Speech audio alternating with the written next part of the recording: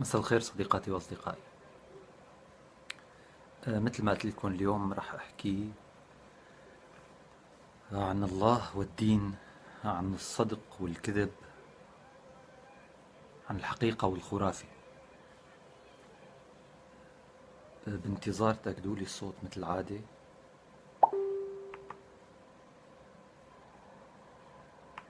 بانتظار تأكدوا لي الصوت.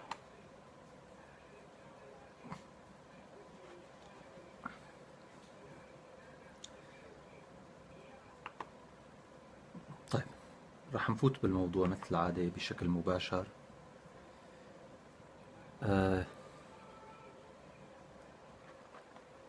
مساء الخير على الجميع. يا أصدقاء، نحن بمجتمعات انوجدت بمنطقة جغرافية، كل ما يدور في هذه المجتمعات هو يدور حول فكرة واحدة، هي فكرة الله. كل ما يدور بدءا من لقمة الخبز، وليس انتهاء بالسياسة وقيادة الدول وقيادة الأحزاب وقيادة المجتمعات. لا أعتقد أن هناك من يستطيع تخيل حجم تغلغل هذه الفكرة، فكرة الله، في حياة هذه المجتمعات، إن كان جماعات وإن كان أفراد. مشان تعرفوا عن شو عم بحكي، بكفي إنكم تحاولوا لساعة واحدة تحكوا مع الناس بدون ما تستخدموا شيء له علاقة بالله أو بالدين. ساعة واحدة. يعني حاول تستقبل حدا وتودع حدا بدون ما تقول له مثلا الحمد لله على السلامة، أو بدون ما تقول له الله يحميك، أو بدون ما تقول له السلام عليكم، أو بدون ما تقول له إن شاء الله بيصير خير، أو بدون ما تقول له موفق يا رب، أو الله يوفقك. يعني جربوا لمدة ساعة، بتكتشفوا إنه القصة شبه مستحيلة. أنا أمضيت أيام، صار لي حوالي 3 سنين، بعد أسبوع بصار لي 3 سنين بفرنسا. بهاي ال3 سنين كنت طول الوقت عم براقب أصدقائنا الفرنسيين. غريب غريب قديش مذهل انك تراقب احاديث بالساعات عم بتدور بين اشخاص وما في شيء له علاقه لا بالله ولا بالقدريه ولا بالخرافه ولا بشخص هو بالاخير، او مجموعه اشخاص هن محتلين روحك مع انهم ماتوا قبل 1400 سنه مثلنا. غريب قديش الحياه بتمشي ببساطه وبسلاسه، وغريب قديش باللغه بحد ذاتها الصياغات ما في ما لا طريق لا تمر على الله وعلى محمد تبعهم، يعني ما الرسول تبعهم، ما لا طريق اللغة لحتى تمر على أشياء هي ما لا بصلب الأحاديث. طيب، لا أحد، مثل ما قلت قبل شوي، أنه لا أحد يستطيع أن يتخيل منا كأبناء هذه المجتمعات كم أن الفكرة خطيرة وكم أن الله متغلغل في كل شيء. والله هو كذبة، على الأقل الله كما نعرفه في هذه المجتمعات هو كذبة، وكذبة سمجة، وكذبة صفيقة. الله إن كان موجودا بالشكل الذي نؤمن به كأبناء المجتمعات، تحديدا مجتمعات الشرق الأوسط، مسلمين ومسيحيين، دروزا وعلويين وشيعة، يا سيدي حتى الله إن كان كما هو موجودا، أو كما هو موجود في المجتمعات كما يراه بعض الملاحدة. كيف الله وبيشوفوه بعض الملاحدة؟ يعني كيف الملاحدة بيشوفوا الله؟ بسيطة القصة تماما. شوف سلوكهم، شوف حسم بيقينية عدم وجود الله، اللي هي ما بتختلف عن حسم المسلمين بيقينية وجوده. أنت لا تستطيع أن تؤكد فعل غيبي إلا أن كنت تمارس نفس الخرافة أو نفس الاستغباء الذي يمارسه الآخر المتدين. طيب، تعالوا نبلش من البداية. حكينا قبل بمرة بفيديو صار له فترة طويلة، هلأ يعني صار مضى عليه فترة طويلة. حكينا أنه هل ترى أن الله موجود أم غير موجود؟ قلنا لكم الله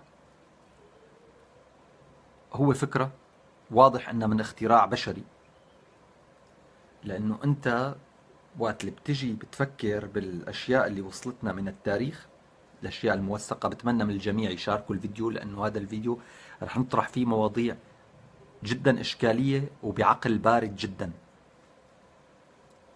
بتمنى منكم تشاركوا هذا الفيديو ويصل لأكبر عدد من الناس، على الأقل لحتى نقدر نقول لأبناء هاي المجتمعات شلون أدت فكرة الله وفكرة الدين إلى تدمير هاي المجتمعات.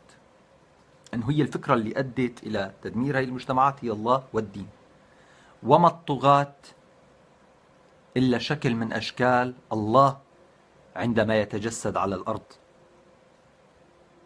لهذا السبب حتى الملوك في البلدان التي لا تملك فكر ديني، التي لا تقوم على فكر ديني أو لا ترتكز على فكر ديني، حتى الملوك لا يمكن أن يكونوا طغاة. راح أحكي هلا ليش. فبتمنى من الجميع رجاء شاركوا الفيديو يا أصدقاء. هل الله موجود؟ بكل شيء وصلنا عبر التاريخ البشري لم يكن هناك دلائل على أن أبناء الجنس البشري قبل 10,000 سنة مثلا تخيلت الله، فكرت بفكرة الله. يعني نحن بلش التاريخ هو يفترض أنه بلش مع الكتابة، يعني بلش قبل حوالي 10,000 عام. ببدايات أول 1000 أو 2000 عام ما في شيء له علاقة بأنه حدا متخيل شغلة اسم الله. كما يحكون في الميثولوجيا أنه الإنسان مع بدء تشكل هذه الطفرة لديه، طفرة التفكير والتخاطب مع الآخر، وهي حسب الكوكب، كوكب الأرض، هي طفرة جينية. يعني محتارين لهلا يعرفوا يوصفوا الإنسان، فمرة بيقولوا عنه الحيوان الناطق، مرة الحيوان الضاحك، مرة الحيوان المفكر، مرة الحيوان الباكي. طبعا أنت بترجع بتفكر أنه إذا الحيوان الباكي ففي كتير حيوانات بتعمل فعل بيشبه فعل البكاء، وفعل الحزن ليس بعيد عن فعل البكاء، وفعل الحزن بيعمله الكلب وبيعمله يعني القرد، وبتعمله كتير حيوانات أخرى. يعني حتى الدمع موجود عند كتير حيوانات. يعني حتى التمساح بيقولوا انه التمساح لانه بيضغط على عضلات الفك كتير كذا فبيبكي، بيقولوا دموع التماسيح، بمعنى انه هي ما لها علاقه بالحزن ولكن هو بيبكي، يعني بالاخير في عنده دموع وفي عنده غدد دمعيه. طيب، بيقولوا عنه الانسان هو الحيوان الناطق. الكارثه انه الكائن البشري متملكته فكره انه هو المسيطر على هذا الكون، وهو اللي بيقيم الاخر من وجهة نظره، وبالتالي بيقول لك انه الكلب ما ناطق. طب شو بعرفك انه انت الكلب ما في طريقة تواصل بينه وبين الكلاب الاخرى؟ شو بدك تعرف؟ شو بدك تعرف انه هي اللي بيستخدموها الكلاب هي مانا لغة، وبيعبروا فيها عن المشاعر والحاجات حتى الخطر اللي ممكن يكونوا بيعبروا عنه بطريقة بسيطة. يعني هن بدهم يقولوا انه هن جوعانين، هن خايفين، في خطر على القطيع تبع الكلاب او الذئاب او اي شيء. شلون عرفت انت انه هو مانو ناطق؟ يعني شلون انت حددت النطق؟ انت اعتبرت انه النطق او حيوان ناطق بمعنى انه هو عنده لغة معقدة بيقدر يركب منها كلمات وإلى ما هنالك. ما هو كمان الحيوانات هي ناطقة فعليا، بس بمنطقة هي، يعني واضح تماما طالما في أصوات، وبالتالي واضح أنه هي ناطقة. طيب بيطلع معكم بالأخير إذا بدكم الامتياز الوحيد للإنسان هو الحيوان المغرور الأهبل اللي مفكر حاله رب هذا الكون. قلت لكم يمكن لأنه في طفرة جينية، يمكن لأنه كذا. بالميثولوجيا بلشت فكرة الإله بعبادة الأشياء الخطيرة، بعبادة الظواهر اللي ما عم بيقدروا يلاقوا لها تفسير. هي من هنيك بلشت القصة. انت وقت اللي بتعرف انه قبل ما يكون في فكرة ديانة التوحيد اللي يفترض حسب الأسطورة الدينية، هي بلشت مع إبراهيم واستمرت بأحسن صورة وتجلياتها بموسى، عيسى، محمد.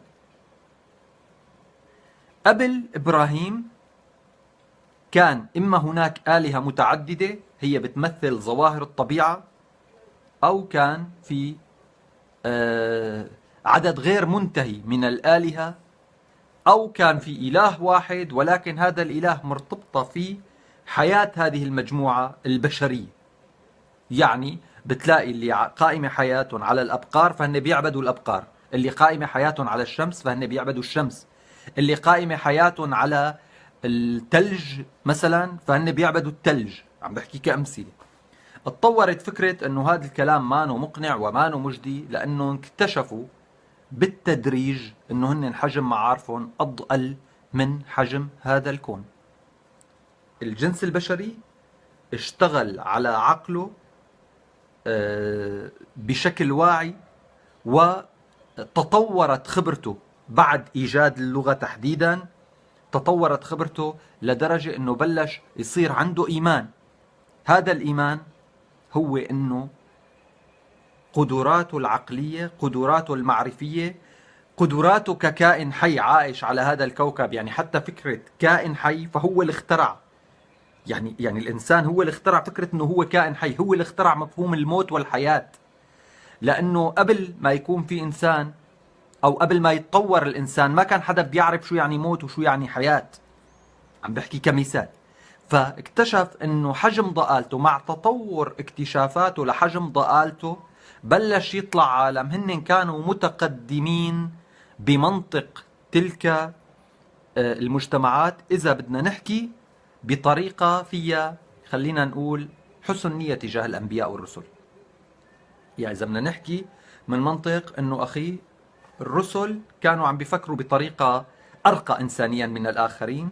فمن لكم انه اول نبي قال انه يا جدبان لا تعبدوا لا الشمس ولا القمر ولا تعبدوا الريح ولا تعبدوا الصحراء ولا تعبدوا البقرة. هذا اول انسان كان عم بيقول لهم انتم تعبدون اشياء ضئيلة مقارنة بحجم الكون، وبالتالي علينا إذا أردنا أن نعترف بوجود قوة تستحق العبادة في هذا الكون، فعلينا أن نعترف بقوة هي قوة جامعة خالقة لكل هذا.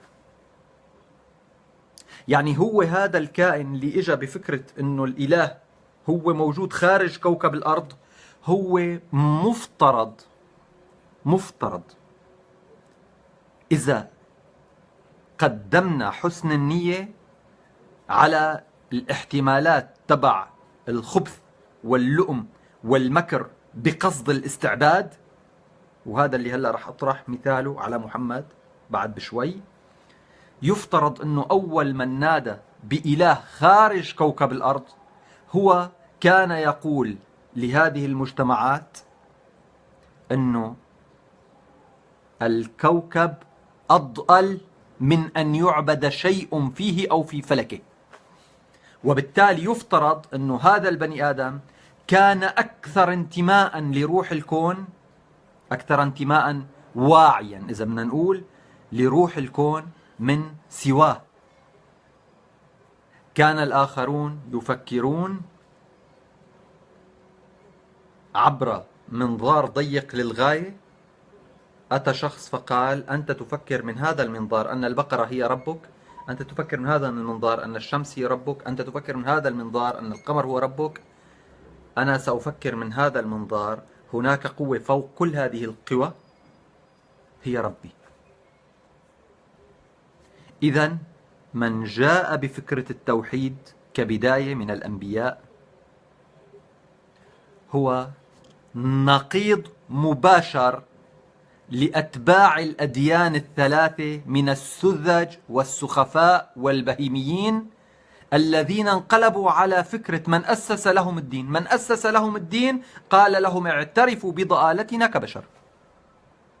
الدين التوحيدي الذي يؤمن بإله خارج هذا الكوكب أسس فكرة أن الله خارج هذا الكوكب وأن الله كلي القدرة، وفكرة أن ليس من المنطق عبادة شيء، أو أن عبادة شيء ضئيل وصغير كالبقرة أو كالشمس أو كالقمر أو طبعا لم يكن عبر التاريخ، لم يكن هناك بالمناسبة من يعبد صنما، لا في بلاد العرب ولا في بلاد الفرس ولا في بلاد الرومان. هذه كذبة سمجة، كذبة سمجة اخترعها أغبياء سذج أتوا بدين متناقض، فحاولوا تبريره بأن ما سبقه كان أسوأ منه. وما هو الأسوأ؟ أنهم كانوا يعبدون إلها من التمر. عندما ناقش محمد جماعة الجاهلية، وهم بالمنطق الحضاري متطورون على محمد وعلى جماعته، عندما ناقشهم قالوا له نحن لا نعبد هذه الآلهة وأنت تعرف، نحن نتقرب عبر هذه الرموز من الله. في الشعر الجاهلي ألا كل شيء ما خلا الله باطل، وكل نعيم لا محالة زائل. إذن لم يكن هناك عبر التاريخ لا من يعبد الأصنام، وحتى من قيل إنهم يعبدون البقرة هم لم يكونوا يعبدون البقرة في صلب العقيدة. ربما انحرف أتباعهم من الرمز إلى تكريس الرمز وتقديس الرمز، كما انحرف أتباع محمد من فكرة أن محمد وسيلة لإدراك نظام الكون إلى أن جعلوا محمد هو الله.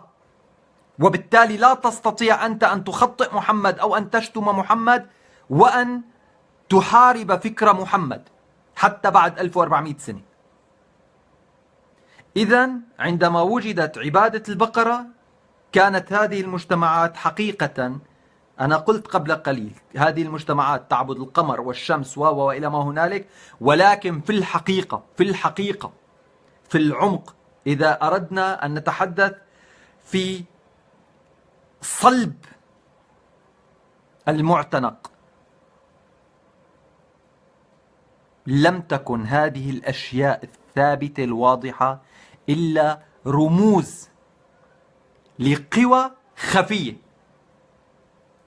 كانوا يعبدون الشمس ليس بصفتها هذا الكيان الإهليليجي من الحمم المشتعلة والتي تضيء الكواكب الأخرى والتي تعطي وتمد كوكبنا بالحرارة وبالتالي بالحياة.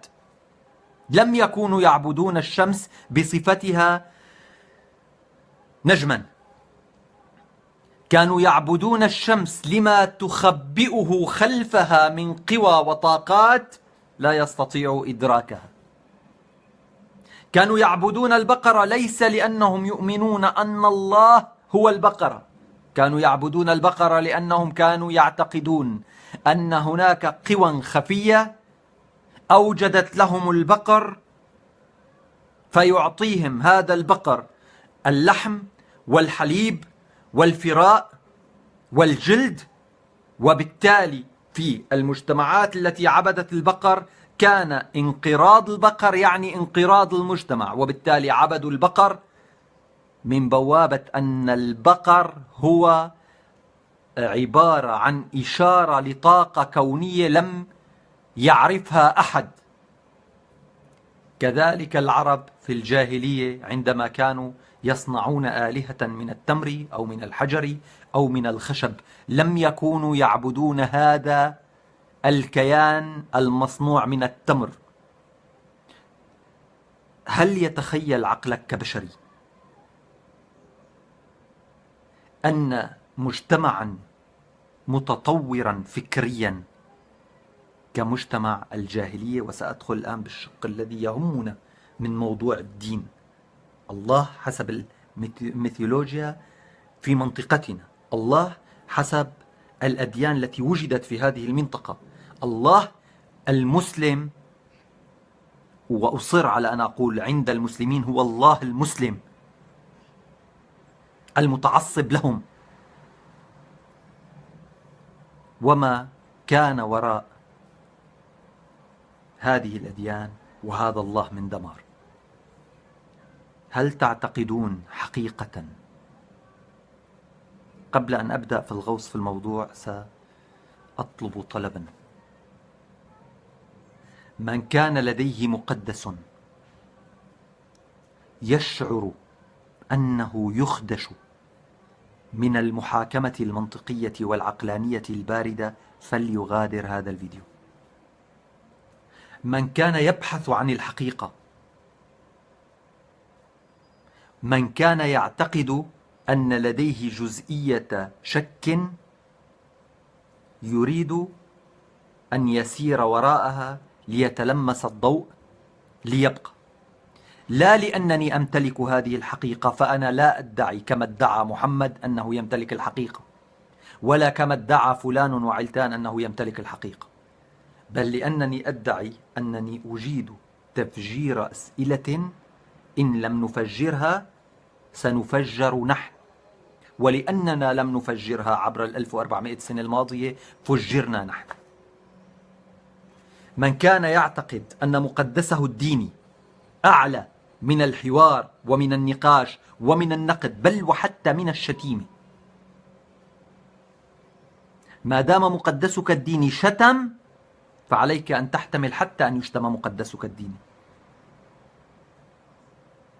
القرآن شتم المختلفون عنه، محمد شتم المختلفون عنه وقتلهم. لا يحق لك بمنطق الحقوق والواجبات الذي نعيشه عام 2017 أن تقول أنا لدي مقدس يطالب بقتل عماد نجار، ولكن عماد نجار إذا قال هذا المقدس يحتاج إلى تعديل أو إصلاح أو ثورة ضد هذه الأفكار المتطرفة، أن تقول عماد نجار مجرم وهو يمس مقدسي. مقدسك خاطئ، وأنت ومجتمعاتك أكثر من يدفع الثمن ولكنك لا تعي. طيب، رح ندخل بالعقائد اللي نحن هلأ موجودة بمنطقتنا بالشرق الأوسط. بس قبل بدقيقة أو بدقيقتين ثلاثة رح أقول لماذا كان لابد من اختراع فكرة الله. كان لابد من اختراع فكرة الله لأن الإنسان ضعيف، وكلما كان الإنسان أقوى كلما ابتعد عن فكرة الله. عندما كان هناك ملك يدعى فرعون لديه علماء ولديه أموال ولديه جيوش، قال أنا الله لا أحتاج الله. عندما كان هناك ملك يدعى هولاكو قال لا شأن بالآلهة. عندما كان هناك إمبراطور يدعى نابليون بونابرت ولديه جيوش تستطيع فتح نصف العالم، قالوا له نحن نهتف بسم الله والآخرين يهتفوا بسم الله. الله مع من؟ قال لهم الله مع صاحب المدفع الأكبر. جميع الخلفاء، بدءا من إذا قبل الخلفاء في رجل أسس الديانة الإسلامية اسمه محمد، لم يكن يؤمن بالله. كيف أسس ديانة ولم يكن يؤمن بالله؟ صنع الله على هواه. عندما أصبح في طور القوة صنع إلها على هواه، وهذا ما ذبحنا. عندما كان في طور الضعف وفي طور التفكير وفي طور البحث وفي طور التأمل كان يتلمس الله بالحب، كان يتلمس الله عند الضعفاء والفقراء. عندما فتح مكة تلمس الله عند رأس المال والقوة، عند أبي سفيان. لهذا تناقضت أفكار محمد بن عبد الله أو ابن من يكن، لأن هذا التاريخ مزور بأكمله من النقيض إلى النقيض خلال 23 سنة. وصلت به الأمور إلى مرحلة بات إن اتهم أحد إحدى زوجاته أنزل آية من القرآن برأ فيها زوجته. وصلت الأمور به حسما لنقاش أحقيته بالنساء،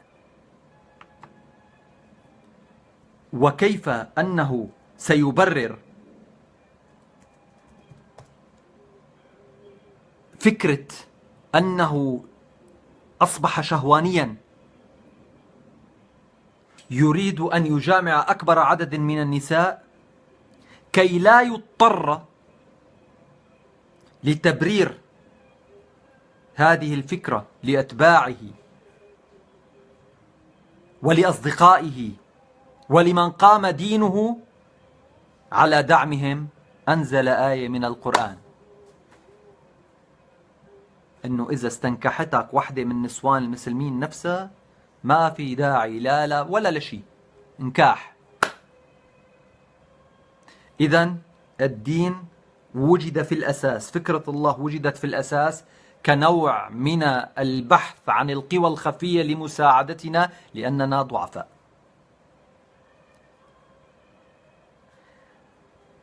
أصر دائما على أن أضرب هذا المثال، نفس المثال عندما أتحدث عن فكرة ضعف الجنس البشري، وأعرف أنه يحتوي شيء من الدلالة المقززة فيه، ولكن لكي أقول إنني أتحدث إلى البشر بمنطق البشر وحسب واقع البشر، لا أريد أن أخدع أحدا. بعد أن كتبت أنني سأقوم ببث مباشر غفيت، قررت أن أغفو. استيقظت قبل حوالي الساعة، كان المفترض أنه باقي على موعد البث 25 دقيقة. دخلت إلى الحمام، إلى التواليت، وأنا قلت إنني في بعض الأحيان أعاني من اضطرابات هضمية سببها الستريس، إلى أن استطعت التبرز.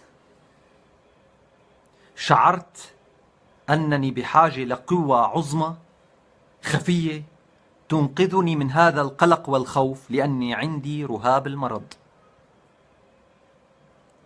يعني في ناس بيقول لك انظروا إلى عماد نجار، يا له من طاغية لا يعترف بوجود الله لأنه قوي، الله عطاه المصاري، الله عطاه أوروبا تحميه، الله عطاه الله عطاه الله عطاه.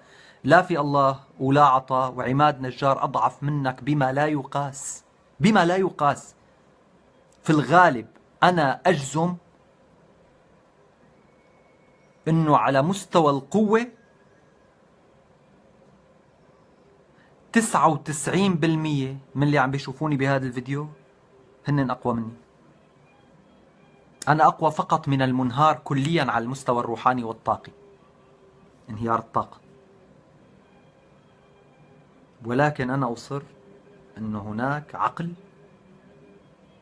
هناك تأمل، هناك ما يستطيع المرء أن ينقذه. كيف؟ عبر إيضاح الصورة تماما. عندما تعي أن هناك من سيقتلك ستحاول الفرار. في النهاية أن تفر من هذا المصير فهو مرتبط بيدك وبيد من تجدهم ليساعدوك، ليس مرتبطا بيد من قال لك أن هناك من سيقتلك. طيب، بلشت الأديان قلنا ليش؟ بسبب الضعف. أتت لاحقا فكرة الأديان السماوية التي اعترفت بالجنة والنار، أو الأديان غير السماوية التي اعترفت بالجنة والنار، أي اعترفت بحيوات أخرى، كي تبرر موضوعا أشد خطورة من الموضوع التي اعتنقت من أجلها الأديان في البداية. في البداية اعتنقت الأديان كما قلت بمنطق الخوف من نظام الكون. وجدت في البداية الأديان لمنطق الخوف من نظام الكون نفسه، من أجل يعني وجدت الأديان بسبب الخوف من الأسد المفترس، وبسبب الخوف من الصقيع الذي يقتل المحصولات وقد يقتل الحيوانات التي لا تستطيع العائلة حمايتها. وجدت الأديان للخوف من السيل الجارف في بعض الأماكن التي يطالها السيل بشكل متكرر بسبب تغيرات مناخية معينة مثلا، ففي مناطق كانت مأهولة فجأة بلش ينزل عليهم سيل. هدول الناس ما كانوا بيفهموا بعلم الجغرافيا وما كانوا بيفهموا بعلم الأرض جيولوجيا. هدول البني آدمين ما كانوا بيفهموا بعلم الرصد المناخي، وبالتالي هدول فكروا انه طالما كانوا قاعدين بهي المنطقة من هن وجدادهم وما فيها سيل، وهلا اجى سيل معناتها في قوة بدها تنتقم منهم، راحوا عملوا آلهة وصاروا يعبدوا مرات النهر اللي بيسيل او اللي بيفيض. وهذا موجود كان بالنيل وموجود معظم الأماكن اللي انتشرت فيها الديانات، انتشرت على أساس في البداية كان الخوف من الطبيعة. لماذا؟ لأن الإنسان في بدايته كان ضعيفا لدرجة أنه لم يكن يشكل تهديدا على الإنسان الآخر. كانت الخلافات بين أبناء الجنس البشري هي على امرأة.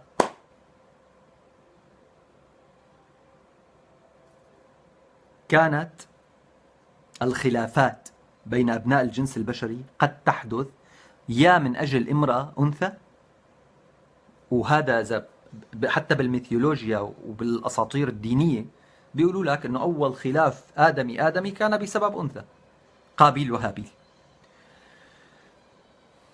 بعدين صار في خلاف تاني، بلش يتطور الخلاف على أساس شو؟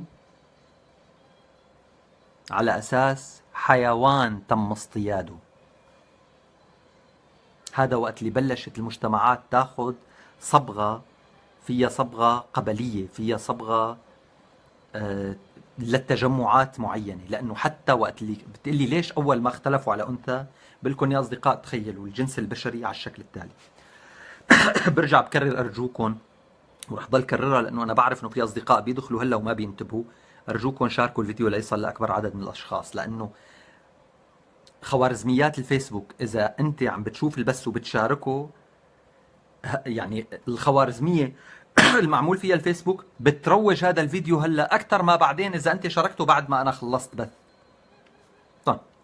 طبعا هي معلومة أكد لي إياها أخصائي، أنا ما بفهم بهي القصص.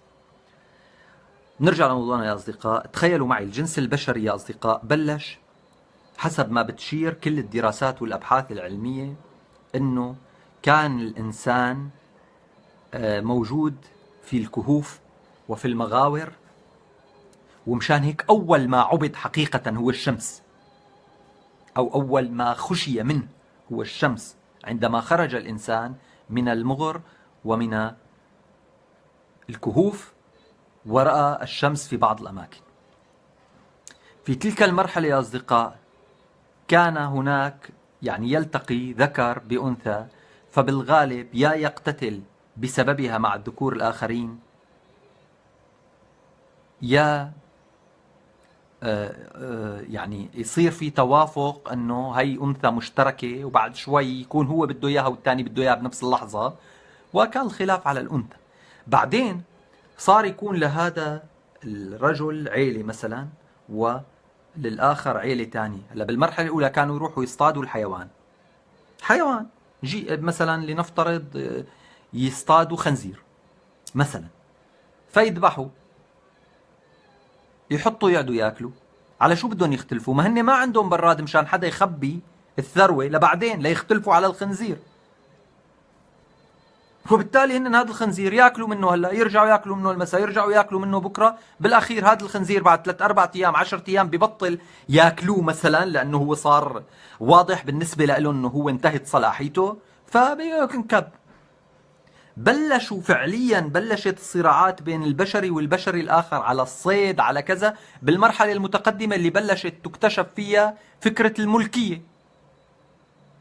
يعني بالانتقال من مرحلة اجتماعية إلى مرحلة أخرى، بهي المرحلة اللي بلشت تكتشف فكرة الملكية بطل يكفي للإنسان أنه يعتنق الدين بسبب الخوف من المجهول اللي هو الكوكب، أو اللي هو السيل، أو اللي هو الشمس الحارقة، أو اللي هو فرضا الحيوانات المفترسة، أو اللي هو على سبيل المثال للحصر الزلزال أو البركان أو الظاهرة، أي ظاهرة طبيعية. صار في أسباب أخرى لاعتناق فكرة الله ولإيجاد بهي المرحلة فكرة الجنة والنار. شو هي الأسباب الأخرى؟ الشعور بالراحة النفسية تجاه فكرة الظلم من الآدمي الآخر. أسألكم سؤال، بالأساطير الدينية ليش ما توسعت الأديان بشرح آلية القصاص من الحيوانات اللي ممكن تأذي بشر؟ سمعتوا بشي أسطورة دينية أنه الأسد اللي بياكل بني آدم أو بياكل طفل شلون بيتحاسب؟ سؤال. سمعتوا أساسا إذا منطق العدالة الكونية هو منطق القصاص من كل من يؤذي البشر، وبالتالي ينبغي القصاص من الله، لأن الله هو سبب مأساة البشرية، لأنه هو من أوجدها وهو من يبتليها وهو من يدير كل شؤونها حسب الأسطورة الدينية. وبالتالي لماذا لم تركز الأساطير والأديان والخرافات القائمة على الاعتقاد، لماذا لم تركز أبدا على القصاص إلا من البشر الذي آذى بشري؟ لأن هذا البشري عندما بدأت حياته على هذه الأرض لم يكن هناك أذية واعية، كان مثل ما قلت سلوك بهيمي حيواني. هناك أنثى اقتتل عليها قابيل وهابيل، فقتل الأخ أخاه ودفنه. بعدين بلش يتطور ما يسمى بالفكر والعقل، والحقيقة هو بلش يتطور عند الكائن البشري الشر. يعني أنا إذا بدي أسأل، أو إذا بدي أعمل كتاب بيوم من الأيام، أو إذا بدي أعمل لقاء وحدا يقول لي إنه أنت تقول الإنسان ما حيوان ناطق، ما حيوان باكي، ما حيوان مفكر، الإنسان حيوان شو؟ أنا بقول له الإنسان حيوان شرير. الملكة التي تطورت لدى الإنسان هي ملكة الشر. الاختراعات التي أوجدها الجنس البشري بأكملها نابع اكتشافها هو الشر. كيف الشر؟ الإنسان البشري دافع الشر عنده دفعه لحتى هو يصير يفكر بأنه يكون أهم من الآخرين ومتطور على الآخرين وسباق ومسيطر على الآخرين، هذا شر. دفعه ليطور أدواته بعيدا عن العضلات، لأن العضلات في كثير من الأحيان تكون ليست بالإرادة. يعني أنت ما فيك في ناس معهم أمراض. يعني هلأ أليس غريبا ومدهشا أن عشرات آلاف العلماء الكبار كانوا مصابين بأمراض تجعلهم ضعفاء مقارنة بالآخرين؟ وكذلك الفنانون، وكذلك الرسامون، وكذلك النحاتون. كان غالبا الاكتشاف والابتكار والإبداع مرتبط بعقدة نقص تجاه الذكر الآخر عند الذكور، وكذلك الأمر عند النساء. تقرأ عن العالمات والباحثات فتجد أن يعني واحدتهم تشبه جعفر بن عمك خليل. وبالتالي كان البحث عن مجال التميز. هي ملكة الشر، حب السيطرة، حب الأنا، هي اللي تطورت وقادت إلى ما وصلنا إليه.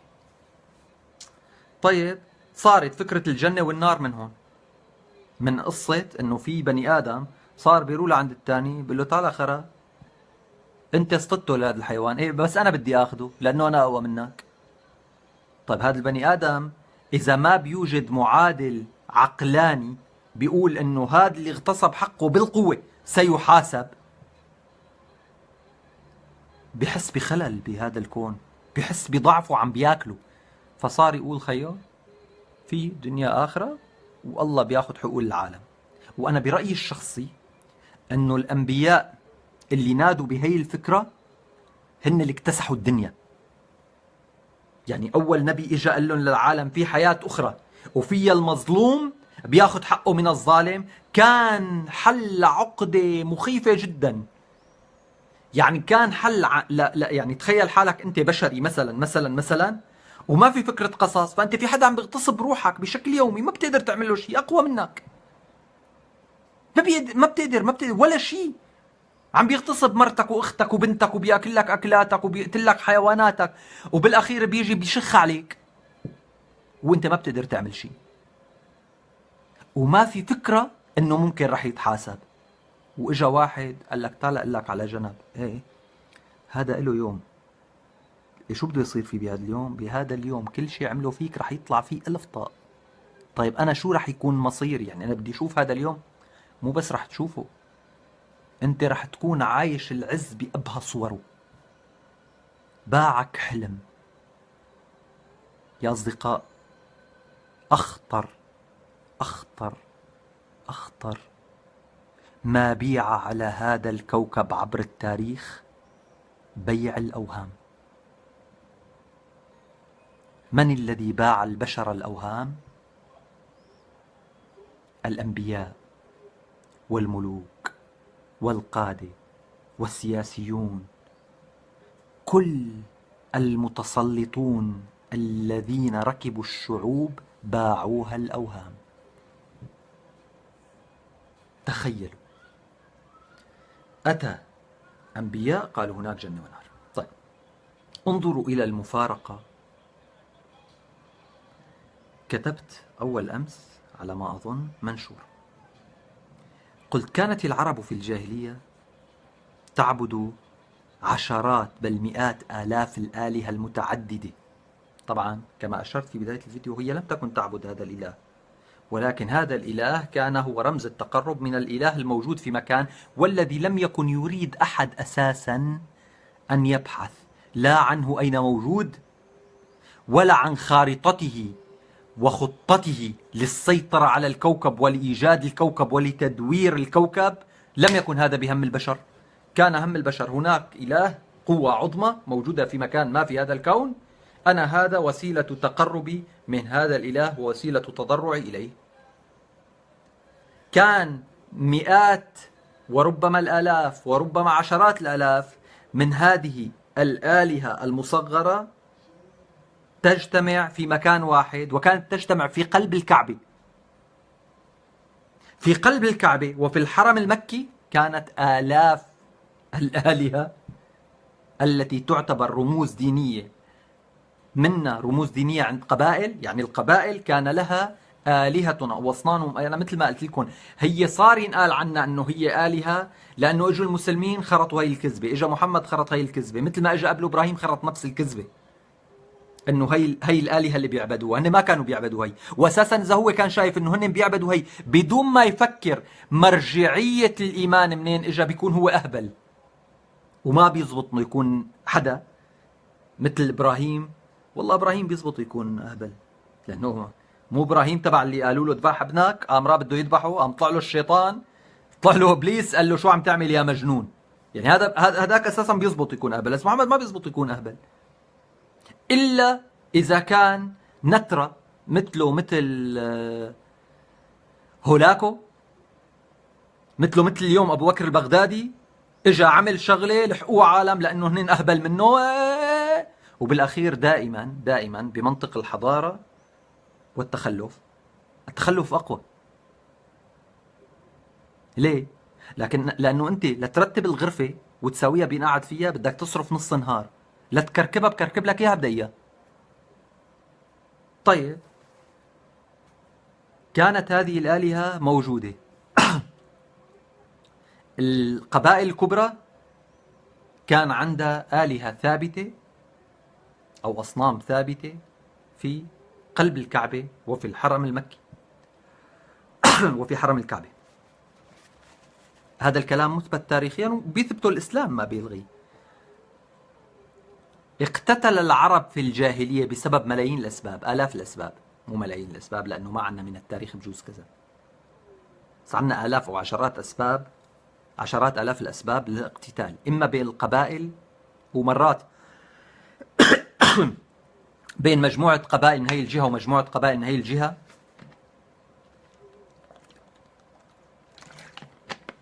مرات بين قبائل، مرات بين أجزاء من القبائل، مرات بين أفراد.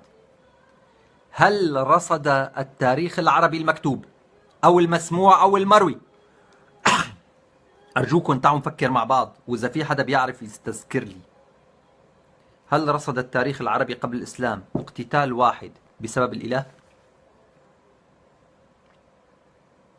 تعالوا لنتذكر أهم المعارك. المعارك الكبرى اللي قاد مثلا سيف بن زيزن باتجاه الفرس كان سبب السيطرة الاقتصادية والمالية، ولم يكن هناك أي شغلة إلى علاقة بالله. طيب، حرب داحس والغبراء، حرب البسوس، ما لها علاقة بالأديان. طيب، الاقتتال تبع عمرو بن ربيعة مع عمرو بن كلثوم، مو هدول اثنين عمرو بن هند، شو كان اسمهم؟ اللي بيقول له انه خلي امك انه بتقول لها ام هاد ناوليني هي الشغله، فبتقوم بتقول له يا فلان يا عمر، تبع اللي كتبت فيها المعلقه الشهيره. خلاف بسبب انه ام هاد حاولت تهين ام هاد، ما في شيء له علاقه بالله. تخيلوا كل الحروب، كل الخلافات اللي بتروى، الخلافات بين الشعراء اللي كانوا يهجوا بعضهم، ولا حدا بيقول له لانه انت الهك خرا وانت ما بتعرف تعبد الاله، ولا حدا. أتى الإسلام لم يعد هناك أي حرب منذ مجيئه حتى اليوم في هذه المنطقة إلا لها علاقة بالله. عم بيقول لي راهيمو الجميل راهيم حساوي، عمرو بن أبي كلثوم، عمرو بن كلثوم يا صديقي، ما بظن عمرو بن أبي كلثوم.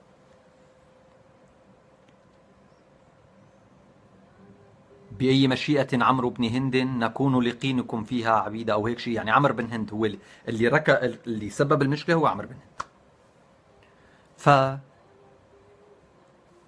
أتى الإله فبدأت الحروب على أساس الإله. لماذا؟ لماذا؟ ببساطة شديدة، لأن محمد، خلونا هلا نحكي النتيجة بعدين برجع لكم للسبب، سبب إيجاد الديانة الإسلامية وشلون أوجدها محمد وشلون تطورت وشلون صارت. فراس سكار، عم بقول عمرو بن هند وعمرو بن كلثوم. يا أصدقاء،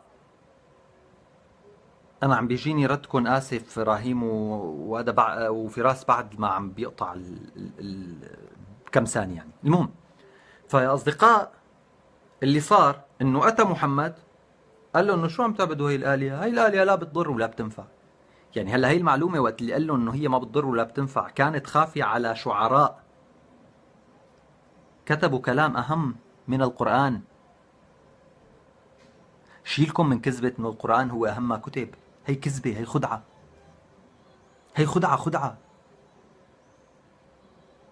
العرب قالت عن آلاف الشعراء إنه هن كتبوا أهم من القرآن.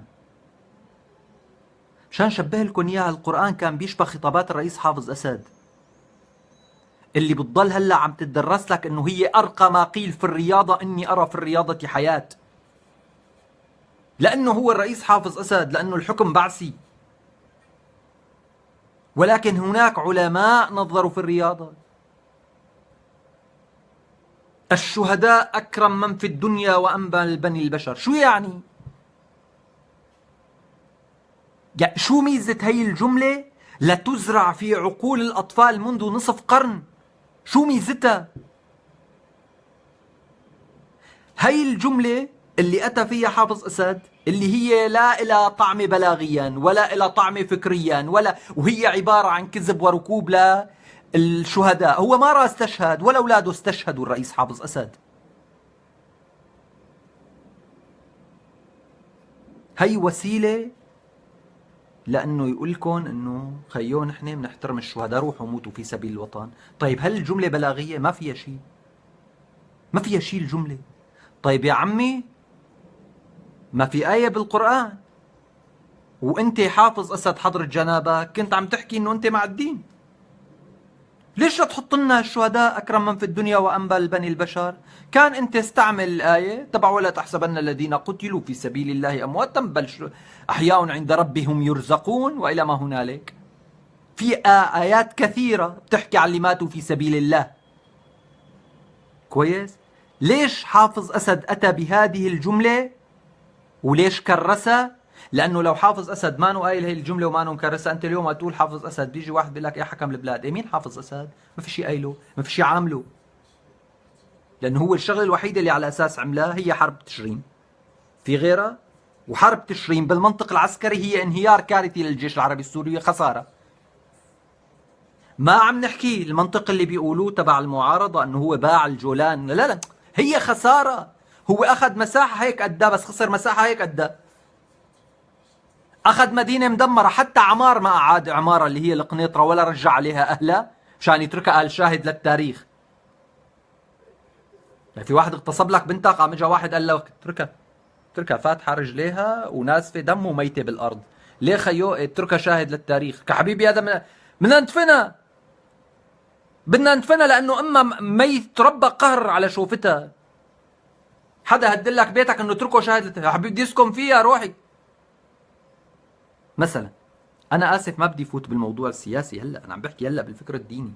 طبعا اللي عملوه المعارضه اخطر مليار مره، وانا قلتها المره الالف اليوم يعني انا اول حدا قال انه اليوم ما في قوه على الارض غير حق بشار الاسد، وهذا القوه ليس من النظام، وبالتالي مش ما حدا يزود علينا. يعني انا عم بحكي بالعموم لانه انا كائن حر، مثل ما انه ما عندي تابوهات بالدين ما عندي تابوهات بالسياسه، هدول كلهم بشر. انا بجوز اقعد مع حافظ اسد احكي معه بالشعر اطلع بفهم قده 10 ملايين مره بالشعر، واحكي معه بالسياسه بجوز اطلع بفهم قده 500 مره بالسياسه. وقلت لكم هدول العالم بمعظمهم في ظروف صنعتهم. اليوم ابن حاتم علي ليك وعم بيخرج، في ظروف. هلا بالعودة لحديثنا يا أصدقاء، اجا محمد قال له انه هي الآلهة لازم تكسر ولازم، لانه انتم هذا الكلام ما منطقي، هذا التمثال من التمر لا يسمن ولا يغني من جوع. طيب يعني انت سمعت شي مرة عن حدا من العرب كان عم بيقول له لتمثال التمر تبعه شربني كاسة مي؟ اجت بالتاريخ شي مرة انه حدا طلب من الاله تبعه شغلة ينفذ له اياها هو؟ اجا بالتاريخ انه اجا واحد وقال للتمثال تبعه انه خيو حل لي المعركة الفلانية؟ سؤال. طيب قال خيو هذه الآلهة قديش بتدعوها ما بتستجيب، وينه الله اللي عم بيستجيب لمحمد؟ ليش اساسا؟ تعالوا لحتى احكي لكم شلون نفد محمد من القتل. نفد محمد من القتل بخدعة، هرب وحط علي بن ابي طالب. ما انت ليش بحاجه لعلي بن ابي طالب؟ ما مفروض الهك اهم من الاله تبع التمر يا حبيبي. مفروض الاله تبعك بتقول له احميني بيضرب حواليك طوق مثل القبه الحديديه تبع اسرائيل، بيصير اللي بيلمسه بيتكهرب. ما عرف يعمل الله بوقتها معجزه الكهرباء بحيث انه تحطها ببيتك اي حدا بيضرب بطرقه التيار بيروح خالص. نفد من الخدعه. طيب مين اللي انقذ محمد قدام الكعبه؟ انقذوا حمزه اللي ما كان على دينه، وقت اللي اجى وطرقه وكف قال له ردها علي ان استطعت، للي كان اذي لمحمد قبل بشوي. عمل دين ضد العشائريه وضد العصبيه القبليه، قام اللي نفذوا من القتل 500 مره هن اولاد العشيره واولاد القبيله. عمه ابو طالب وقف معه وهو مات على الكفر. عمه حمزه انقذه من المعركه واجا ضرب اللي ضربه وقال له ردها علي ان استطعت، ومن الان انا على دينه. ويقال انه حمزه لم يصلي مره واحده في حياته، ما في اثبات انه الزلمه كان متدين، كان مأسلم على العصبيه، على العصبيه كان مأسلم. حتى وقت اللي ضربه للمشرك وقال له ردها علي ان استطعت، اجى بده يتدخل حدا من عيلته المشرك قام قال له دعه فقد شتمته انه ابن اخوه، انه عصبيته جماعته. طيب إذا الله أقدر من إله التمر اللي كانوا عم بيعبدوه، هي إذا افترضنا أنه فكرة أنه هن كانوا عم بيعبدوا إله تمر مرقت، مع أنه هي ما بتمرق.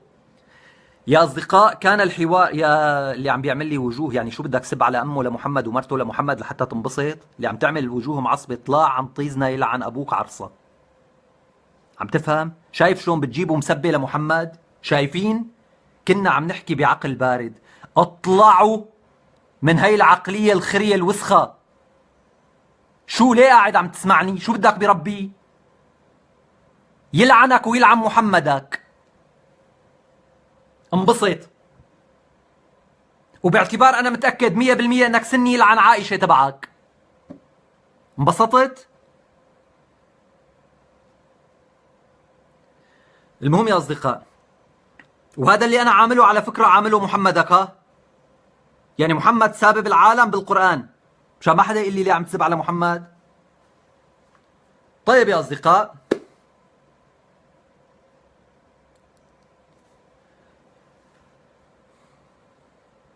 كنا عم نقول لكم انه عمل دين ضد العشائرية، حموه هدول العالم. طيب اذا هو اساسا مؤمن انه الاله تبعه احسن من الاله تبع الهتهم، ليش خلى حمزة الكافر يدافع عنه؟ بلاها. ليش لجأ للخدعة بحماية نفسه من المشركين اللي كانوا عم تآمروا لقتله؟ ليه ما طلب من إلهه؟ ليش عمل مثل الجبنة هرب بالليل؟ واحد كان على أساس واقف بوش قريش، قام وقت اللي قرروا يقتلوه قام هرب، ما استعان بإلهه. ليه؟ يعني شو فرق إلهه عن إله التمر؟ طيب بلاه. بغزوة الخندق، ليش عمل الخندق اللي هو أساسا كانوا بيعملوه الفرس، واللي أشار عليه سلمان الفارسي اللي هو أحد صناع الدين الإسلامي الثلاثة؟ ليش ما قال لإلهه يحميه؟ اللي إجا عمله محمد ببساطة شديدة، إجا عند أقوام، هي الأقوام كان عندها منظومة فكرية متطورة ومتقدمة على كل الأصعدة. الشغلة الوحيدة اللي كانت عندهم، أو شغلتين كانوا عندهم، هن سقطات أخلاقية، رح أقول لكم إياهم باختصار. الشغلة الأولى التعامل مع النساء والإناث، يعني تحديدا قصة الوئد وقصة يعني طبعا ما كانوا كلهم يعملوها، والدليل انه عمر بن الخطاب وقت في الجاهلية، ولكن كان عنده اخت عمر بن الخطاب. يعني الخطاب كان عنده اخت اللي هي مسلمة، اللي على اساس بسبب سماعه لآية ببيتها صارت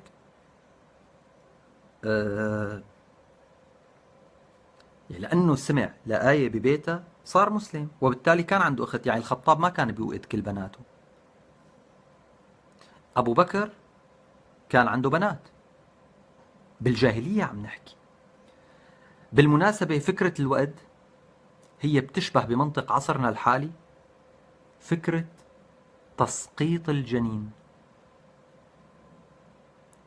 وبالمناسبة لبداية القرن التاسع عشر كانت تجرى العمليات الجراحية للخدج اللي مولودين جديد بدون تخدير، وبحثوا عنها عبر الانترنت. ليش؟ لأنه كان في معتقد سائد بأنه الجنين قبل أن يتعلم النطق وإلى ما هنالك هو لا يشعر بالألم. هذا مو بس، هذا مو بالعالم العربي، لأنه أساسا بالعالم العربي ما كانوا يجروا جراحات. هذا بأمريكا كانت تجرى الجراحات بدون تخدير على الجنين لبداية القرن التاسع عشر. طيب إذا منطق وأد البنت هو عند العرب بيشبه اليوم فكرة التسقيط. هلا صار في هو زمنية مدتها 1500 سنة، صار هذا الكلام حتى ما انه مقبول. شو يعني انه انت توقد؟ شو يعني انه انت تقتل؟ شو يعني كذا؟ بس هلا هذا كمان شغله ما بدنا نخوض فيها لانه كارثيه اذا بدنا نتبحر فيها، لانه انت بهذا المنطق معناتها ما بحق لك تعمل عاده سريه، لانه انت عم بتروح نطفه ممكن تكون بالقادم جنين. اذا المعيار هو الشعور بالالم او عدم الشعور بالالم، الله اساسا ليش موجد فكره الالم؟ والله اساسا ليش لا يسمح بالوئد؟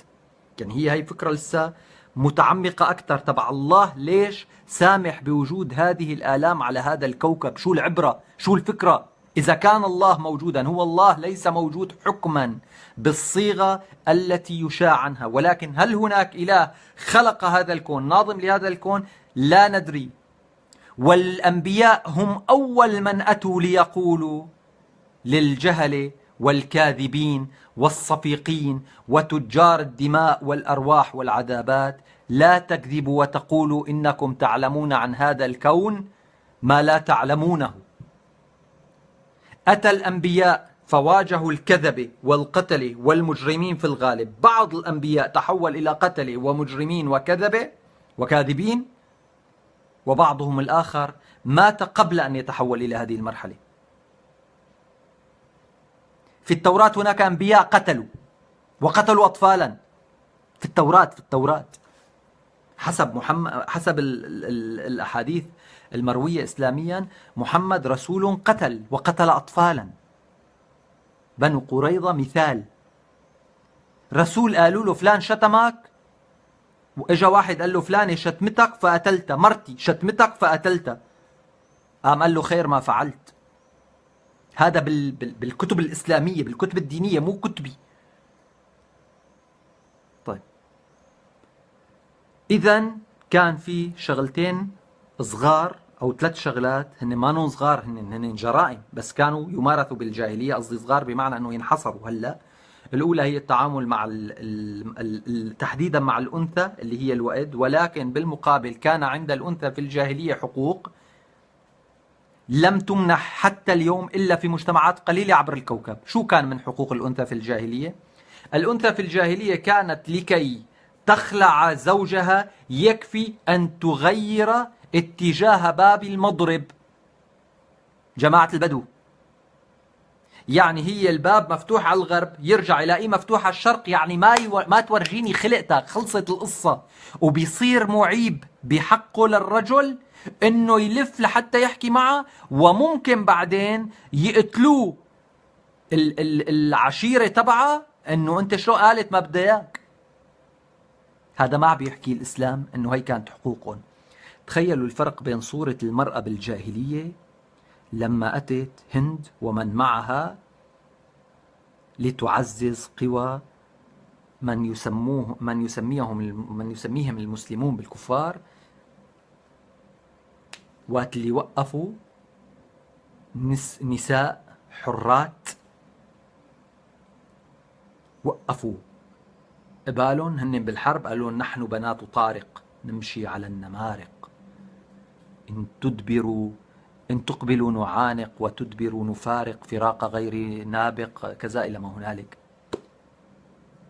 تخيلوا هي الصورة، واقفين نساء بتروحوا بتقاتلوا، إذا هربتوا بتنسونا، بتنسوا إنه لكم نسوان، نحن بنمشي على النمارق نحن. وتخيلوا صورة المرة اللي بتشوفوها بأحياء باب شو اسمه هي جب القبة في حلب وفي مارع وفي كذا. تخيلوا الفرق الكارثي. هذا نتاج إسلامي. تخيلوا المرأة لم تذكر 10 نسوة منذ العهد المحمدي لليوم. من في 10 نساء ذكروا، 10. يعني هل أنت بتتذكر نساء الرسول؟ غير نساء الرسول مين بيتذكر نسوان بعصر الرسول وعصر الخلفاء الراشدين وعصر الأمويين وعصر العباسيين؟ مين في؟ تنذكر واحدة اسمها خولة بنت الأزور. في حين بالجاهلية كان في شاعرات وكان في نسوة معروفات. قلنا لكم على الأقل بتسمعوا بهند بنت عتبة. عم بحكي مثلا،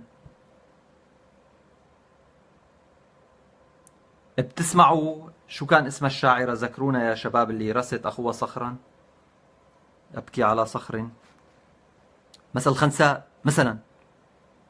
مثلا. هدول تخيلوا التاريخ العربي المكتوب قبل ما يجي محمد، يقال انه اقدم تاريخ عربي مكتوب هي ابيات شعر المهلهل، يعني شو اسمه الزير سالم، وقت اللي كتب هي اقدم ابيات شعريه مكتوبه موجوده، اللي هي وقت اللي كتب للعبدين لا يبرح العبدان حتى يقتلا. من مخبرا عني بأن مهلهلا أضحى قتيلا بالفلاة مجندلا لله دركما دركما ودر أبيكما لا يرحل العبدان حتى يقتلا. هذا إمتى؟ حسب التاريخ الإسلامي في روايتين للقصة.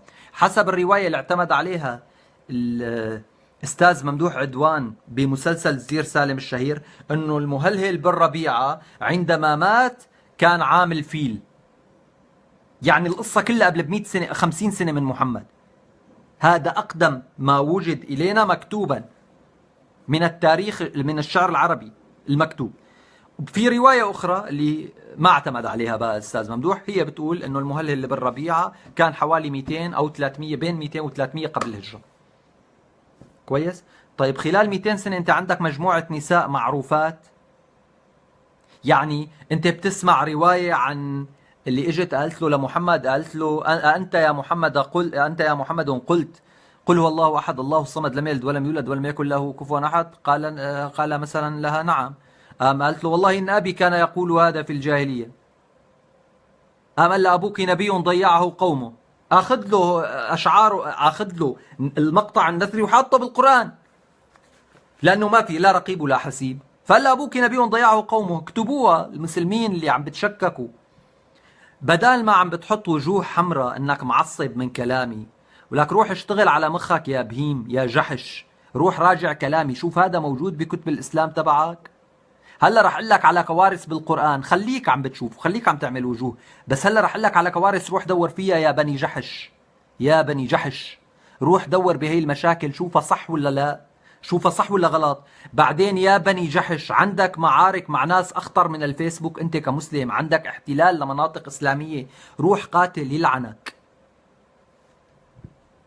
طيب يا أصدقاء، المشكلة الأولى هي مشكلة المرأة، أن وقت البنات، بس بالمقابل كان حريات وحقوق للمرأة لم تحدث حتى يومنا هذا إلا في عدد قليل جدا من المجتمعات. هذا واحد.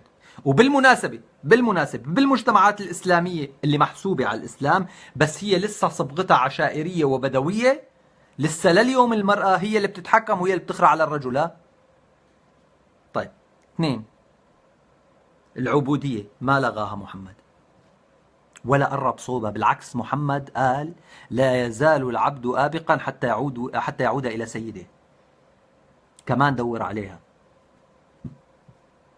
يعني الشغلة الوحيدة اللي كانت بالجاهلية تعتبر عن جد إساءة، انه هن كانوا سادة وبيستعبدوا عبيد، مع انه هذا كان موجود بكل الكوكب، مو بس بقريش، مو بس بالجزيرة، مو بس بكذا، كان بكل الكوكب فكرة العبودية موجودة، ولكن الإسلام لم يحاربها. تخيلين النكتة؟ انه في بلاد مثل بلاد المقدس كانت العبودية ما موجودة بهي الطريقة، ومع هيك اجى المسيح قال انه ما بصير يكون في عبودية قبل محمد ب700 سنة. طيب، الشغلة الثالثة، يعني تخيلوا حتى محمد قديش بيحكوا لكم انه الدين الاسلامي يعني انه ما حرم للعبودية، بس الدين الاسلامي حاربها. لك شو حاربها؟ انت وقت اللي بتقول عقاب الواحد يفك رقبة، انت بتفكر انه هذا تشجيع على فك الرقبة. لك يا ابني انت عم تقول للواحد اذا خسر عبده هذا ابتلاء من الله، لانه انت عم بتعاقبه لانه ما عمل هيك، بتخليه يتخلى عن واحد من عبيده. يعني انت عم تقول للعالم انه انا بعاقبك بانه بحرمك من هي القصة، بالمقابل انت بعد شوي بتقول له بتعاقبه انه بتحرمه من الجنة. يعني الحرمان من العبد ما كان حظ على تحرير العبيد، قد ما كان هو عقوبة للسيد مشان ما يعمل شيء عاطل، فيضربه ويقول له خيو انت يا بتصوم 3 يا كذا يا فك رقبة. طيب ألم يكن لمحمد عبيد؟ بلى. ألم يكن للصحابة عبيد؟ بلى. هذا لك الخرا اللي بتسمعوه انه ابو بكر الصديق قال له فكوا وعفيت عنه وشلته، هذا كلام علاك مصدي. كان عندهم عبيد كلهم.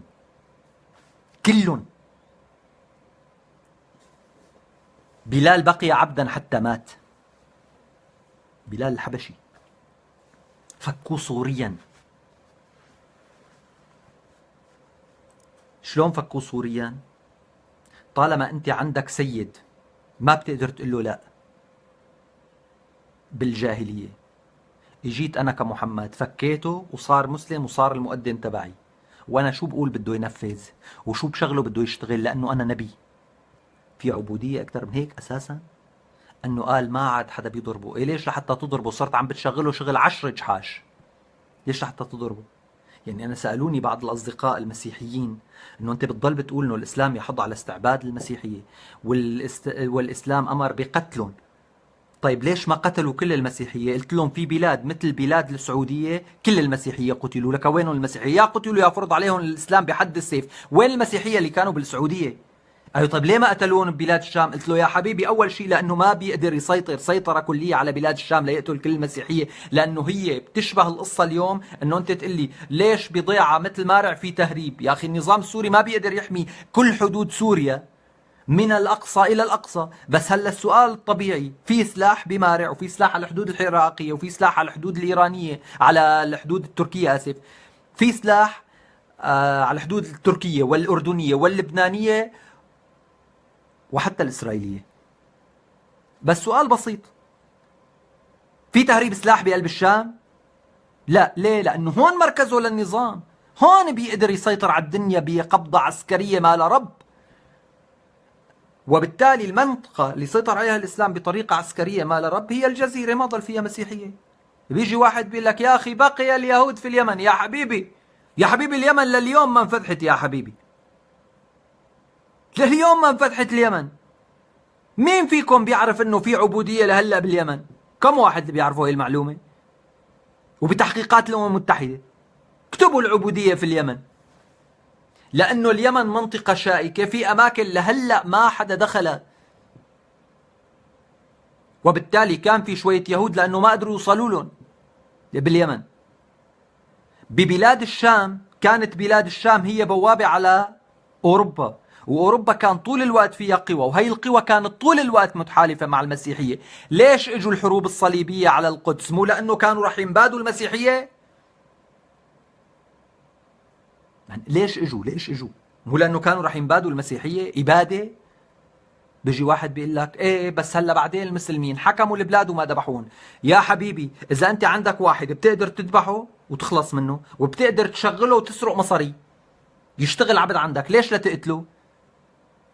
كانوا المسيحية ببلاد الشام عايشين عند المسلمين بطريقة العبيد. مسيحية بيشتغلوا بيدفعوا جزية، امتى ما بده مسلم بيروح بينط على مرت المسيحي وبياخذها بصفة سبية وبيقول عنه كافر، بيقول عنه كذا، بيقول لأنه بالقرآن في كفر الذين قالوا المسيح ابن مريم ابن يعني ثالث ثلاثة أو هيك شيء، وفي كفر الذين هادوا بالقرآن، والكافر عقوبته القتل. طيب فالشغلة الأولى وقت البنات إنها يا أصدقاء هي بتشبه اليوم حالة إسقاط الجنين اللي لهلا قبل 3 شهور في كتير بلدان بالكوكب ما عندها مشكلة بأنك تسقط الجنين، فهذا كان عرف سائد. كويس؟ بالصين اليوم، بالصين في تناقص شديد لعدد الإناث، ابحثوا عنها كمان على اليوتيوب. أنا اللي بيدهشني إنه نحن بعصر المعلومة ما في أقرب منا. في جحش ابن جحش ابن جحشة ابن 600 جحش ابن 600 قحبة، هلا صار له ساعتين عم بيعمل وجوه، عنده وجه، عنده وقت يضل ساعتين عم بيتابع فيديو مانو عاجبه وعم بيعمل وجوه حمراء انه هو معصب. هذا الجحش ابن الجحش ابن 600 جحشة ابن النبي الجحش تبعه، يعني جاب مسبة لكل أمة جماعته. هذا ما بيعرف يروح هلا بهذا الوقت يطلب معلومة من اللي أنا عم بقولهم، ما بيعرف. شو نعمل؟ شو الطريقة؟ بدك هلا تترك الفيديو وتروح تعمل له بلوك مشان ما تحس انه في حيوان. شباب حدا يصور لنا يبعث لنا اياها برساله نشوف مين هالحيوان لنعمل له بلوك مشان نعرف نكمل، لانه انا مصر انه احكي بعقل بارد، بس انت عم تحكي بعقل بارد بيطلع لك واحد بيسبك، بيطلع لك واحد بيستفزك، شو تعمل؟ طيب وقت البنات ان اليوم بالصين اليوم في حالة تناقص كارثي بعدد الإناث. ليش؟ لأنه الصين فرضت على الشعب مولود واحد فقط، وبالتالي صارت العيال بمعظمها إذا حملت الأنثى الامرأة بأنثى صاروا يسقطوا الجنين. اليوم ملايين النساء من السيليكون يصنعن، كان قبل 3 أيام هذا تقرير على فرنسا 24، ملايين من النساء يصنعن من السيليكون، لأنه عندك شعب عدده أكثر من مليار تناقص فيه النساء، لأنه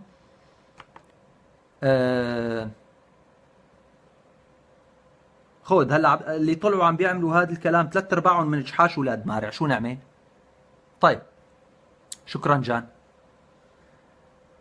وبالتالي يعني هلا هدول اولاد مارع اكثر حدا لعن ربهم الاسلام، يعني بدل ما يفهموا يعدوا كذا، الله عاطي للبهايم بمنطقهم، هن الله عاطيهم موبايلات لحتى يعدوا يشوهوا. هلا بفيديو عم بيعملوا عماد نجار، هيك الله تبعهم. الله تبعهم ما بيقول لهم روحوا يبحثوا، الله تبعهم ما بيقول لهم يروحوا يقروا عن النبي تبعهم، الله تبعهم ما بيقول لهم حتى يراجعوا القرآن تبعهم. الله تبعهم بيعتبر انه مضايقة اي حدا ما بيشبههم فكريا، ولو كان مانو جاي صوبهم، لانو على صفحتهم، ولانو بضيعتهم، ولانو بالقارة اللي هن فيها، الله بيعتبر انه هذا بالنسبة لهم ابدا من انه هن يبحثوا ويدققوا. طيب يا اصدقاء، اذا كان الوقت انه هو المشكلة، ولكن ضرورة انه نقول كيف كان الوقت يشاهد. 2، كان في الاستعباد، العبودية موجودة ومشكلة، والإسلام ما حرم أبدا ولا قرب عليها، بالعكس قال إنه العبد اللي بيهرب مشان يحصل على حريته بيضل مغضوب عليه، الله غضبان عليه ليرجع لسيده. هذا بحديث نبوي شريف. اليوم في بعض الدول بأوروبا إذا هربت من السجن ما بتتحاسب على هي الفعلة، لأنه بيعتبروا أنه الحرية هي غريزة طبيعية عند البشر. طيب شو الشغلة الثالثة يا أصدقاء اللي كانت سيئة بالجاهلية؟ فكرة الغزو من أجل السيطرة على الأموال. إجا الإسلام شرع، ويعني كانت عصابات صغيرة فيها 10-20 قبيلة، فيها 200 زلمة مثلا، يروحوا يسطوا على القبيلة الثانية خرط، يقتلوا الزلمة، يجيبوا النسوان والأولاد ويرجعوا. الإسلام قوننوا لهم إياها، عملة قانونية. كانت بهداك الوقت هي القصة فيها شوية شتائم، يعني القبائل الفعلية الكبرى اللي إلى أخلاق واللي إلى كذا ما كانوا يهجموا على بعضهم، كان في قبائل هي عبارة عن قطاع طرق، هي قائمة الفكرة على أساس أنه هن هي قبيلة قطاع طرق. إجا الإسلام عمل كل هاي البلاد قطاع طرق، عمل من حق هاي البلاد تنظم جيوش وتروح تجيب نسوان من الشام، وتجيب نسوان من فارس، وتجيب نسوان من اليمن، وتجيب نسوان من الحبشة وترجع. وباليوم اللي قتل أبوه وأخوه وجوزه فات فيها وطرقه محمد، مو حدا تاني. واحد من الصحابة واقف على الباب برا، طلع محمد بعد ما خلص هذيك القصة، قام لقى واحد من الصحابة واقف. دوروا اكتبوا مين اللي حمى محمد يوم اللي فات بماريا القبطية، كمان بيطلع لكم اسمه للصحابي. قام له شو عم تعمل؟ قال له والله ما قدرت تصدق يا رسول الله انه ما قدرت امن عليك منها، قاتل لها ابوه واخوها وجوزها بنفس النهار وعم بتفوت فيها. شلون بدي امن عليك انه هي ما تكون مخبيه شي سكينه تطرقك فيها، ولو مخبيه السكينه بفرجها وتطالعها؟ شلون بدي امن؟ وبيجي واحد بيقول لك رسول الرحمه ورسول المغفره، ورسول لك اي رحمه اي خرا؟ مجانين. اتى رجل كان فقيرا لدرجه انه تزوج سيده تكبره باكثر من 17 سنه، صبية لم يذكر عنها أنها كانت جميلة اللي هي خديجة. تزوج زواجا كنسيا رغم أنه لم يكن مسيحيا لأن خالها كان مسيحي، ورقة بن نوفل. هذا موجود بكتب الديانة الإسلامية، موجود قدامكم.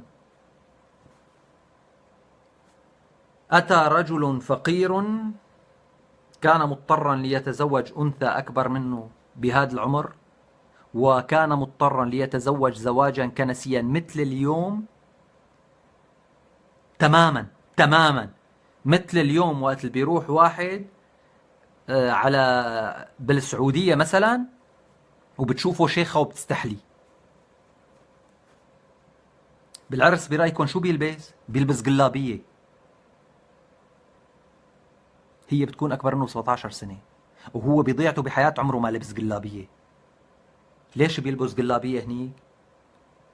لأنه ببيع حاله، لأنه هي الشيخة مع مصاري. فمحمد كان زلمة فقير، اتجوز مرة أكبر منه ب 17 سنة، طلع على الغار كانت بتصرف عليه خلال 10 12 سنة، قال هو عم بيتعبد عم بيتفكر. طبعا الحقيقة المرة أنه هي بهي الفترة كان عم بيعمل شغلة بتشبه العصابة، وكان عم بيستعين بناس. وبعدين وقت لما رجع يعني كان عم بيستعين بعالم مثل ورقة بن نوفل ومثل الراهب بحيرة اللي هو خاله لخديجة، كان عم بينشغل عليه، عم بينشغل عليه مثل ما انشغل على السيسي، مثل ما انشغل على حافظ أسد، مثل ما انشغل على صدام حسين. بنفس الطريقة انشغل عليهم هدول العالم. وبالأخير رجع عمل ديانة، قال كسروا الأصنام، بس مع تكسيره للأصنام هو كسر حرية المعتقد. مع تكسيره للأصنام وإنه اللي بيقول غير الله تبعي هو كافر لازم يقتل. مع تكسيره للأصنام كسر هي الأمة لأبد الآبدين. لو إنه معرف الله وما نرابط الله بكونه هو نبي، كان المشكلة فيها وجهة نظر بتقول خيو الزلمة كان ما نواعي لحجم الجريمة اللي عم بيعملها. ولكن عمل الله الأوحد اللي بيلعن ربها للبشرية، اللي بيعمل شو ما بده بطريقة أقذر من القذارة. الله كما ورد في القرآن كائن قميء مسخ مسخ مسخ. 7 بيذبحوا ناقة لصالح بيقوم ببيت قوم صالح كلهم. شفتوا ديكتاتور عملها بالتاريخ؟ بالتاريخ شفتوا ديكتاتور 7 زلم مو قتلوه، مو قتلوا له ابنه، مو قتلوا له، مو اغتصبوا له بنته، قتلوا ناقة لزلمته. قام أباد قوم صالح. كان في شوية ناس شواذ بقوم لوط، أباد قوم لوط. مدري شو عملوا جماعة بزمن نوح، أباد الكوكب. يلعن ربه ما أكره من إله، العمى ما أقذر من إله، العمى ما أسخف من إله، العمى ما أمسخ من إله. وهذا الإله ما بس إله محمد، هذا إله موسى نفسه اللي أباد نفس الإبادات. ما هي الروايات روايات موسى كلها، ولا قصة جديدة في القرآن لم تذكر في التوراة. طيب تعالوا لنفكر ما الذي فعله محمد. مبادئ الإسلام: شهادة أن لا إله إلا الله وأن محمد رسول الله، شغلة خاصة فيه. أول شغلة بتعملها لتصير مسلم إنك بتحط له الطاعة، بتعترف فيه إنه هو معبرك إلى الله، لا معبر آخر، لا معبر آخر. إقام الصلاة: كل الأديان التي سبقت الإسلام فيها إقامة للصلاة، وفي الديانة الزرادشتية وفي بعض الديانات الموجودة في منطقة الهند كانت الصلاة حتى بطريقة وضع اليدين هيك، حتى في طريقة الانحناء، حتى الركوع والسجود كانت موجودة بحرفيتها بحرفيتها. إيتاء الزكاة يعني فرض ضريبة. الروم كانوا بيفرضوا ضرائب، والفرس كانوا بيفرضوا ضرائب، ومعظم الأديان الأخرى هي بلشت فكرة هاي الضريبة من فكرة القربان. لليوم مجتمعاتنا، يعني هلأ أنا اليوم كنت عم بحكي مع نواف خليل صديقنا نواف، فشلون ختم لادا؟ قال لي قربان لو تعال على ألمانيا شي نهار. شو هي قربان؟ هي كلمة موجودة بمنطقتنا ببلاد الشام من قبل الإسلام بمئات السنين. أصلا آرامي سرياني ما بعرف. قرابين للآلهة كانت تقدم، بيجوا بيدفعوا شغلات. بالنيل كانت القرابين تكب النيل، لأنه كانوا بيشوفوا أنه النيل هو اللي بمدهم بالحياة. الكلكم هو الرمز اللي بيتقربوا منه إلى الإله. مثلا بالهند كان نهر الغانج مثلا. فإن شهادة أن لا إله إلا الله محمد رسول الله ما فيها ولا شيء له طعمة، لأنه أساسا أنت وتقول لا إله إلا الله، مين هو الله؟ شو بيعمل هذا الله؟ هذا الله اللي بيقتل قوم لأنه 7 فيهم عقروا الناقة، خرايا عليه من إله. هذا الإله اللي بيقول له للنبي اذبح ابنك، بيقوم الشيطان بيتدخل لحتى يقول له شو عم تعمل يا أهبل. احذروا وين النكتة. النكتة إنه هذا الدين مستحوذ على الذهنية الدينية بطريقة مضحكة. شوفوا مثلا بحادثة واحدة، هلا أي حادثة بتحطوها بحكي لكم عنها من 10,000 زاوية، بتقلكم قديش فيها كوارث فكرية، ولكنها مكررة كحكاية جيدة.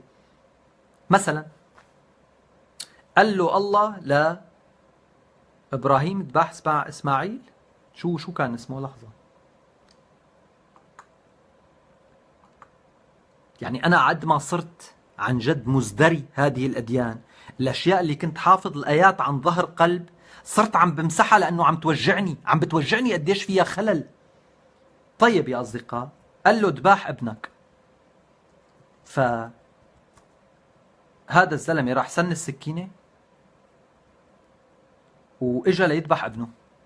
مين بيطلع له؟ بيطلع له الشيطان إبليس. شو بيقول له؟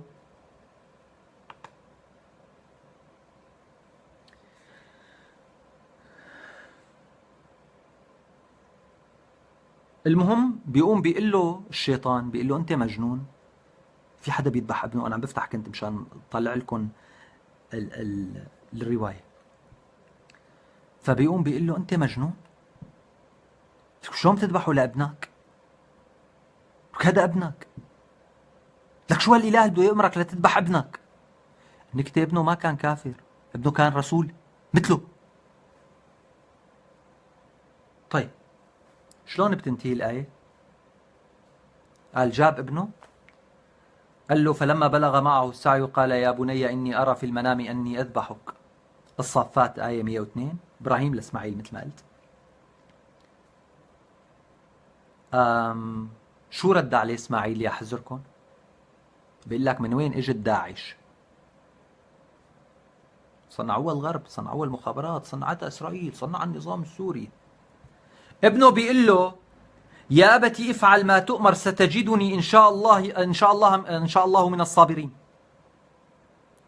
بيقول له فلما بلغ معه السعي قال يا بني إني أرى في المنام أني أذبحك. فبيرد عليه بيقول له يا أبتي افعل ما تؤمر ستجدني إن شاء الله مع الصابرين. لك يا حبيبي داعش عم تذبح لأسباب. داعش عم تقول لك هذا كافر ضد الله، عم بيدمر، عم بيعمل في الأرض فسادا فعم تذبحه. ولك حسب القرآن النبي بيذبح ابنه إذا شاف في المنام إنه عم بيذبحه. لك وابنه ما بيعترض، بيقول له اذبحني ستجدني من الصابرين. لك ما في سبب، ما قايل لك القرآن شو السبب للقصة كلها. بيتدخل إبليس وبيقول له إنه شو مجنون أنت؟ شلون بتنتهي الآية؟ قال ففديناه بكبش عظيم. شو مو كانت هيك بتنتهي؟ ومن هون اجى عيد الأضحى، إنه بدال ما يذبح إسماعيل الله عافيناك وكذا. طيب لو ما طالع إبليس وقايل له لا تذبحه كان شخته، وبالتالي كان إبليس يعني وجود إبليس هو اللي يعني في خلل منطقي. ولك كيف الله بيقول له للزلمة يذبح ابنه بدون أي سبب؟ عم بحكي كمثال. وكيف إبليس بيطلع بيحكي فكرة إيجابية مثل إنه أنت لك شو عم تهبل؟ شو عم تخبص؟ لك بتشوف في المنام انك عم تذبحه وبتقوم تذبحه؟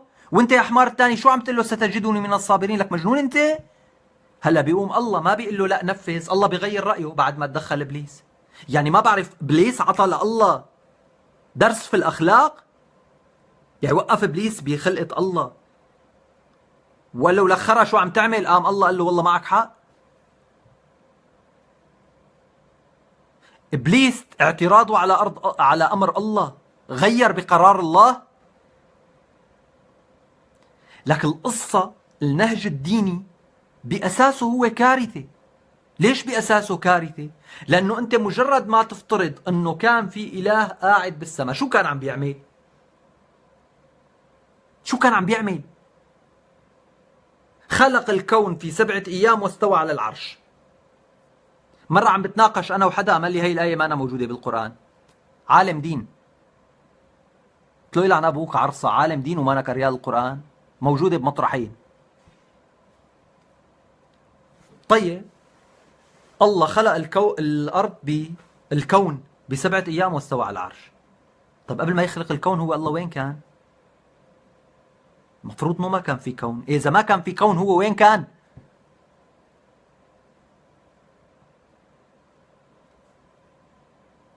وبيقول لك الدين والعقل. وهل يتضارب الاسلام مع العقل ام لا؟ هلا انا بحكي على الاسلام لانه نحن اولاد الاسلام، نحن اولاد الثقافه الاسلاميه. في عشرات المسيحيه عم بيحكوا عن المسيحيه بالبلدان اللي فيها مسيحيه هي الغالبيه العظمى، مع انه المسيحيه اليوم خلصت من كل هذا العلاك من 100 سنه. قال لك حبيبي القصه راحه نفسيه مشان تامن انت انه هذا الكون بيحبك وهذا الكون معك، خلصنا. اذا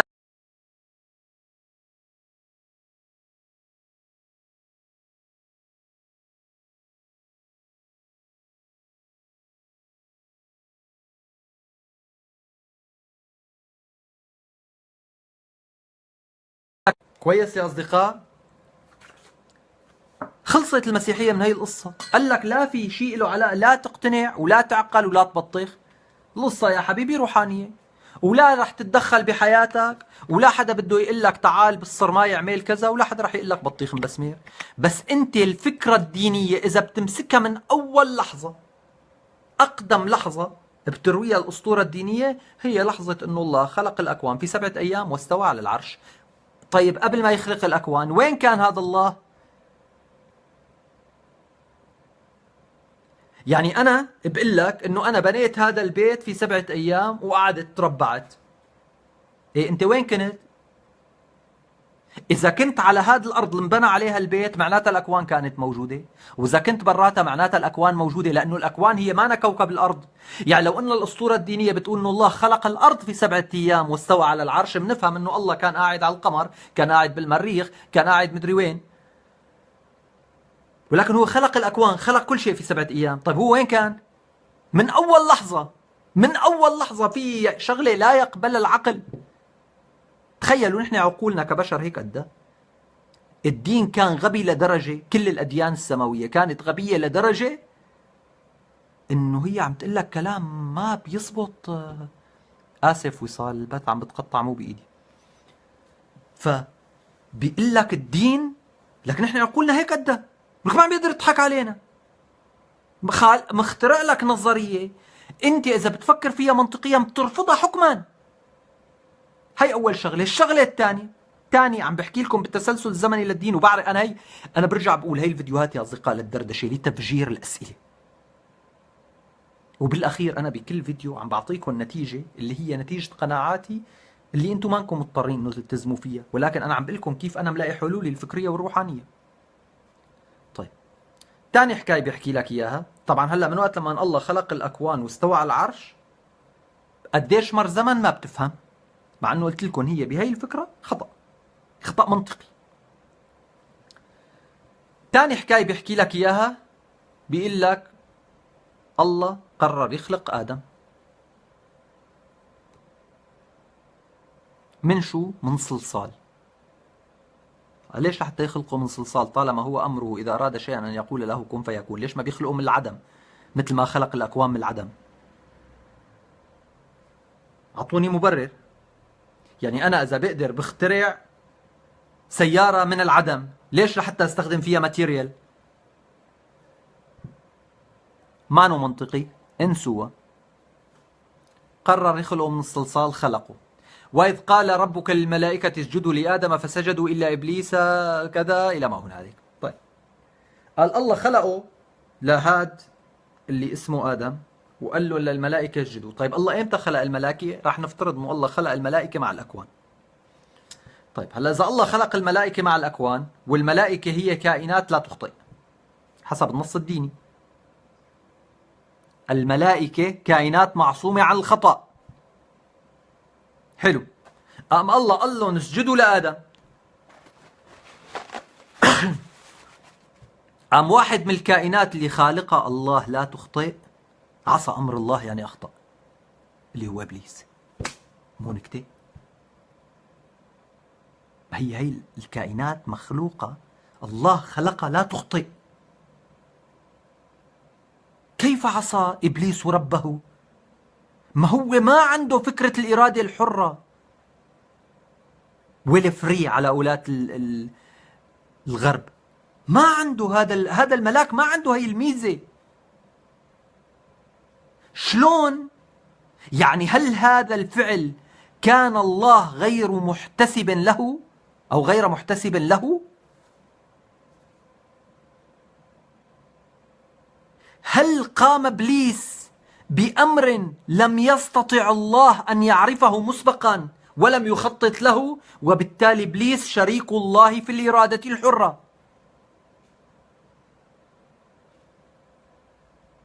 الطرف الأخطر والأشد والأدهى والأنكى حسب الأسطورة الدينية، لماذا رفض إبليس أن يسجد لآدم؟ ورح لكم هلا على الربط الكارثي بين المفكرين والعلمانيين واللادينيين والملاحدة وبين إبليس، وليش دائما بينقال إنه إبليس هو أبوهم الروحي، هو عرابهم. رح لكم سر خطير جدا. قال إبليس يا أصدقاء وقت اللي قال له اسجد لآدم، قال له لحظة، أنت يا حبيبي خلقتنا وعطيتنا أمر بأنه نحن ما نسجد لغيرك مهما يحدث. قال له الله إيه؟ قال له أنت هلا عم تعطينا أمر يتناقض مع الرأي مع الأمر الأول اللي نحن مخلوقين على أساسه. قال له شو يعني؟ قال له يعني يا حبيبي يا الله أنت عم تخبص، أنت خالقني بحيث أنه أنا ما أعمل فعل مضاد لإرادتك، وأنت خالقني على أساس التوحيد وعلى أساس أنه ما أسجد لغيرك. قال له إيه؟ قال له شلون بترجع بتعطيني أوردر لأنه أسجد لغيرك؟ أنا ولائي لإلك كإله لإلي بيرفض أنه أنا أشرك معك شخص آخر بالسجود.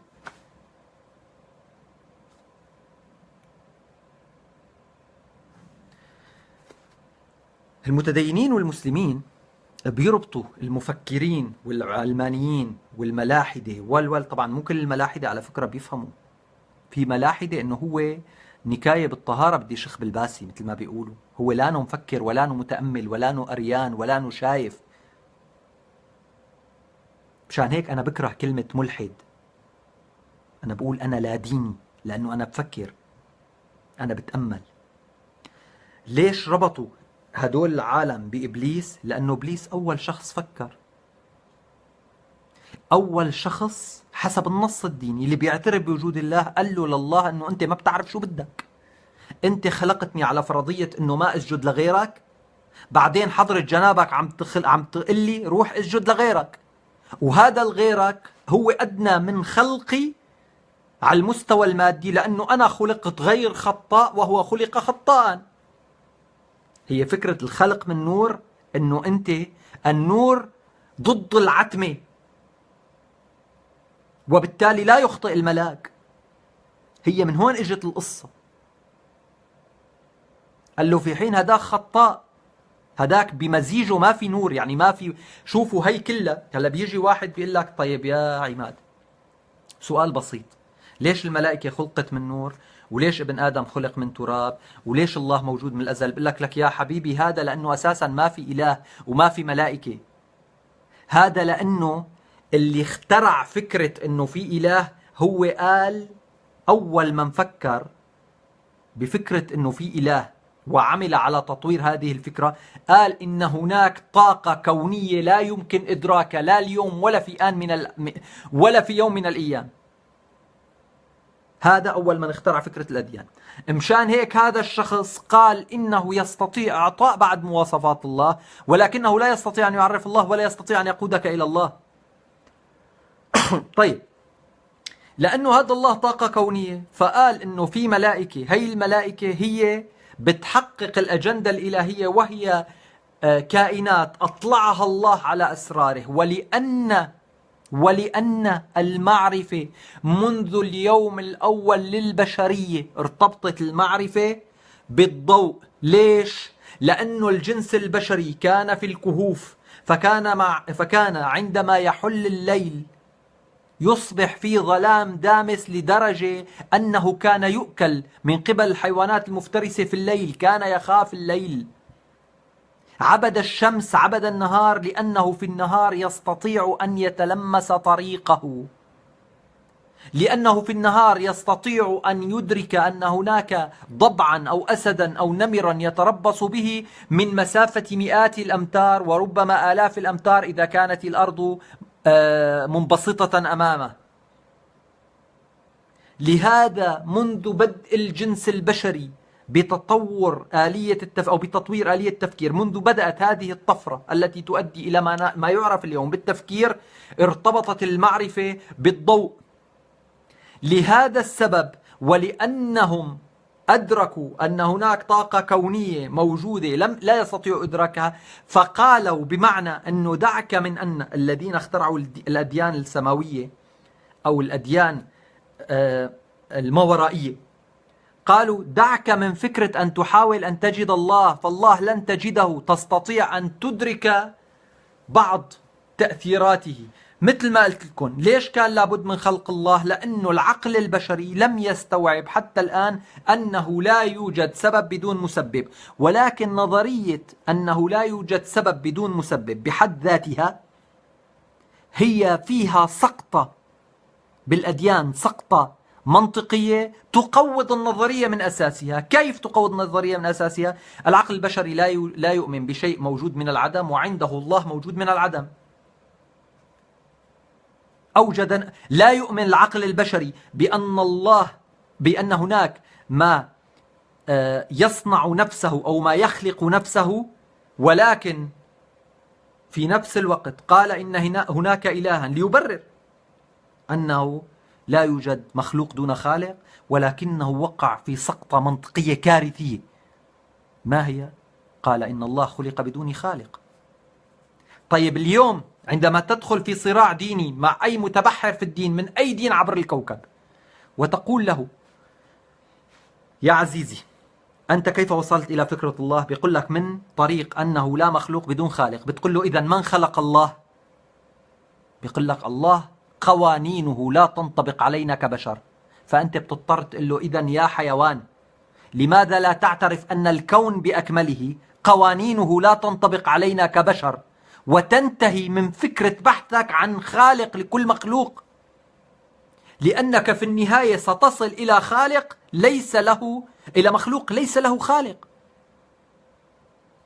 ليش أنت عندك بالكون في عندك كون موجود، إذا بدك تضل كل ما طلع لك مخلوق تقول فيه له خالق، شلون بتوقف بلحظة وبتقول إنه هذا الخالق لم يخلقه أحد؟ لأنك أنت بتعترف أنه قوانين هذا الكون، قوانين هذا الخالق لا تنطبق عليك. طب يا حبيبي، ما من باب أولى تقول قوانين هذا الكون لا تنطبق عليك كبشري، أنا مجرد عنصر ضئيل جدا، مجرد حثالة في هذا الكون، لا أملك أي قيمة. وبالتالي بتقلي طيب شو الفرق يا عماد؟ إذا هلأ إنه خيو ما في إله، هذا الكون موجود وليس له خالق، قوانين الكون لم نحلها، أو ليس له خالق معلوم. انه مثل ما قلنا انه هو قوانينه نحن ما بنفهمها، نحن واحدنا ما بيعرف شلون حركة امعائه بتمشي. وبالتالي شو الفرق؟ بقول لك في فرق وحيد، تصور معي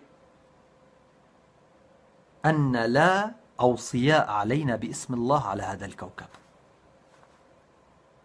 يا للروعة، يا للروعة، ما حدا وصي عليك باسم الله. اذا ما حدا وصي عليك باسم الله، يعني ما في شيء اسمه دكتاتور، يعني ما في شيء اسمه طاغية.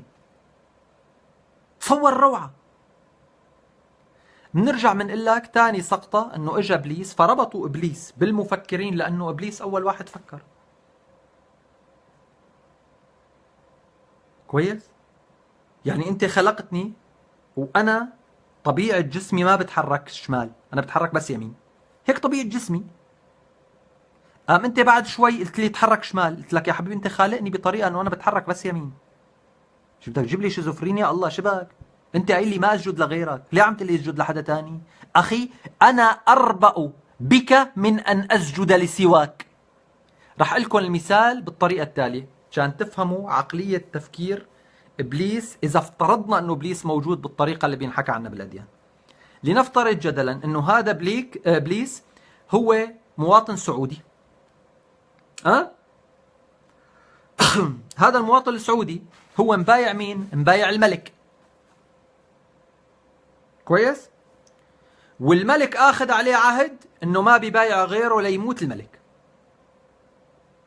قام بعد بشوي الملك جابه هو و10 تانين، قال لهم بايعوا فلان ملكا. هلا كلهم بايعوا، في واحد قال له يا سيادة الملك يا جلالة الملك أنا ما خرج بايع واحد تاني. قال له قال له لأنه أنا ولائي لك مطلق، أنا ما بايع حدا لبعد ما أنت تموت، اللي مين بعد ما أنت تموت ببايعه، بس وأنت عايش ما رح بايع حدا تاني. بهذا المنطق إبليس هو أوفى الملائكة لله ولقوانين الله.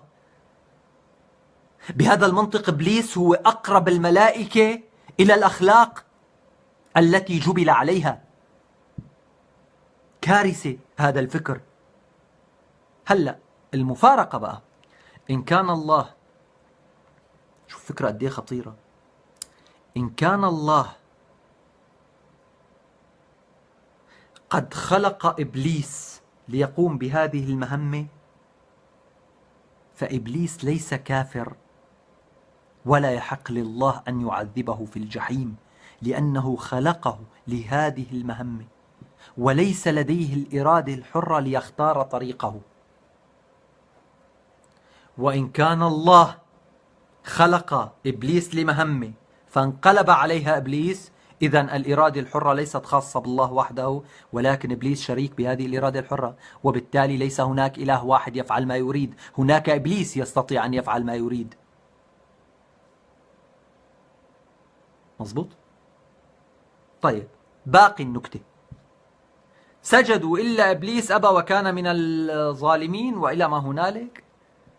قال له الله لآدم لا تأكل من هي الشجرة، اللي هي مرة بيقولوا عنها تفاحة ومرة بيقولوا معرفة الخير والشر. طبعا معرفة الخير والشر هي الأصح، وبالأخير أنت بتكتشف أنه الفكر الديني هو خلاصة تسلسل الفكر البشري. يعني بيقول لك أنه هذا الكائن البشري قبل ما يوعى للخير والشر ما كان حدا بيحاسبه، وقت اللي كان مثل الحيوانات. مشان هيك اليوم حتى اليوم الحيوانات لا تحاسب، إذا قتلت وإذا اغتصبت وإذا عملت ما تحاسب الحيوانات، لأنه هي ليس لديها طريق المعرفة، معرفة الخير من الشر. كويس؟ فبيقول لك انه هذا الزلمه الله قال له لا تاكل من هي الشجره، قام اجا اكل من هي الشجره على اساس بتحريض من حواء اللي الله خلقها من ضلعه. طيب هلا هون كمان بتسال سؤال، انه ليه الله خلقها من ضلعه؟ يعني هو اساسا في ماتيريال خلقه من الصلصال، ليه ما خلقها هي كمان من الصلصال؟ ليه اخذها من ضلعه؟ اسئله بلا اجوبه. هو استعباط يعني. طبعا هلا انت بتكتشف انه هي الرواية ليش خلق من ضلعه؟ لانه منذ بدأ الجنس البشري بالحياة على هذه الارض كان الرجل هو الاقوى، لانه الاقوى جينيا، وبالتالي كانت المرأة تلوذ بالرجل وتلوذ بضلعه قبل ان يكون الرجل واعي، قبل أن تكون المرأة واعية، قبل أن يكون هناك الوعي، عندما كانوا بهيميين، عندما كانوا حيوانات، قبل أن تحدث طفرة التفكير وطفرة العقل، قبل أن تحدث هذه الطفرة بأكملها، كانت المرأة تلوذ بضلع الرجل لتحتمي به من الحيوانات المفترسة ومن الآخرين. ومن هنا أتت الأسطورة، لأنها كانت دائما يعني تأوي رأسها إلى هذا المكان.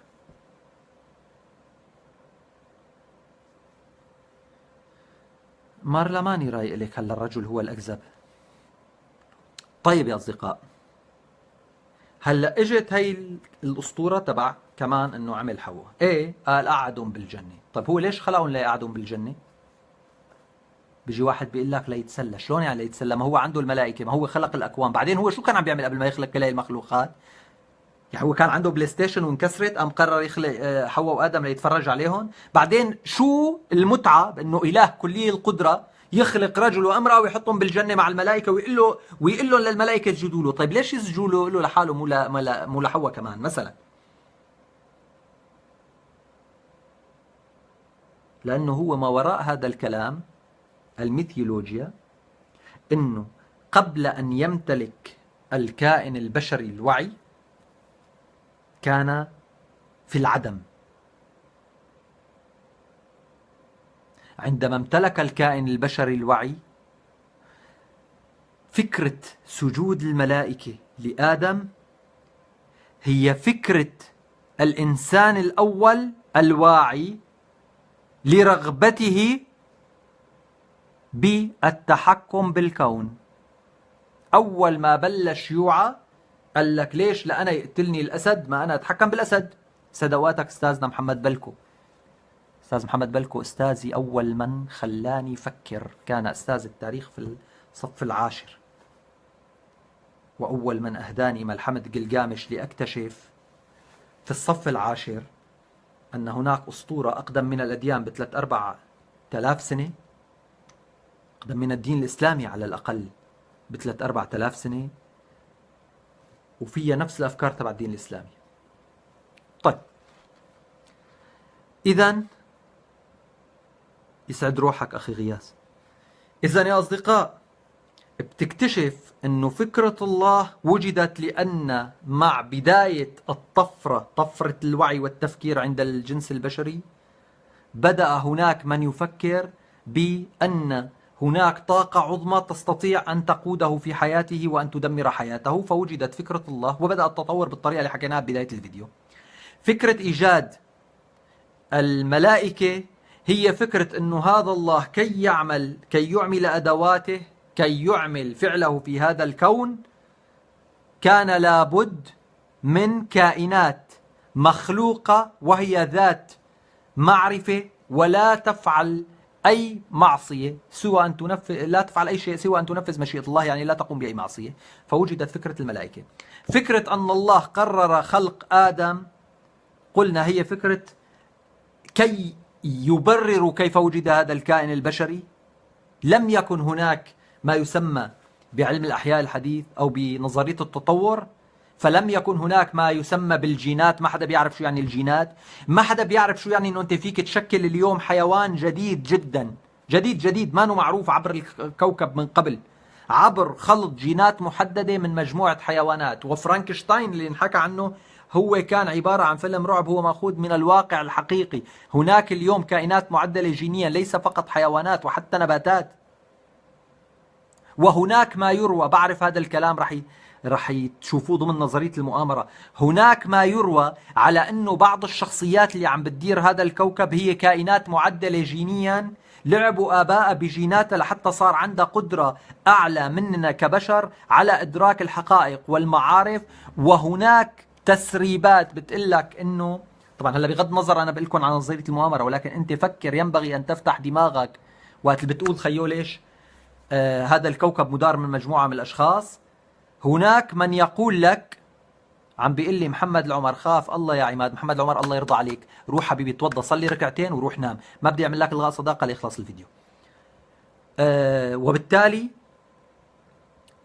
هناك من يقول لك انه هيلاري كلينتون هي كائن تم تعديله جينيا. عم بحكي لكم امثله، موجود هذا الكلام على اليوتيوب. هلا راح نفترض انه هذا كله كذب، ولكن على مستوى هيلاري كلينتون، ولكن انه في كائنات معدله جينيا، في نعجه استنسخت من خليه فيه. اذا قبل نظريه التطور كان بدهم يقولوا شلون وجد الانسان، ما عندهم غير انه في الله وخلقه، ما بيقدروا يعملوا شيء، ما بيقدروا يفكروا بشيء ثاني. هلا بعدين وقت طلع في ناس قدروا يفكروا، فكروا. وقت طلع في ناس قدرت تعرف شو يعني شو يعني جين، وشو يعني انه يطلع نوع جديد على الوجود كليا، ما أنه موجود من قبل، صاروا يفكروا، بس قبل ما كانوا بيعرفوا، فكانوا يقولوا لك انه الله خلقه. بعدين ليش الملائكه قلنا لكم؟ لانه الملائكه هي ادوات تنفيذ الله، والا الله هو اساسا، لانه هن اساسا الله ما بيعرفوه، فهن بده يقولوا لك انه في هدول الملائكه. طيب منين اجت فكره الملائكه؟ بالنظريه الدينيه هي وجدت من فكره الالهه المتعدده بجبال الاولمب. كان عندك آلهة متعددة قبل ما يطلع فكرة الإله الواحد. كان في إله للرياح، وإله للشجر، وإله للعواصف، وإله للشمس، وإله للمطر، وإله للصحارى، وإله للزوابع. كان في آلهة متعددة، طبعا بمعظم الحضارات كان في هيك شيء. بأماكن تانية وكان عندك إله الآلهة. في بعض الحضارات الأخرى كان عندك إله للخصب، وإله للقحط، وإله للعقاب، وإله إلى ما هنالك. هدول الملائكة بقى هن التطور الطبيعي لفكرة الآلهة المتعددة. قال لك هذا إله الآلهة، كبير الآلهة، هو الله اللي نحن ما بنعرفه. ايه طيب، والآلهة عشتار ومدري مين وفلان وعلتان، قال لك خيو هدول إسرافيل وإسماء وجبريل وكذا وكذا وكذا، هدول صاروا كذا. تطور طبيعي للمسيرة. بقى شو اللي صار بهي المرحلة؟ انه هو سقطت فكرة الآلهة الأنثى، وهذا له أسباب بحثية ما لنا في واردة هلا. ليش سقطت فكرة الآلهة الأنثى؟ هذا سيرة طويلة. يعني أهم أسبابها ما راح أفوت فيها لأنه بدها فيديو طويل جدا إذا بدكم، بس أهم أسبابها أنه كانت الآلهة الأنثى هي في المجتمعات التي لم تقم على الصراع بين أبناء بعض، يعني ما قامت على الصراع الآدمي. فكانت الأنثى هي اللي بتجيب أولاد، وبالتالي هي اللي تمد هذا الجنس بالحياة حسب نظريتهم، حسب أفكارهم. بعدين صار في صراع فيه، حملوا الناس الأسلحة وقاتلوا بعض، بلشوا يأكلوا بعض هدول الناس. انضم هلأ باسم أنا بحبك ولازم أحكي معك بكرة. ف بعد ما طلعت هي فكرة الصراع، وصار اللي بيحمي القبيلة، اللي بيحمي المجموعة البشرية هو الرجل، فتطورت فكرة الآلهة الأنثى وبلشت تسقط بالتقادم. ضلت آلهة الخصب عشتار هي الوحيدة، بينما كان في قبل أكثر من آلهة، أشهرهم الآلهة عشتار. ضلت هي الآلهة، وفجأة قليلا وقليلا بلش يتراجع دور المرأة، لأنه مثل ما قلت لكم بلشت الصراعات على هذا الكوكب بين أبناء الجنس البشري. لما بلشت الصراعات، المرأة لم يكن لها دور في هذه الصراعات لأسباب متعددة، أهمها غريزة الأنوثة، غريزة الأمومة اللي بتخليها هي أرأف بأنه يعني ما بتقدر تقتل مثل الرجل. البنية العضلية، البنية الجينية اللي بتؤدي لأنه المرأة أضعف، وبالتالي بلشت تندحر نظرية أنه الأنثى إلهة. وبالتالي الملائكة تطوروا عن الآلهة اللي كانوا هن متعددين. صار في عندك ملائكة، إله الآلهة، كبير الآلهة، صار هو الله بالأسطورة والميثولوجيا الدينية الحديثة. المرحلة التالية مثل ما قلنا لكم، وجدت حواء وآدم وإلى ما هنالك، وأكل من التفاحة. شو ليه يعني ليه؟ أو أكل من الشجرة، شجرة معرفة الخير والشر. هلأ ليش الدين الأوعى اللي هو بيقول شجرة معرفة الخير من الشر؟ لأنه ببساطة شديدة هو بيكون عم بيشتغل على مخه، وعم بيقول إنه الإنسان عندما كان حيوانا بكل معنى الكلمة، لا يملك آلية تفكير، لا يملك آلية معرفة التخطيط للقادم، لا يملك آلية المناورة الفكرية. عندما كان في تلك المرحلة كان أشبه بالبهائم، وبالتالي من الطبيعي أن الله لم يكن ليحاسبه، ولأنه لم يكن يمتلك العقل كان في الجنة وليس العكس. وحتى اليوم اللي ما عنده عقل هو أسعد شيء. هذا اللي كان عم بيعمل لي قبل شوي وجوه غاضبة، أسعد مخلوقات الكوكب.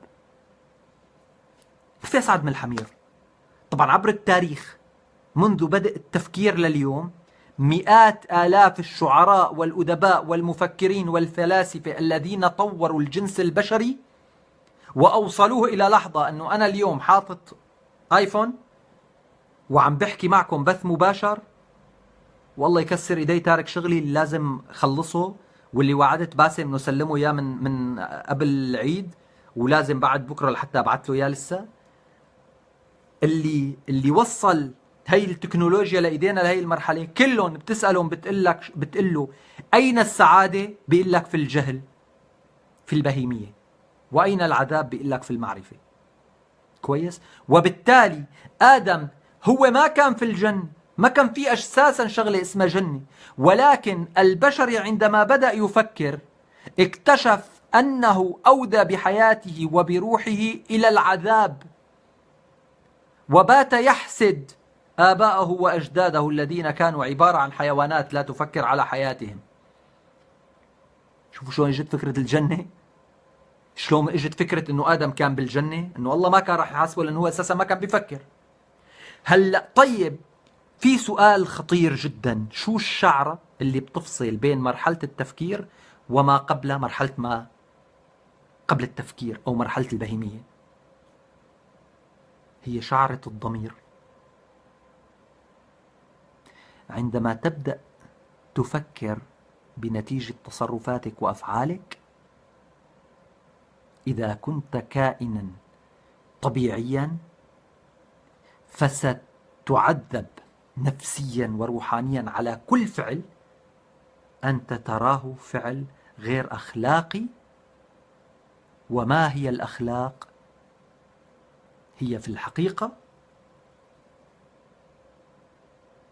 مصلحة الآخرين وإعلاء على مصلحتك. والضمير هو إعلاء مصلحة الآخرين على مصلحتك. الضمير هو أنت إنه ما تأذي، ما تعمل. أنا عدلت إضاءة الفيديو، ليش صار لي ساعة عم بشوفوا الشي ضاوي ما بعرف. المهم، وبالتالي يا أصدقاء هكذا تطورت الأسطورة الدينية لهذه الأسباب. تطورت الأسطورة الدينية لهذه الأسباب. خلق الإنسان فكرة الله، خلق فكرة الملائكة، خلق فكرة أن آدم وحواء كانوا في الجنة، حاول إيجاد أجوبة لأسئلته فقال إن الله خلق آدم وحواء لأنه لم يكن يملك أي نظرية أخرى مثل نظرية التطور اللي هي بتقول على الأقل نشأته الأولى منين إجت، إنه هو تطور من جين آخر. وبالتالي بعدين هلا الداروينية ما عاد بيقول لك إنه خيو أنا بالاخير بدنا نشوف مين خلق الكون، ولكن الانسان كانسان هو تطور جيني من مخلوق ثاني كان بيشبهه وفي لهم اسماء، ما يعني انا ماني حدا متخصص. طيب بعدين يا اصدقاء، هلا عندما عرف ادم الخير من الشر في الميثولوجيا الدينيه، قلت لكم لانه ما بيعرفوا التحليل المنطقي، فهن ما بيقول لك خيو حدثت طفره على كائن ما، فاولا بات يتخذ هذا الشكل اللي هو شكلنا كبشر اليوم. ثانيا هذه الطفرة كما أنها غيرت بشكله من شكل مثلا أقرب إلى، ما راح أقول حاسما، ولكن أقرب إلى شكل الشمبانزي. هذه الطفرة غيرت شكل الآدمي من شكل أقرب للشمبانزي إلى شكل البشر الحالي. في نفس الوقت هي أعطت لهذا الكائن البشري ملكة جديدة، هي ملكة التفكير. كما أن الأفعى اليوم تطورت عن زواحف أخرى كانت من ذوي الأرجل، ولكن يعني الأفعى اليوم ما عندها أرجل، ولكن هي متطورة من هذه المرحلة. ربما بتطور الأفعى من هذا الزاحف إلى هذه الأفعى امتلكت مؤهلات أخرى، على سبيل المثال للحصر القدرة العالية على الالتفاف على نفسها والتي لا يمتلكها زاحف آخر. يعني لا التمساح بيقدر بلف حاله بطريقة الأفعى ولا كذا. وبالتالي هذا التطور الجيني اللي طرأ على الجنس البشري أدى إلى تغير شكله. صار شكلنا الحالي من شكلي أنا بتصوري، حسب كمان يعني بتصوري وحسب قراءاتي اللي هي لها علاقة بالداروينية ونظرية التطور، أنه هو كان أقرب إلى الشمبانزي من ناحية الكثافة الشعر، من ناحية استطالة الجمجمة، من ناحية كذا. أخذنا هذا الشكل وبنفس الوقت امتلكنا القدرة على التفكير. بات البشري يفكر انه هذا التطور يعتبره انه هو سببه انه هو اكل من نبتة ما. تخيلوا، لانه ما عنده مبرر ثاني. شلون صارت هي الطفرة الجينية؟ هو بالنسبة له هي الطفرة الجينية بده يكون سببها الاكل او الشرب. شو بده يكون سببها؟ وبالتالي قال لك هلا وقت اللي صار واكل من هي النبتة صار بيعرف الخير من الشر، قام الله ما عاد سامحه على الأخطاء. طيب الله ليش ما كان عم بيحاسبه قبل؟ أساسا ما كان عنده شيء يغلط فيه لأنه ما عنده خيارات. كان الله قائده. كان الله هون. شوفوا هلا بهي اللحظة بتكتشفوا انه الله هو الغريزة، وبالتالي عندما كانت غريزتك قائدتك ما عليك اي عذاب، ما عليك اي حساب. عندما بات العقل قائدك بات هناك من سيحاسبك على تصرفاتك. كويس؟ هلا هو لا كان في جنة ونزلوا على الأرض ولا شيء، هي البساطة تحول نفس المكان اللي كان هذا الكائن البشري عايش فيه كأنه النعيم المطلق، تحول بنظر هذا الكائن البشري إلى جنة فيها شيء جيد وفيها شيء سيء. ومثل ما قلنا بعدين تمسكوا تاريخ الأديان، مشان بعرف طولت، تمسكوا تاريخ الأديان تكتشفوا أنه محمد جاب كل الأساطير اللي كانت قبله، وبالقرآن بيقول لك أنه قالوا له أنه هي أساطير. بالقرآن بيقول لك قالوا له أنه هذا الكلام ما نو كلام كويس، ما نو شعر. وبمكان تاني قالوا أنه في حدا عم بينقله إياه، وبمكان ثالث هذا بيقوله بالقرآن.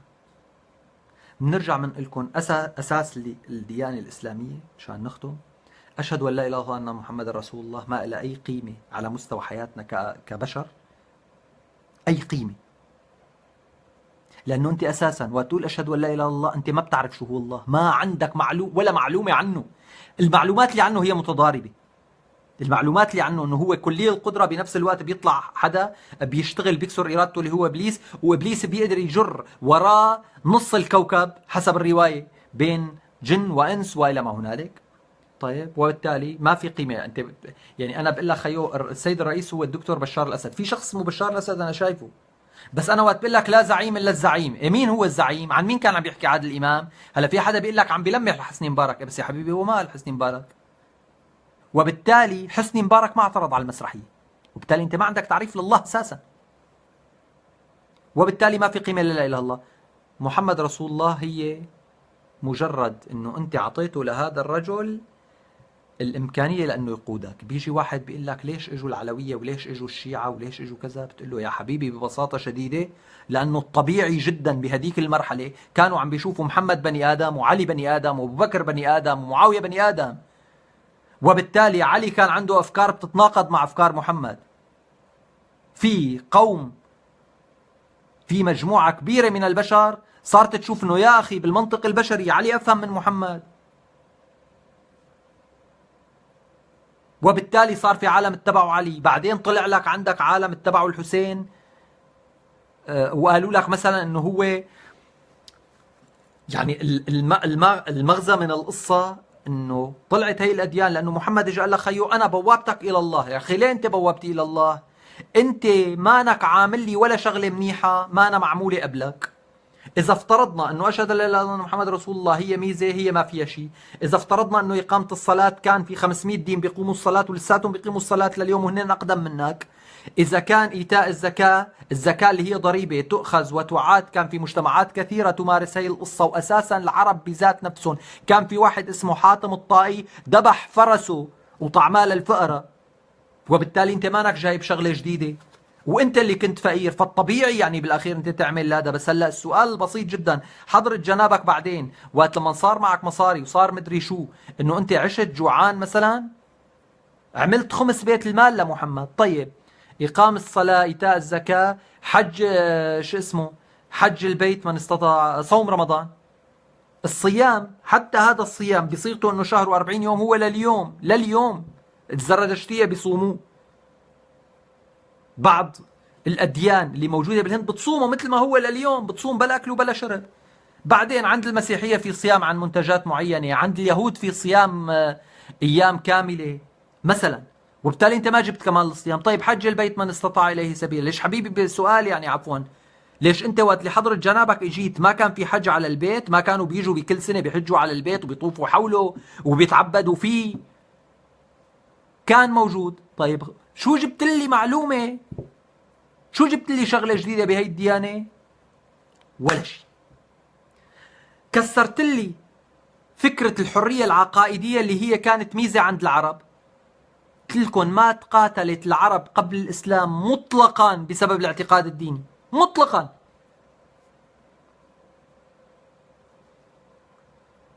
عم بيقلنا عمار اجى الصيام بعد 14 سنة، ما مهم، ما مهم. ما مهم امتى اجى، المهم انه انت شو جبت لي جديد هلا. ليش عم نقول كل هذا الكلام؟ عم نقول كل هذا الكلام لحتى نقول لاولاد هي الثقافات مشان نختم انه يكفي هراء بان تتعامل مع الدين كانه ميزه انت تمتلكها وهو مقتله تقتلك. تحديدا دينك الاسلامي مليء بالتناقضات التي لا تعد ولا تحصى. لم اذكر في هذا الفيديو الا واحد بال10,000. أكاد لا أمسك آية من القرآن إلا تجد فيها زاوية تجعلها غير أخلاقية بالمطلق. أي آية، أي آية، هلا حدا يقترح أي آية بتلاقي فيها جانب غير أخلاقي. بعدين بنفس الدين الإسلامي تبعك بيقول هو الذي بعث في الأميين رسولا منهم، فبتقول له شو يعني أميين؟ بيقول لك يعني ليس لهم كتاب. بتجي أول امبارح بتكون عم تشوف عمر خالد فبينسب عمر خالد محمد لإبراهيم وإسماعيل، لإسماعيل وإبراهيم. معناتها هي الأمة كان عندها أنبياء وهي الأمة تخلت عن أنبياء، وبالتالي قوضت لي نظرية أنه محمد أول كذا. مثلا وخلقناه قرآن وجعلناه قرآنا عربيا كذا إلى ما هنالك. شلون يعني أساسا ليش عم تقلي أنك عامله قرآن عربي طالما أنت عم تقول أنه هو ديانة للكل؟ شو المنطق بأنك تقلي أنك عامله قرآن عربي؟ لو عم بتقلي أنه هي الديانة للعرب لحالهم بقول والله أخي ديانة عربية معمولة بالقرآن العربي. يعني بصراحة قطايف بالقشطة وفيها قشطة، ذكاء عبقري يعني.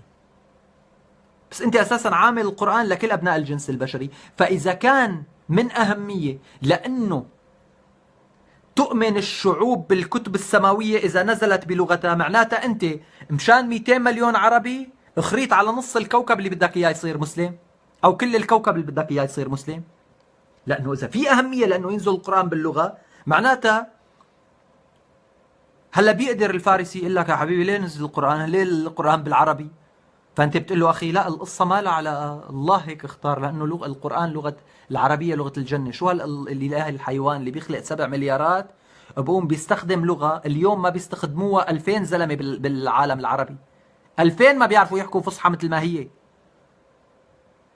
2000 ما بيعرفوا يحكوا فصحى بلغه القران. هن كبار علماء اللغه والباقي ما بيحكوا هاي اللغه. ما بيعرفوا يحكوها. شو هالاله الطيزي اللي خالق 7 مليارات وبالاخير الجنه بلغه 2000 زلمه، وهدول 2000 زلمه على فكره اللي بيفهموا باللغه يعني بالغالب هن عندهم مستوى من الوعي جعلهم انه هن ما متدينين لا دينيين. لك ليه لحتى الله يخلق لغه القران يجيبه بلغه ما بيحكي فيها هلا اليوم غير 2000 زلمه، بزمانه ما بيحكي فيها 1/200 من سكان الكوكب. شو هلا قد ايه نسبه العرب بالنسبه لسكان الكوكب؟ ما كانوا كم قبيلة العرب؟ شو كانوا؟ ليه الله عامل هيك؟ ما بتفهم. طيب سؤال، ما هذا مو الله نفسه اللي انت بتقول هو تبع عيسى؟ ايه. طيب مو الله تبع عيسى وموسى؟ ايه. طيب مو الله انت على حسب كلامك بالقرآن نفسه انه فضلنا بني اسرائيل على العالمين؟ ايه. طيب التوراة يا حبيبي مانو جاي باللغة العربية، شو الله غير رأيه ب 600 سنة وهو نفس الله؟ شو المنطق؟ شو التخبيص؟ ما في ولا شيء عاقل. هذا التناقض اليوم عم ندفع ثمنه. فكرة الله اللي انت تعبد كائن واحد ما عندك ولا دليل على انه هو موجود اساسا وتسلم له، وفكرة انه انت تسلم بوجود رجل واحد هو مفتاحك الى هذا الله، هي نفس فكرة الديكتاتوريات. انت لازم تسلم. كان يعني هلا شو الفرق بين فرعون ومحمد؟ انا ما عم بفهم. حدا يقول لي الفرق بين فرعون ومحمد شو هو؟ فرعون عمل حضارة لهلأ موجودة، محمد ما عمل حضارة. هذا اعتبر حاله إله، ليش محمد ما معتبر حاله إله؟ بدي أسألكم سؤال، شو هي الأحاديث القدسية؟ القرآن فهمنا، الله اختاره لهذا الكائن، ما بتفهم ليش عطاء آيات بالقرآن فيها تناقض، فيها تخبيص، فيها أنه مرته بريئة إذا اتهمت بالزنا، فيها أنه هو بحق له ينام مع مين ما بده، هذا كله خيو رح نمرقه. الحديث القدسي شو هذا؟ قال الرسول كان يتحدث وكأنه الله. فجاء في الحديث القدسي: ما يزال عبدي يتقرب إلي بالنوافل حتى أصبح يده التي يضرب بها ورجله التي يمشي عليها ومدري شو. قال هذا الله نطق على شفة محمد. لك شو عم تستجحشنا؟ شو الفرق بين هاد وبين انه المسيحية بيقولوا انه عيسى هو الله تجسد في عيسى ابن مريم؟ شق من المسيحية. شو الفرق؟ انت بتقول انه الله تجسد فيك فانت نطقت على لسانه، ولا فرق. طيب شو القصة؟ القصة شو؟ مصلحة. مصلحة. مشان هيك علي وعائشة اقتتلوا، ومشان هيك معاوية وعلي اقتتلوا، ومشان هيك يزيد والحسين اقتتلوا، ومشان هيك مات أبو بكر الصديق وشو اسمه عمر بن الخطاب وعثمان بن عفان وعلي بن أبي طالب وآلاف غيرهم ماتوا قتلا على ايد ناس كانوا معهم بالجوامع عم بيصلوا معهم، لانه القصة كلها كذبة كبيرة. وما زال اليوم فرضا مستمرا، وما زال حتى اليوم بتفتح على فضائيات مثل روتانا بتلاقي هي الاحاديث تبع انه الله بيعمل والله بيخسف والله بيقتل والمسلمين كذا، وبترجع بتروح بتطلع بتلاقي الوليد بن طلال راكب طيارة ذهب حقها كذا مليار دولار، وبتلاقي بنته بالبكيني وعم تعمل سكس مع مين ما بدها، هي وغيرها مو لحالها. من 1400 سنة لليوم نحن مركوبين بهذا الكذب والأكل خرا. بيطلع لك حيوانات على أهم الفضائيات العربية بيكتب لك مما قاله نيتشه عن محمد، وبيطرق لك مقولة أنه نيتشه قايل عن محمد. يا حبيبي نيتشه إذا قال أنه محمد ببعض الأماكن أصاب، مثل ما نحن كلنا عم نقول أنه وقت اللي أنت بتقول لكم دينكم ولي ديني جملة بتاخذ العقل. نحن ما مشكلتنا مع محمد انه قال لكم دينكم ولي ديني، نحن مشكلتنا مع محمد انه قال اقتلوا الكافرين حيث ثقفتموهم. مشكلتنا والجزاء الذين يحاربون الله ورسوله بأن يقتلوا وتقطع أيديهم وأرجلهم من خلاف. هي مشكلتنا مع محمد. شو مشكلتنا مع محمد؟ انه قال انه كذا. مشكلتنا مع محمد انه بعت لملك الفرس اسلم تسلم، وبعت لملك الروم اسلم تسلم. مشكلتنا مع محمد انه عطى لحاله اقرار بانه هو ينيك مين ما بده نسوان بنص قرآني مقدس حضرات جنابنا، ونحن عم نحاول نقراه، عم نحاول نصلي ونتقرب الى الله اللي هو الروحاني اللي بده يحتوينا بعد الموت. بتطلع لنا آية عم بيحكي فيها عن نسوان وانه لازم بيقدر ينيك مين ما بده. شو بدي فيه مين بده ينيك هو؟ شو بيعنيني انا؟ مشكلتنا مع محمد انه مرته اتهموها بالفجر، قام نزلنا آية، نزلنا سورة ليقول انه مرته بريئة. لك شو بدي بانه مرته بريئة ولا مو بريئة انا؟ شو بيعنيني؟ مر على تاريخ هي الأمة، على تاريخ هذا الكوكب اليوم يعيش حوالي 7 مليارات. بشو فرج عائشة أشرف من فروج البقايا؟ ما عم بفهم ليه. فهمنا هداك رسول مختار وهي مرته عمرها 9 سنين وقت اللي أخذها بتشخ تحتها لسه. مشكلتنا مع محمد مو الإيجابي اللي هو أساسا ما لنا بحاجة له لنعرفه بمنطقنا اليوم. اليوم ابن اليابان مانو مؤمن أساسا ولا بديانة، وما بيسرق وما بيقتل وما بيعمل وما بيسوي. فحتى هذا الشق اللي قايله محمد تبع انه ويل للمطففين الذين إذا كالوا على الناس يكتالون وإذا كذا يستوفون، انه خيو انت ما بصير تلعب بالميزان. لك يا حبيبي ليش هي قايله محمد؟ لك هي نفسها بوصايا لقمان الحكيم، لك هي نفسها ب10 ملايين بوصايا موسى، نفسها انه لا تسرق. فنحن ما مشكلتنا معه هون، نحن مشكلتنا معه ب10,000 موضع بالسيرة النبوية وبسيرة الصحابة وبسيرة المسلمين حتى يومنا هذا. 10 ملايين موضع فيه خلل فكري مخلي شباب بهائم اجحاش بمئات الآلاف وربما بالملايين مستعدين ليفجروا أنفسهم بالآخر لمجرد شعورهم أنه هن إذا فجروا أنفسهم بالآخر بيكونوا تقربوا إلى الله.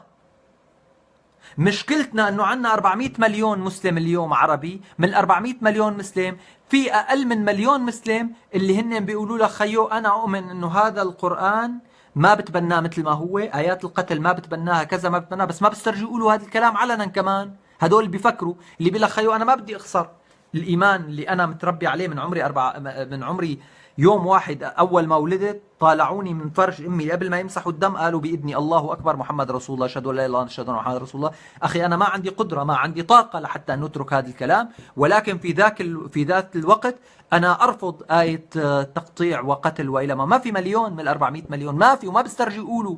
وبعد بشوي هدول المليون على فكرة بس ببلش واحدهم بيقول جزئية من فكرة إنه يا أهلنا المسلمين، يا أهلنا معتنقين هذا الدين، تعالوا لنفكر بأن عداءنا للآخر قتلنا. هذا من أول ما يقول هي الكلمة وبهي الطريقة، لا بيكون شاتم محمد ولا بيكون متطاول على القرآن ولا متطاول على الذات الإلهية ولا مجرد ما بيقول هيك بيدخل له 1000 واحد بيقول له كذا بأمك وبأختك وبمرتك وببنتك، وبيدخل له 1000 تانيين بيقولوا له بدنا نغتصبك وبدنا نشلخك وبدنا نعمل وبدنا وكلهم مؤمنين ومؤمنين حتى الأقصى. وبيدخل له بس انشهر هذا البني آدم مثل حكايتي، بيصير كل يوم الصبح بفيق بنشار شوي. وين أنا من عمر خالد كان قاعد عم بيخرط كل كذبة، ولك أنا لو مسلم ومتدين لروح حاكمه لعمر خالد، وإذا أنا صاحب سلطة لأعدمه لعمر خالد، لأنه عم بيكذب على الله وعلى الرسول، على القرآن عم بيكذب، عم بيكذب على القرآن باستدرار العواطف تبع المسلمين. ومن هلأ ضمنان شغله 50 سنة لقدام ابن الكلب، 50 سنة لقدام. قاعد على أهم شاشة عربية على MBC وبيقول لك وفي العدد في على رمضان القادم سنتحدث عن في هذا رمضان نتحدث عن النبي، نبي الرحمة، النبي يا إخوتي النبي لم يكن، تعالوا لنتحدث، النبي يعيش معك الآن، النبي بعد وبيبشرك انه عنده موسم قادم بنفس لك الخرا. شو عم تعمل؟ طلع معه بالحلقة انه النبي نسبه بيوصل لاسماعيل ولابراهيم. يلعن ابوك عرصة، وين مصدرك؟ ما هذا الكلام بيتناقض حتى مع القرآن يا حيوان. بعدين شلون يعني انت عم تنسب للنبي كل الأشياء اللي بتقول إنه هو شريف من أصل شريف من أصل سادة من أصل كذا؟ النبي كان من سادة قريش نسبه يضرب في، يلعن أبوك عرصة. ما هذا الدين على أساس إجا مشان ينسب فكرة النسب، مشان ينسب فكرة إنه أنت ابن مين وعشيرة مين، يلعن أبوك عرصة. بعد 1400 سنة جاي تقلنا إنه النبي نسبه يصل إلى مدري مين، نسب طاهر، وجدته هو اللي وحد القبائل تبع قريش. لك شو عم تخبص؟ وشلون حاطينك على MBC عم تخبص؟ نبي ضل طول عمره عم بيفتخر بانه هو فقير وانه هو يتيم وانه هو ماله اب رباه وماله مدري شو طول عمره، والقرآن صار له 500 ألف موضع ما اجى ولا موضع عم بيفتخر بنسب النبي. انت طالع عام شاشة عربية عم بيفتخر بنسب النبي؟ يلعن ابوك عرصة. شو عم بتقول لي ماله نسب؟ لك يا حيوان شو هالله اللي بيميز بين واحد عنده نسب وواحد ما عنده نسب؟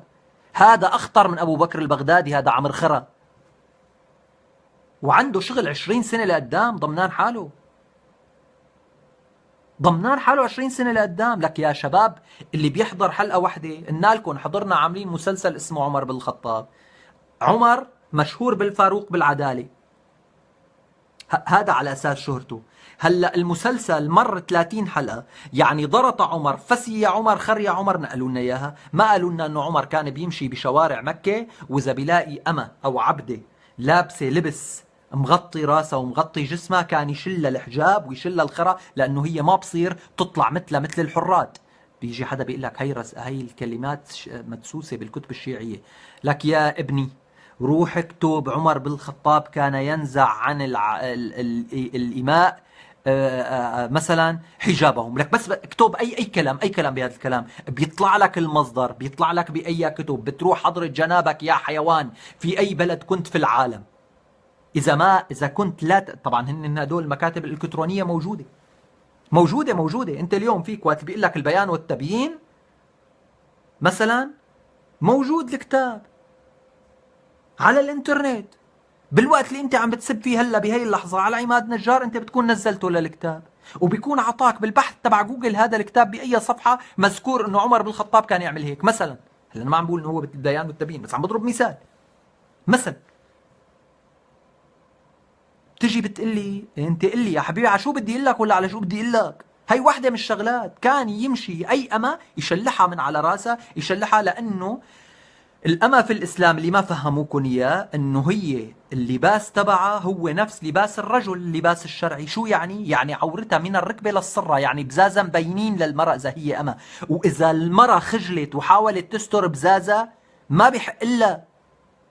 هلا بجوز ما بيشلحوها إذا بزازة مستورين، ولكن بيجي بيشلحها الحجاب. عمر بن الخطاب كان هذا مشهور بهي القصة،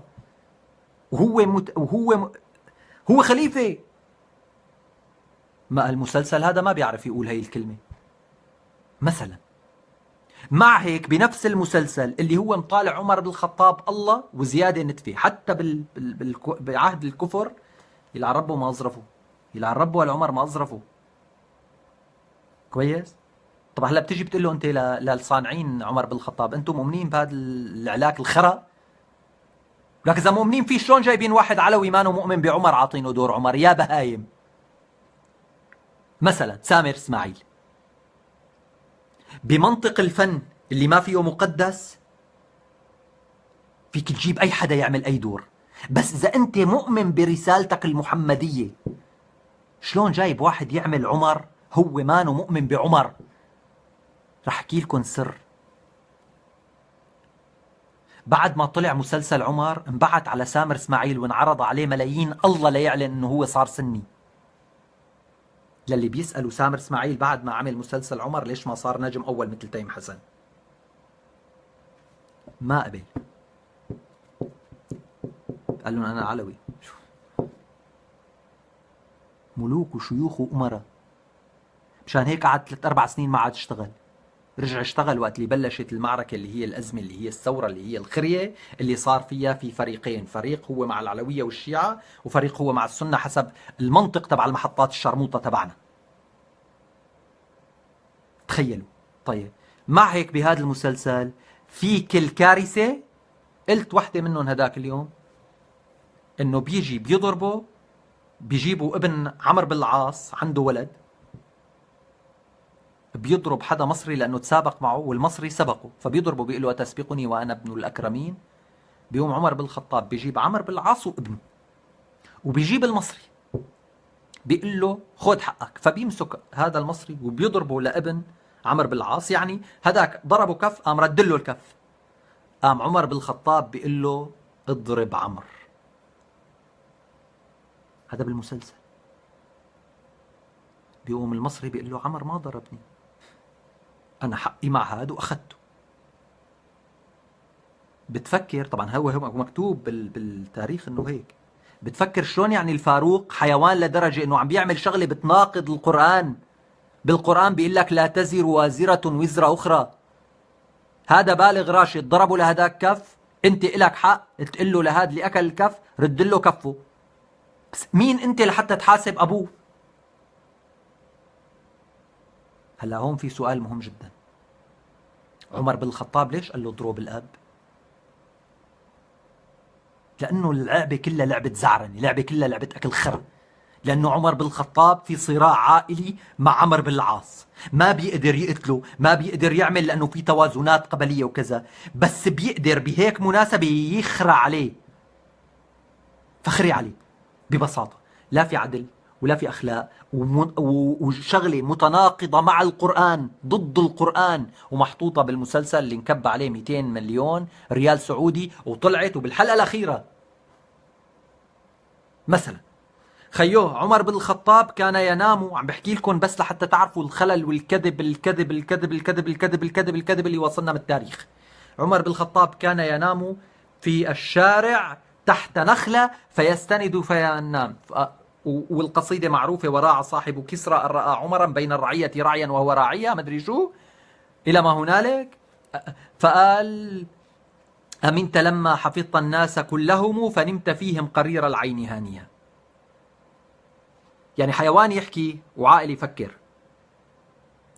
إذا افترضنا جدلا أنه عمر بن الخطاب أقام العدل جدلا، ألا يعني هذا أن عمر بن الخطاب ألزم كل المجرمين أن لا يمارسوا إجرامهم؟ مو هذا الطبيعي؟ مو الطبيعي. يعني عمر بن الخطاب صلح جينات الجنس البشري بعهده لدرجة انه ما عاد في حدا بيفكر بالاذى؟ ولا هو الزم العالم حدا مثل ما الزم ابن عمر حده؟ مفروض انه هو الزم العالم حدا. طيب شلون هو عم بينام بدون حراسة ومانو خايف من حدا من المجرمين يجي يقتله؟ هلا هو مانو خايف من المسلمين يجوا يقتلوه، فهمناها. مانو خايف من العالم العادية تيجي تقتله، فهمناها. هو شلون مانو خايف من المجرمين يجوا يقتلوه؟ سؤال. فانتم بتقولوا لي يعني شو، يعني انت شو رايك بالحكايه؟ بقول لكم واحد من الاثنين: يا هي الخبريه كلها خبريه خريه حقها نص فرنك، وهلا بعطيكم دليل يعني بياكد انه هاي النظريه قائمه. هلا بجوز ما بياكد النظريه 100%، بس هو بياكد انه هي نظريه قائمه. شو الدليل؟ عمر بن الخطاب اين اغتيل؟ اغتيل في المسجد في صلاه الفجر، ويقال وهو ساجد. طيب ببساطه، ألم يكن بيت عمر بن الخطاب معروفا في مكة؟ بلى كان البيت معروفا في مكة. خليفة المسلمين ببلد كلها هيك قد. كويس؟ طيب ألم يكن المسجد الذي يصلي فيه عمر بن الخطاب معروفا؟ ما نفهم، هو كان عنده مخابرات وعنده 500 قصر جمهوري وعنده 500 حدا وبيروح نهار بيصلي مثلا بالاسكندرية وتاني نهار بالحسكة؟ ما فهمت. لا، معروف البيت ومعروف الجامع. طيب في واحد ناوي يقتله لعمر بن الخطاب، شو اللي بيخلي هذا الحيوان اللي ناوي يقتله يجي يقتله في المسجد وهو ساجد؟ أليس الأسلم لهذا المجرم الداهية كما يوصف أبو لؤلؤة، أليس الأسلم لو أن عمر يسير بلا حراسة أن يقتله في الشارع؟ أليس الأسلم بلا في الشارع يا سيدي؟ أليس الأسلم الصبح عمر بن الخطاب بفيق من بيته وبيطلع باتجاه الجامع؟ كويس؟ أليس الأسلم أنه يكون لؤلؤة أبو لؤلؤة راكب على فرسه ويمر مثل الصاروخ من جنب عمر ويروح خارطه هذا السكين المسموم وخلصنا؟ على الأقل بيهرب. مو هذا الأسلم؟ ليش قتلوا في المسجد؟ لأنه عمر بن الخطاب منطقيا ما كان بيمشي بدون حراسة. منطقيا عقليا ما بيمشي بدون حراسة، وبالتالي لم يكن هناك مكان ليقتله إلا في المسجد وهو ساجد، بحيث أنه هن قالوا الله أكبر ونزلوا على الأرض، كان أبو لؤلؤة قاعد وراه بصف بصفين، نط خرطوا السكينة قتلوا. طيب طالما أبو لؤلؤة قرر أنه يقتله بالمسجد، تعرفوا شو يعني؟ بيقول لك علق علقة حرامي بالمولد. شو يعني حرامي بالمولد؟ يعني رح ياكل قتل ورح ينقتل. طيب أبو لؤلؤة معناته كان حاطط بباله أنه رح يقتل علي، رح يقتل عمر، وما عنده مشكلة يدفع حياته تمن ليقتل عمر. يعني هو لا كان جبان مثل ما بيوصفوه المسلمين، ولا كان خرا. كان عنده قضية مؤمن فيها لدرجة انه راح قتله وهو خليفة المسلمين بين المسلمين وهو متأكد انه راح يقتل. من يوم لهلا اعداء المسلمين مانن جبنا وبشخوا تحتهم بس يشوفوا المسلمين مثل ما بينحكى. امس حيوان اسمه العريفي طلع لي شوية فيديوهات عم بتقول انه الاسرائيليين حسب هو دراساته انه اليهود لم يخوضوا حربا في حياتهم على الاطلاق، دائما كانت توقع فيهم المذابح من عهد نبوخذ نصر لعهد هتلر لليوم. قال ليش؟ قال لانه هن جبن. عامل فيديو وحياة روحي لو اني مسلم واؤمن بالله وبالقرآن وبقتل الاخر اذا اساء للامة واعمل في الارض فسادا لقتلته، وحياة روحي على الفيديو هذا لحاله. عقد ما فيه كذب وافتراء ووساخة بتترسخ بعقلية العربي فبتقتل العربي المسلم. شوفوا شو قايل؟ قايل انه اليهود كانوا بيطلعوا بالدبابات بالانتفاضة اللي هي ما فيها سلاح، ما بينزلوا من الدبابة لحتى يشخوا ويخروا، فبياخذوا معهم اكياس بيعملوها بقلب الدبابة وبيوسخوا اواعيهم وبيوسخوا رفقاتهم من الرعبة. لك يا ابن الكلب، مين اللي هزم كل جيوش العرب كلها بأكملها ب 48؟ مين اللي هزم كل جيوش العرب بال 67 يا حيوان؟ مين اللي هزم أقوى 3 جيوش عربية ب 73 يا جحش؟ مين اللي قاعد بمنطقة بقلب العالم العربي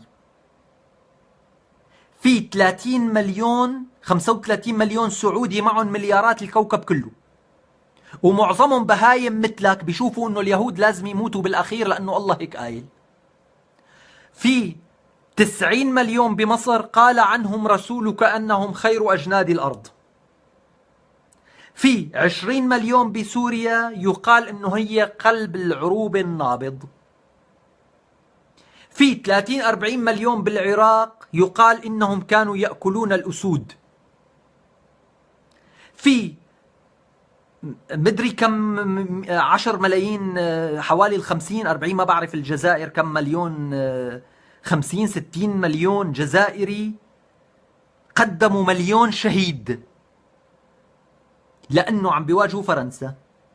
في عندك بالمغرب ناس بالعة أوروبا بالبيضة والتأشيرة، هيك حجم إسرائيل، ما فيها قوات أمريكية. فيها قواعد أمريكية، بقطر عندك قواعد أمريكية، بس ما اللي مأمنة جنود بجيش الدفاع الإسرائيلي. طيب شو اللي مأمنة لإسرائيل؟ إنه ما فيها أخوات شرموطة مثلك يا محمد العريفي، هذا المأمنة بس.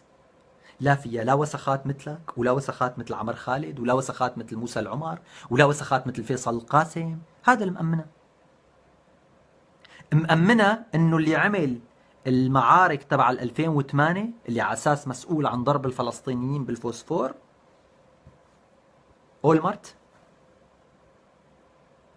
اليوم مسجون عم بياكل بالبلاستيك، لأن دولة ما فيها ناس آلهة عاملين حالهم ناطقين رسميين باسم الله وباسم محمد. إذا يا أصدقاء، كارثة هذا الدين أنه قتلنا كشعوب منذ 1400 سنة. في الفترة الأولى عندما كانت كما يقول ابن خلدون العصبية الأولى لهذه الدولة موجودة، عصبية المصلحة قبل أي عصبية، في شرط زماني كانت فيه الروم والفرس في مرحلة انحطاط وفي مرحلة اندثار، تجمع هذا الجيش على طريقة تجمع جيش هولاكو.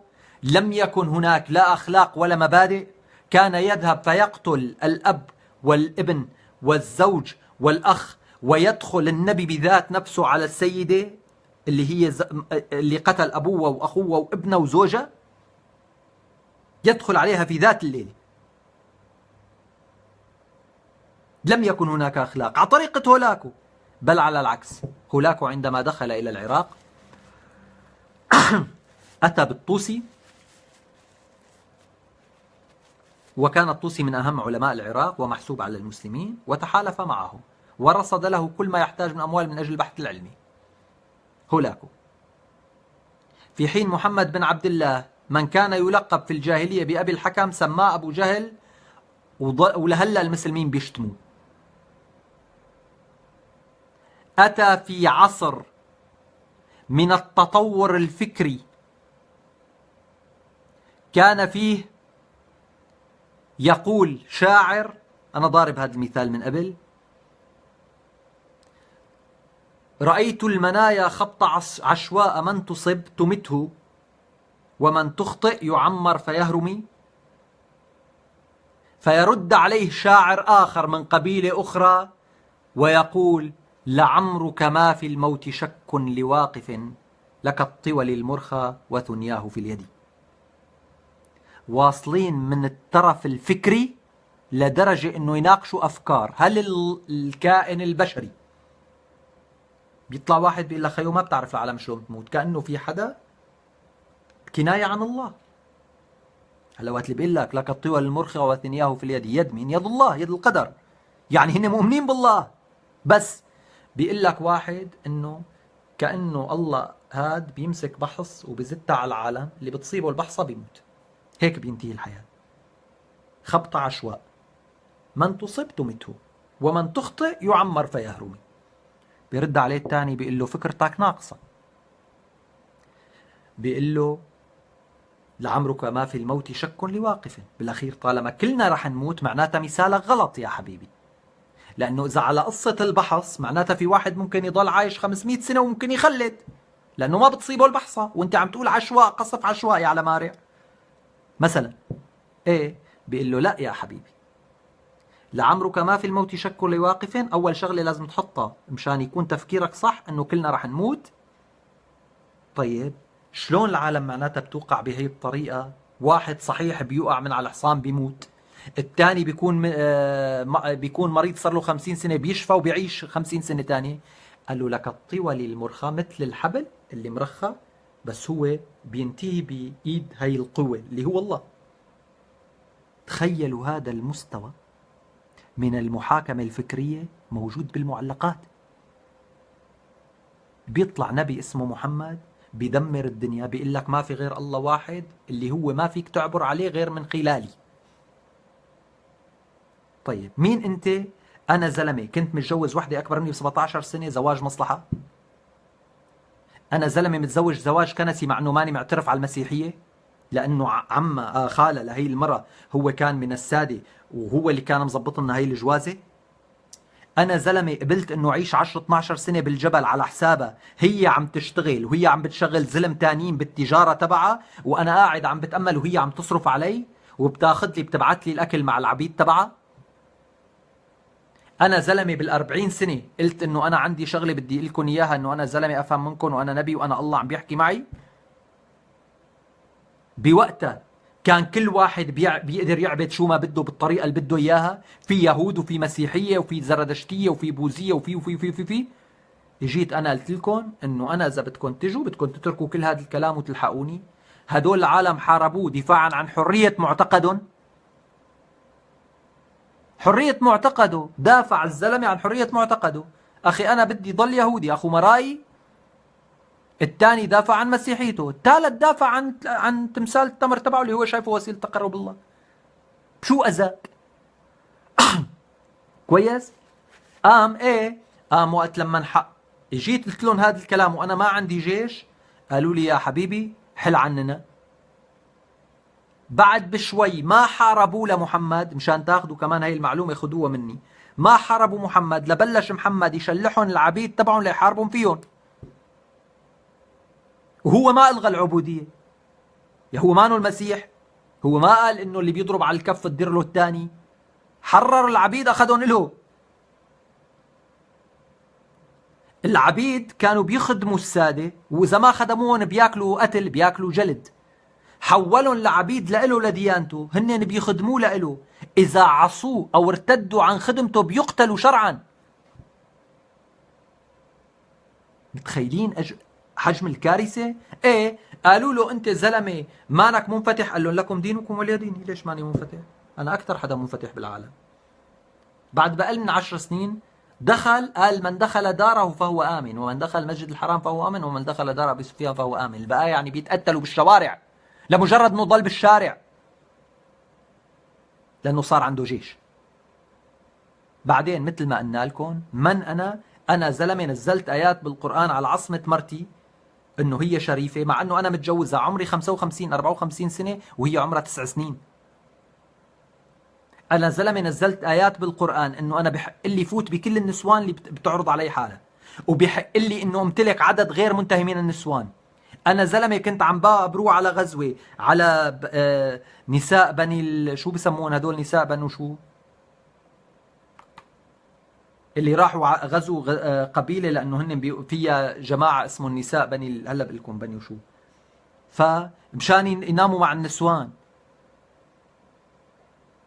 ايه بالاخير طلعنا بقران انه بالاخير منظومه القران مو منظومه اخلاقيه واضحه. لا يا حبيبي، فيها لكم دينكم ولي ديني، وفيها اقتلوا الكافرين حيث ثقفتموهم، وفيها انما جزاء الذين كذا يحاربون الله ورسوله ان كذا وكذا وكذا، وفيها فليؤتوا الجزية عن يد وهم صاغرون على اليهود والنصارى، وفيها حظ كارثي على الكره. طيب هل في أمثلة أخلاقية بالقصص والحكايات؟ كل قصص القرآن لا أخلاقية، حتى قصة يوسف قد ايه بتشوفوها ظريفة؟ بدي أسألكم سؤال بسيط، سؤال. لنفترض جدلا أنه أنا جاي اغتصب مرة، كويس؟ واجيت مسكت هذا التوب وبدي شقه، هلا مو في احتمال وأنا عم بشده هيك ينشأ من ورا؟ ولا هو ضروري لازم ينشأ من قدام؟ بالمنطق. طب هلا بيجي واحد بيقول لك انه اي والله فكره، بتقول له طيب ضيف على هي الفكره يا حبيبي انه بزمنهم كانت اذا بتشوفوا اللبس التاريخي كله الفتحه من ورا، وبالتالي شو هالحجه تبع انه اذا كان قميصه قد من قبل وقد من دبر؟ سؤال. بعدين هاي المرة لحقته وشقت له قميصه من ورا لينام معها؟ شو هاي الخرافة؟ في شي مانو منطقي. حتى عم بقول لكم بقصة يوسف، بعدين الله حرمه يوسف وضل عم بستناه مدري كم سنة. نساء بني الأصفر، شكرا غادة. بتمسك القصة بتلاقي ما فيها ولا شي منطقي، مع هيك فيها 10,000 خلل. قطعوا أصابيعهم لأنه شافوه من جماله.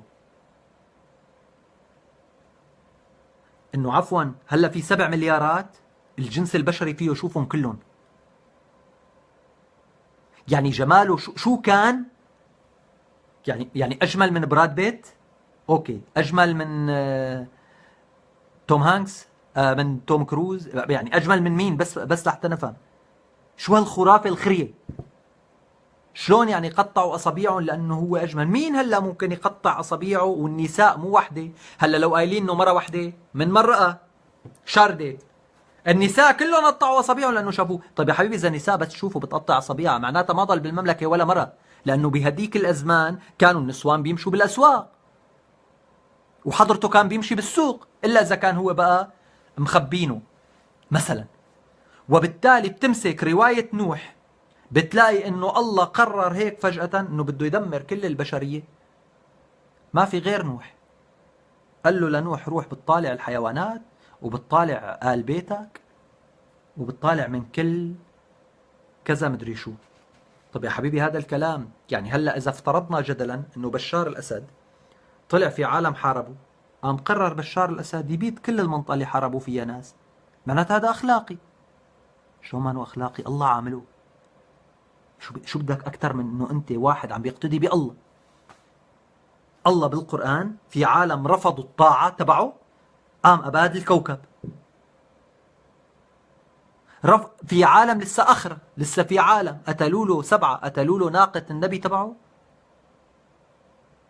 قام اباد المجموعه، اباد القوم تبع صالح. ايه، في عالم عملوا المثليه الجنسيه. طيب حضرة جنابك اساسا ليش مركب الاعضاء الجنسيه بطريقه انه بيزبط يدخل الذكر بالدبر؟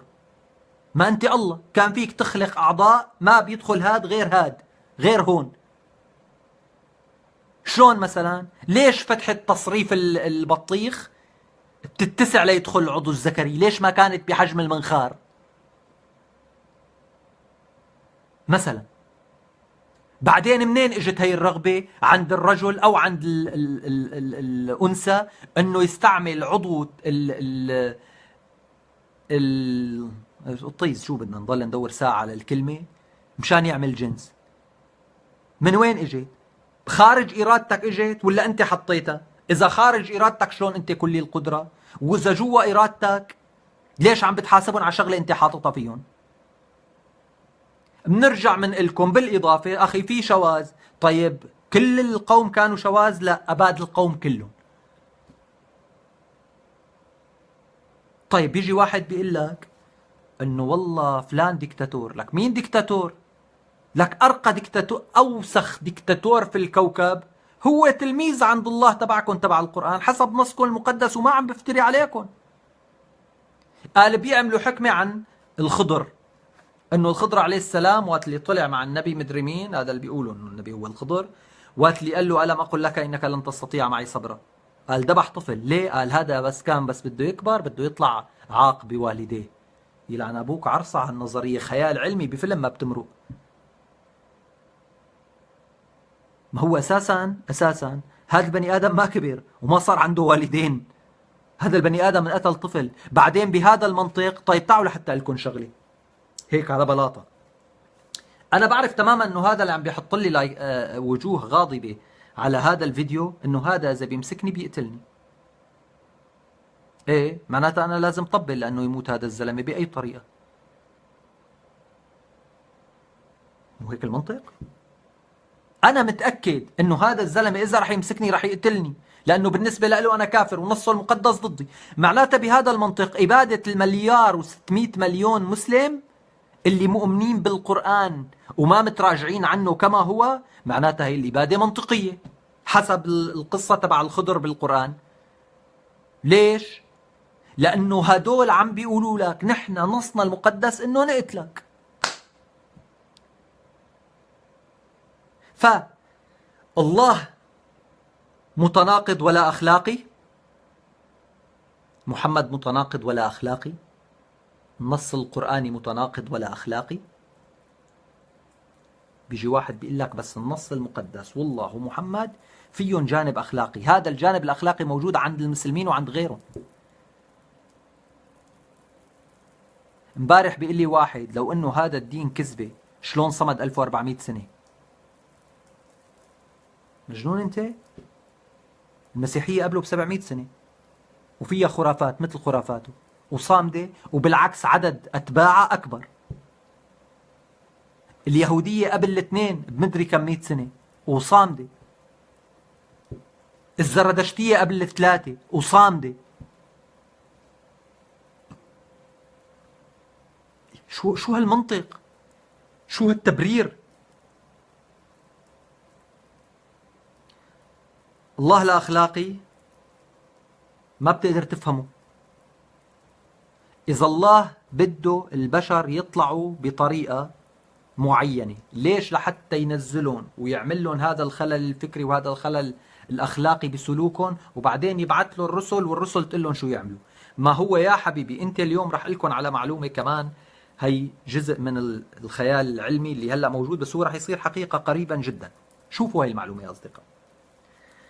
اليوم في مليارات الدولارات عم ترصد على أبحاث علمية بحيث أنه ما يضل في شيء اسمه شاشات عرض، لا تلفزيون ولا آيفون ولا كمبيوتر، ولا تختفي هي القصة الشاشات نهائي. شلون تختفي؟ قال في شرائح رح تكون مزروعة جوا الكائن البشري، مو برا، مو بالآيفون، مزروعة جوا الكائن البشري ومرتبطة بالدماغ. تخيلوا كل الإمكانيات اللي انتوا عندكم إياها اليوم بالإنترنت، طبعا بالإضافة لإمكانيات لا تحد أخرى. انت الشريحة بدل ما هي الشريحة اللي انت حاطة بالموبايل تبعك اللي هي جايبة هذا التردد جايبة الإشارة تبع الإنترنت، انت هي الشريحة نفسها موجودة بخلاياك. في واحد بيقول لك عن دينك شو عم تخبص؟ صايرة هي اللي عم بقول لك اياها صايرة، بس هلا في مليارات عم بينشغل عم تنكب مشان هي النظرية اللي هلا عم بتكلف $1,000,000 لحتى يصير واحد تنزرع له هي الشريحة اللي هي مرتبطة بإيد صناعية، لأنه واحد إيده مقطوعة ما في إيد، وهي في خشبة مركبة هيك وموصول فيه شغلة بتشبه الأعصاب موصولة بالأعصاب، وفي شريحة بالدماغ مزروعة. فهذا البني موجود، الكائن البشري موجود. اكتبوه على الانترنت. امبارح كان تقرير على الام بي سي المحطة نفسها اللي مطالع عمر خالد، قبل عمر خالد ب3 ساعات كان هذا الحكي، وحاطين اسمه للزلمة وين المختبر. طيب شو بيعمل هذا الزلمة؟ ايده مقطوعة من 20 سنة، ركبوا له اياها صار عنده ايد طبيعية، بحس، مو بس بحركها، لك بحس. ايه هلا في مليارات عم تنكب على الابحاث. شوفوا نحن وين عايشين وين عايشين. شوفوا الحيوان اللي قبل شوي عم حط لي وجوه غاضبه وين عايش، وهدول وين عايشين. شوفوا الحيوان اللي فقت الصبح لقيته باعت لي، طبعا انا ما كنت سابق، انا كاتب انه يا جماعه انا زلمه علماني لا ديني، لا حدا يبعث لي تهاني بالعيد، لانه انا اساسا لاني معترف بهذا العيد، لانه انا اساسا ماني مسلم. وثانيا أنا لا أعترف بأي عيد يمر في هذه المرحلة، لأنه أنا زلمة أكاد أنهار قهرا. وبالتالي إن كان هذا العيد وإن كان غيره، ما طالما المذبحة مستمرة علينا وعلى أهلنا ما فيني أحس بالعيد. هذا اللي كاتبه، لاني شاتم على محمد ولا باعت لي، حاطط هو على صفحته هذا المنشور تبعي، وحاطط شلون باعت لي رسالة إنه كس أمك عام إلحادك، كل عام وأنت بخير وكس أمك عام إلحادك. شوفوا هذا وين عايش هذا الكائن. الثاني دخل سبني وما خلى وما بقى انه انت مفكر حالك خرا وانت مفكر خرايا عليك وهذا الدين مستمر وكذا. هو وين قاعد؟ طلع قاعد بالسويد، موجود لساته على صفحتي، قاعد بالبلد اللي فيه نسبة اللادينيين أكثر من 50%، ويقال أكثر من 70%، بس أنا متأكد أنه أكثر من 50%، اللي هو السويد. متخيلين أنتوا؟ طيب هذا وين عايش؟ وهداك شو عم بيعمل؟ هداك عم بيركب شريحة للمقطوعة اجره مقطوعة ايده، صار مو بس بيمشي ومو بس بيستعمل ايده اذا مقطوع، بحس. طيب الشغلة الثانية انه عم تنكب مليارات الدولارات بحيث انه انت بعد شوي رح يصير عندك شريحة تنزرع داخل الجنس داخل الكائن البشري. هي الشريحة انت اذا بدك تشوف فيلم، قلت لكم هلا انت بتفتح على الانترنت بتكتب افلام حديثة مثلا على اليوتيوب، بقوم بيطلع لك كذا مليون فيلم، كذا ألف فيلم. مثلا بتكتب في برنامج اسمه بوب كورن، منهكر منه نحن مرات بعض الأفلام لأنه ما عندنا مصاري نشتري أفلام 3 و4 يورو، فهذا موقع بناخذ منه بعض الأفلام، طبعا بنهكرها لنشوفها كويس. وبالتالي يا شباب هذا الموقع بتحطه بتلاقي فيه 10,000 15 50 100,000 فيلم، ما بعرف لأنه أنا ما عن جد ما بعرف قد عدد الأفلام اللي بالبوب كورن. طيب بس كل ما فتحت بيضل عم بيطلع. انت بالقادم من الايام احتمال خلال 10 سنين انت لا بتفتح كمبيوتر ولا بتدور بهي الطريقة، انت بيخطر لك تشوف فيلم، بتقوم بس بتفكر انه بدك تشوف فيلم، بس بتفكر هيك، بيقوم بيطلع الداتا تبع هي الافلام كلها، بتطلع مو برا بتعرضها على الكاميرا، بتطلع جوا عيونك، انت بتغمض عيونك وبتشوف الفيلم. هذا واقع، هذا ما عاد خيال. طيب إذا الجنس البشري انتقل خلال 100 سنة فقط، 100 سنة، شو خلال 100 سنة؟ هذا العلم اللي هو علم الكترون، يعني علم الانترنت مثلا، هو ما صار له هلا 20 سنة 25 سنة، قد صار له الانترنت؟ ما بعرف. انتقل لمطرح انه صار بيقدر بعد بشوي ينحط شريحة بكل كائن بشري. بتعرفوا شو راح يعمل هذا الشيء يا شباب ويا صبايا؟ هذا الشيء راح يعمل نوعين من البشر مختلفين تماما. النوع اللي هو عنده هي الداتا، النوع المزود بهي المعلومات، النوع اللي انت بدال ما تتعلم اللغات على سبيل المثال للحصر، بدال ما تتعلمها عبر كل لغة بدها سنتين، انت بتتعلم كل لغات الكوكب ضمن هي الشريحة. شلون جوجل هلا تبع الترجمة؟ هاي وحدة من الشغلات. تخيلوا انه انت اذا صار هذا الكلام من هون ل10 سنين، انت بصير عندك المعلومات تبع كل اطباء الكوكب موجودة، كأنك انت جوجل. كل واحد فينا بيصير كأنه جوجل، يعني اللي بيوجعه ظهره بيصير دغري بفكر انه انا عم بوجعني ظهري، بيقوم بدماغه بيطلع انه انت مشكلتك يا كذا يا كذا يا كذا يا كذا. هلا بجوز بضل بده يروح على الدكتور مشان يحلل، مشان يعمل، مشان يبطخ، وما حدا بيعرف. بجوز بعد فترة بيصلوا لمطرح انه انت حتى على الدكتور ما تعود تروح. هي الافكار مجنونة. مشان هيك في عالم بيقول لك انه الجنس البشري سيدمر نفسه، ولكن هي الافكار هي اليوم عم بنشغل عليها، اليوم قابلة للعمل يا اصدقاء. بالعهد تبع محمد العريفي. هلا المفاجأة بقى انه اسرائيل اللي بيشخوا فيها اليهود على طريقة محمد العريفي، من الرعبة من محمد العريفي الحيوان، هي واحدة من أهم الدول اللي بتشتغل بهذا القطاع المعرفي. هي من أهم الدول بالتقدم التكنولوجي على مستوى الكوكب، بالتقدم العلمي. طيب ليش عم بقول لكم هذا الكلام؟ أخي الله إذا بده البشر يتعلموا، إذا أحسن البشر عند الله هن الحافظين القرآن، ما هلا بس إجت هي الشريحة صار كل البشر عند القرآن حافظين. بس هلا نحن مشكلتنا بحفظ القرآن، ولا مشكلتنا انه القرآن فيه شغلات ضد بعضها؟ مشكلتنا بحفظ القرآن ولا مشكلتنا انه شو اللي بدنا ننفذه؟ لكم دينكم ولا ديني، والا اين ثقفتموهم اقتلوهم. هون الكارثة. طيب اذا الله بده عنده نظرية فكرية وإنسانية وأخلاقية وبده البشر يمشوا عليها، هلا خلال 10 سنين بالتطور تبع الكترون، علم الكترون وعلم الانترنت والى ما هنالك، وصلنا لمطرح انه انت صار عندك شريحة بتنزرع بدماغك بتزودك بالمعلومات. كويس؟ طيب هذا الله كامل القدرة، ليش ما انه حاطط بالبشر هي الطبيعة؟ ليش ما انه حاطط هي الشرائح؟ لانه حتى هذا السؤال غبي. ليش هذا السؤال غبي؟ لانه اي اساس مبني غلط، كل شيء بينبنى، اي فرضية مبنية غلط، كل شيء بعدين بينبنى عليها هو حكما غلط. حكما.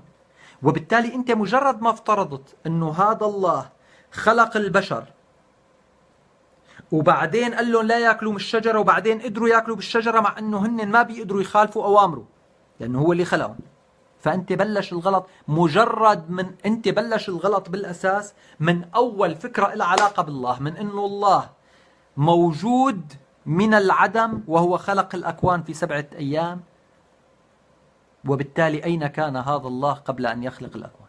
هي من هنيك بلش الغلط. هلا بعدين بتجي عندك 10 ملايين سؤال، بس هن حتى الاسئله اسئله غبيه وساذجه. ليش؟ لانه انت عم تبنيهم على اساس غلط، عم تبنيهم على انه في اله موجود حسب الديانه الاسلاميه او حسب الديانه المسيحيه وحسب الديانه اليهوديه، وهي الفرضيه غلط لانه الله ليس موجود بهي الطريقه. نحن اذا كان الله موجود فلا نملك حتى الان ما يكفي، مو لا نعرفه. لك يا جماعة، لك لسه عم بيكتشفوا امبارح اكتشاف الخطير اللي بياخذ الكوكب بالمجرة تبعنا، الكواكب تبعنا، بالتسعة صاروا 10. قال ليش؟ قال والله كان متخبي وراها.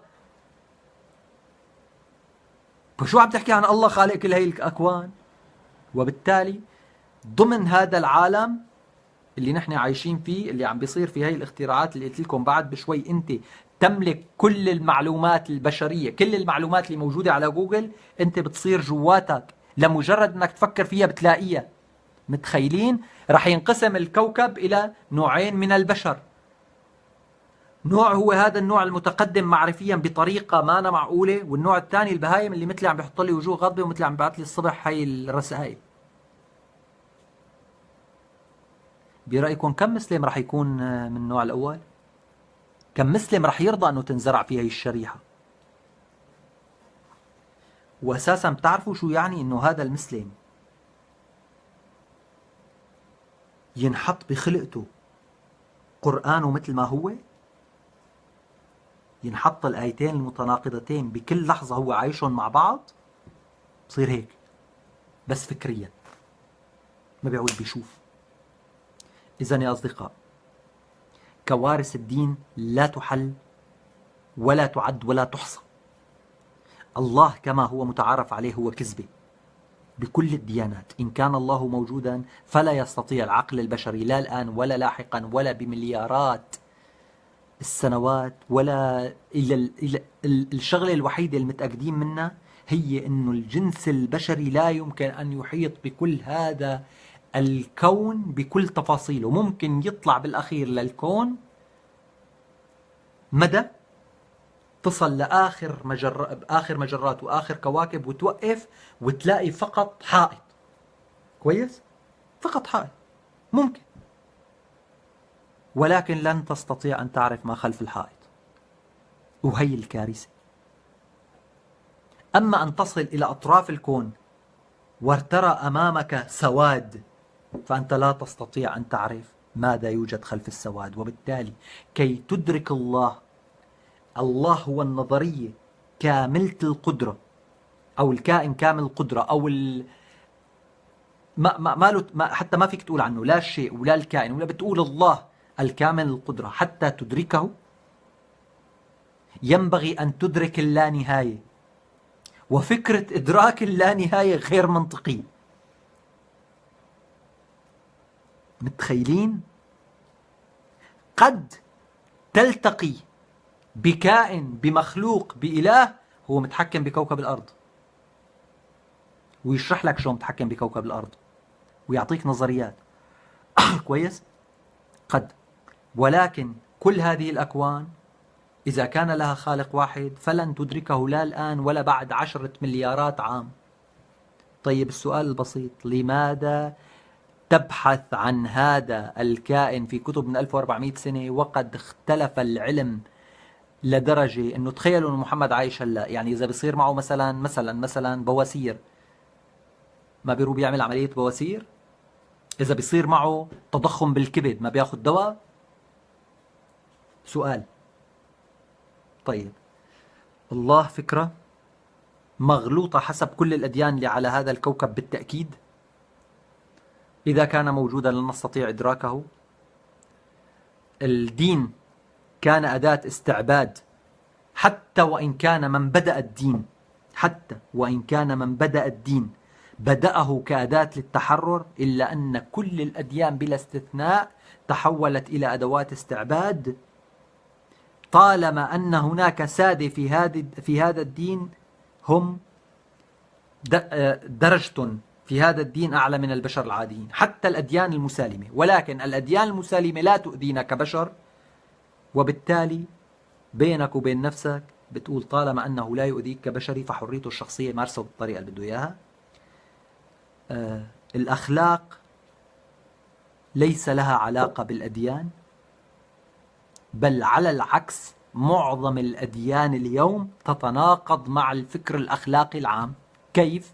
لأن الأديان بمعظمها تقول أن هناك كائنات متفوقة على كائنات أخرى لمجرد أنها تعتنق هذه الأفكار الدينية الساذجة والسطحية في الغالب. لمجرد هذا الأمر فالدين هو أداة تمييز بين البشر. لا يوجد دين يقول إنه كل البشر بلا استثناء سيعاملون بنفس الطريقة أو هم مقربون من الله بنفس الطريقة. كل دين بشد الحاف على صوبه. إذن الأخلاق اليوم هي أرقى من الأديان. لماذا؟ لأن الأخلاق العامة اليوم على كوكب الأرض هي نتيجة تطور الفكر البشري منذ بدء التاريخ إلى يومنا الحالي، مرورا بكل تيارات البشرية الفكرية والسياسية والثقافية والاجتماعية والعلمية وإلى ما هنالك. الأخلاق اليوم هي نتيجة هذا التطور، وضمن الأخلاق في أشياء موجودة بالإسلام وأشياء موجودة بالمسيحية وإلى ما. يعني أنت تشبه القصة أنه أنت عندك أدوات، أنت سباك حداد ألمنيوم ما بعرف مصلح سيارات. كويس؟ هلا كل واحد من مصلحين السيارات بالعالم عنده مفكات، عنده كذا عنده كذا. أنت اليوم أشبه بكائن ما في مفك موجود بوحدة من هي الورشات اللي عندك نسخة منه، وبالتالي حكما أنت بالأخير عامل مثل المجمع اللي بيحتوي كل هي الأدوات، وبالتالي أنت حكما كأخلاق عامة متطور أكثر من الأديان اللي هي ما بتاخذ أخلاق غير من أبناء هذا الدين، وبالغالب من مؤسس هذا الدين اللي بلش كمصلح وانتهى كديكتاتور، إلا إن قتل قبل أن يتم ذلك. يعني إن حدث به ما حدث لعيسى بن مريم، هو لساته بمرحلة نشر هذا مسكوه قالوا تعال عن ربنا، فهذا لم يتطور إلى أن يصل لديكتاتور. وهذا سر امتداد المسيحية إلى يومنا هذا بهذه الطريقة، وسر أن المسيحية ستبقى على الأغلب هي الديانة الأكثر انتشارا على كوكب الأرض، لأن سيدها لم يصل إلى مرحلة، أو مصلحها الذي ابتكرها لم يصل إلى مرحلة أن يصبح حاكما وإمبراطورا أو ملكا أو قائدا، بحيث أنه يعمل صلاحياته. مثل ما قلنا لكم بتبلش محمد انه ياخذ تعال نفكر بفكره من خارج الصندوق، بتقفل انه الصندوق اللي كان مساحته قد مساحه الكوكب صار قد مساحه علبه الكبريت، واللي بيفكر براته بيقتل. طيب اذا لا علاقه للاخلاق كما قلنا بالدين. عن الحقيقة والخرافة حكينا كتير، وبعرف انه ما مهم يكون الكلام مترابط، بس هي نحن كل جزئية بحد ذاتها بيتفكر فيها لحالها. مشان هيك نحن هلا بالاخير بالتوتال العام اللي عنده ما يكفي من الوعي هو ربط هاي الأفكار ببعضها وطلع بنظرية شلون نشأت الدين، نشأت الأديان، وشلون نشأت فكرة الله، وشلون ليش اجت الملائكة وليش اجت. وهدول كلهم مثل ما قلنا لكم، كما أن الله لا يمكن إدراكه 100%. شكرا صديقي غياث. لا يمكن إدراك عدم وجوده 100%، لأنك لا تستطيع أن تثبت قطعيا عدم وجود شيء طالما أن هذا الشيء ليس له أوصاف معينة وليس موجود في مكان معين. يعني أنت إذا عم بتقلي هل في هذه الغرفة آيفون كويس، أنا بقدر بالأخير بنكت الغرفة وبقول لك لا. ولكن إذا أنت عم بتقلي على شغلة مانك معرفة فأنا ما بقدر بنفي وجودها. وبالتالي الله بالشكل المادي حكما مانو موجود، بالشكل اللي بيقولوه الأديان حكما مانو موجود، ولكن نفيه طالما هو ليس له أساس ثابت كمان غير ممكن. عن الحقيقة والخرافة حكينا أنه كل القصة كلها خرافات، كلها من بدأت نشأة الله. لأنه شو هي الخرافة؟ شو تعريف الخرافة؟ الكلام الذي لا يقبله العقل. الخرافة والأسطورة هما الأشياء الخارقة للطبيعة والخارقة للقدرات العقلية، أو مو الخارقة للقدرات العقلية، التي تتعارض مع القدرات العقلية ومع المنطق الطبيعي. فأنت مجرد ما تقلي أنه الله كان موجودا منذ الأزل وحتى الأبد سيبقى، وبتقلي أنه هذا الله أوجد الكون واستوى على العرش وكأنه كان في مكان واحد خارج هذه الأكوان التي أنت تقول أنها تشمل كل شيء، وبالتالي بدأت الخرافة من هناك. وأما الحقيقة فكما قلت أننا بشر، الشيء الوحيد الثابت أننا لا نعرف عن هذا الكون إلا القليل جدا. بيطلع لك واحد هلا متفهمين بيقول لك إيه الله قال وما أوتيتم من العلم إلا قليلا، بتقول له يا حبيبي هي النظرية مو الله لحاله الآلة، هي مو محمد اللي جابها، هي النظرية موجودة من بدء الجنس البشري. وبالتالي انت ما فيك تقلي، اذا بدك تقلي انه اللي جابها محمد بقول لك معناتها اللي قالها قبله لمحمد معناتها هو لازم يكون نبيه لمحمد، واثبات على انه اللي قبله اهم منه. هي حقائق مشتركة. طيب عن الكذب والصدق مثل ما قلنا لكم، اذا بتمسكوا كل هي الروايات بتلاقوها اللي موجودة بالأديان أو 99% منها هي بتلاقوها الكذب فيها جهارا نهارا. يعني انه هذا الزلمة ركب على مدري شو، طلع شاف الله، حكى مع الله. في أكذب من هيك؟ إذا راح شاف الله ليش ما وصف لنا إياه؟ ليش ما قالنا شو هو؟ ليش ما قالنا شو كينونته؟ ليش ما قالنا ليش بده إياه الله؟ وأساسا ليش أخذوا الله لعنده؟ ليه لحتى ياخذوا؟ ليش لحتى يعطيه الصلاحية؟ 10 ملايين كذبة بالقرآن، و10 ملايين كذبة بالإنجيل، و10 ملايين كذبة بالتوراة، و10 ملايين كذبة بكل دين، حتى عن الصحابة كل كذبة ما إلى رب. الخلاصة يا أصدقاء، ما دام الدين بجملتين، ما دام الدين لا يتجاوز حد السلوك الشخصي الروحاني، فأنا كشخص لا مشكلة لي مع هذا الدين. وإن كان لدي صديق ينتمي إلى دين لا يتجاوز حدود العبادة الشخصية، فأنا سأهنئه عندما يكون سعيدا، في حال أنا كان وضعي النفسي أو وضع قومي، وضع أهلي ووضع بلدي منيح. فأنا إذا عندي رفيق مسيحي وأنا بعرف أنه المسيحية خالصة من كل ما يدعو إلى كره الآخر، فأنا رح أقول له لرفيقي ميري كريسمس، لأنه هذا الدين ما بيأذي الآخر وما بيتطاول على إطار العبادة الشخصية. أما كل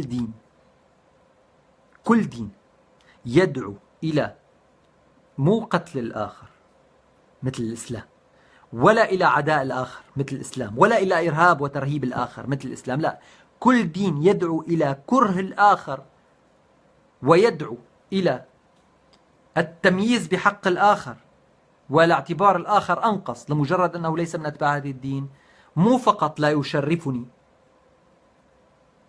أن أهنئ صاحبه أو أتابعه بعيد، أو أن أعزيه بمناسبة دينية حزينة عنده، لا، أنا سأحارب هذا الدين لأنه هو من بدأ العداء تجاهي حسب نصه الديني. جل ما أتمناه أن يتخلص الإسلام من هذه التناقضات الكارثية في الأساطير، أن يتحول الإسلام من أداة قتل، أداة كره، أداة إرهاب، إلى ديانة بدك توقف وتصلي وتسجد بهي الطريقة وتعمل، هاي حريتك. بدك تصوم، هاي حريتك. بس حتى ريحة تمك ما أنا حريتك إنه أنت تكون عم تشتغل معي بالعمل وتجي تحكيني فأنا أحس فاجرة بلاليع بمكان ما مصلح فيه البلاليع من 10,000 سنة. ما أنا حرية هي. بدك تصوم حريتك، بدك تصلي حريتك، بدك تروح على الحج الله ييسر لك. ولكن طالما أنت وأنت عم بتصلي عم تقرأ آيات لكرهي، عم تقرأ آيات هي ضد الأخلاق، عندك مشكلة بهذا الدين. بيجي واحد بيقول لي عماد أنت كتير كرهان الإسلام، ليش ما بتحكي على الأديان الأخرى؟ بقول له يا حبيبي، نحن بالمنطق الطبيعي بنقول إنه نحن ضد الاغتصاب أن كان مرتكبه، ولكن اللي بنرفع عليه دعوة من لاحقه هو اللي عنا وثائق إنه مغتصب حدا نحن بنعرفه. هذا اللي بيعنينا إنه نحاسبه، هذا اللي عنا عليه وثائق، هذا اللي بقاؤه فلتان بيؤدي لاغتصابات أخرى بمناطقنا. في حين أنا بتقلي إنه والله في دين بالهند بيدعو لقتل الآخر، بقول لك أنا ضده بدون ما أعرف شو هو هذا الدين وبدون ما أعرف تفاصيله. بتقلي أروح أعرف تفاصيله، بقول لك يا حبيبي لخلص أنا مجتمعي. يعني واحد بده ينظف الهند قبل ما ينظف بيته؟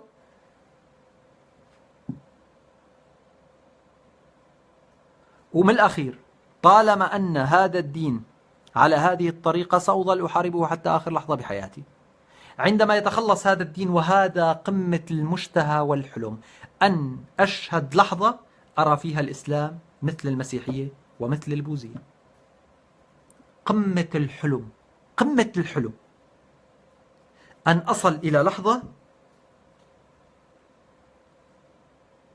أشعر أن روحي تحس بالسلام عندما أرى خطابا دينيا على التلفاز لشيخ مسلم. أنا حتى اليوم لم أرى رجلا يخطب خطابا إسلاميا إلا وشعرت أن هذا الكون بأكمله يجثم على صدري، حتى الأكثر انفتاحا. بيقولوا لك عدنان إبراهيم هذا منفتح، هذا مدري شو، قال قاعد عم بيحكي على الخرافة وعلى الجن، قام بعدين قال الجن موجودين وشافوهم وعملوا وسووا كذا وبطخوا، وبالطريقة العربية. يعني ليته، يعني أنا مرة سئلت عن الجن، قالوا لي بتؤمن بالجن؟ قلت لهم بالطريقة الدينية لا، ولكن لا يمكن نفي وجود الجن. قاموا قالوا لي شلون؟ قلت لهم يا أصدقاء، نحن عنا حواس 5، هي اللمس، الرؤية، السمع، الشم، شو الخامسة؟ تخيلوا انه نسيناها، التذوق. هدول الحواس 5.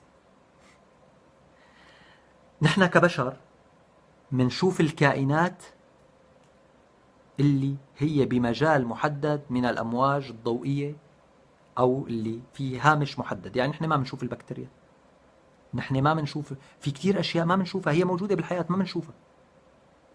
طيب إذا حاسة الرؤية ممكن يكون في كائن وهو هربان منها. طيب حاسة السمع، نحن بنسمع بين 5000 هرتز وال20,000 هرتز، تحت 5000 ما بنسمع وفوق 20,000 ما بنسمع، وبالتالي ممكن يكون في كائنات حية وإلها أصوات ونحن ما بنسمعها.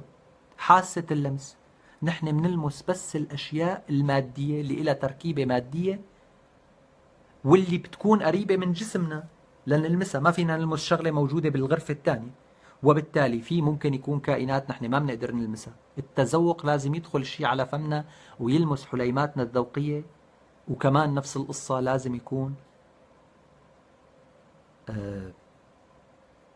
يعني لازم يكون هذا الشيء هو جواتنا لسه، يعني لسه أكثر من لمس. الشم، في كتير أشياء نحن ما بنشمها وهي موجودة، وهي في أشياء مدمرة نحن ما بنشمها. يعني الغاز اللي بنستعمله بالبيوت هو له ريحة؟ أنتوا تفكروا له ريحة؟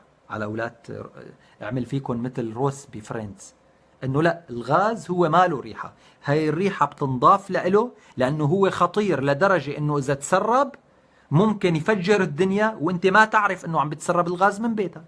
فهذا الغاز اللي بالجرة هو بتنضف له الريحة إضافة. طيب معناته نحن ممكن يكون في كائنات لا منشوفها ولا منسمعها ولا منشمها ولا منتذوقها ولا منلمسها، فليش لحتى نحن نقول انه احتمال وجود الجن معدوم؟ هلا السؤال شو هو الجن؟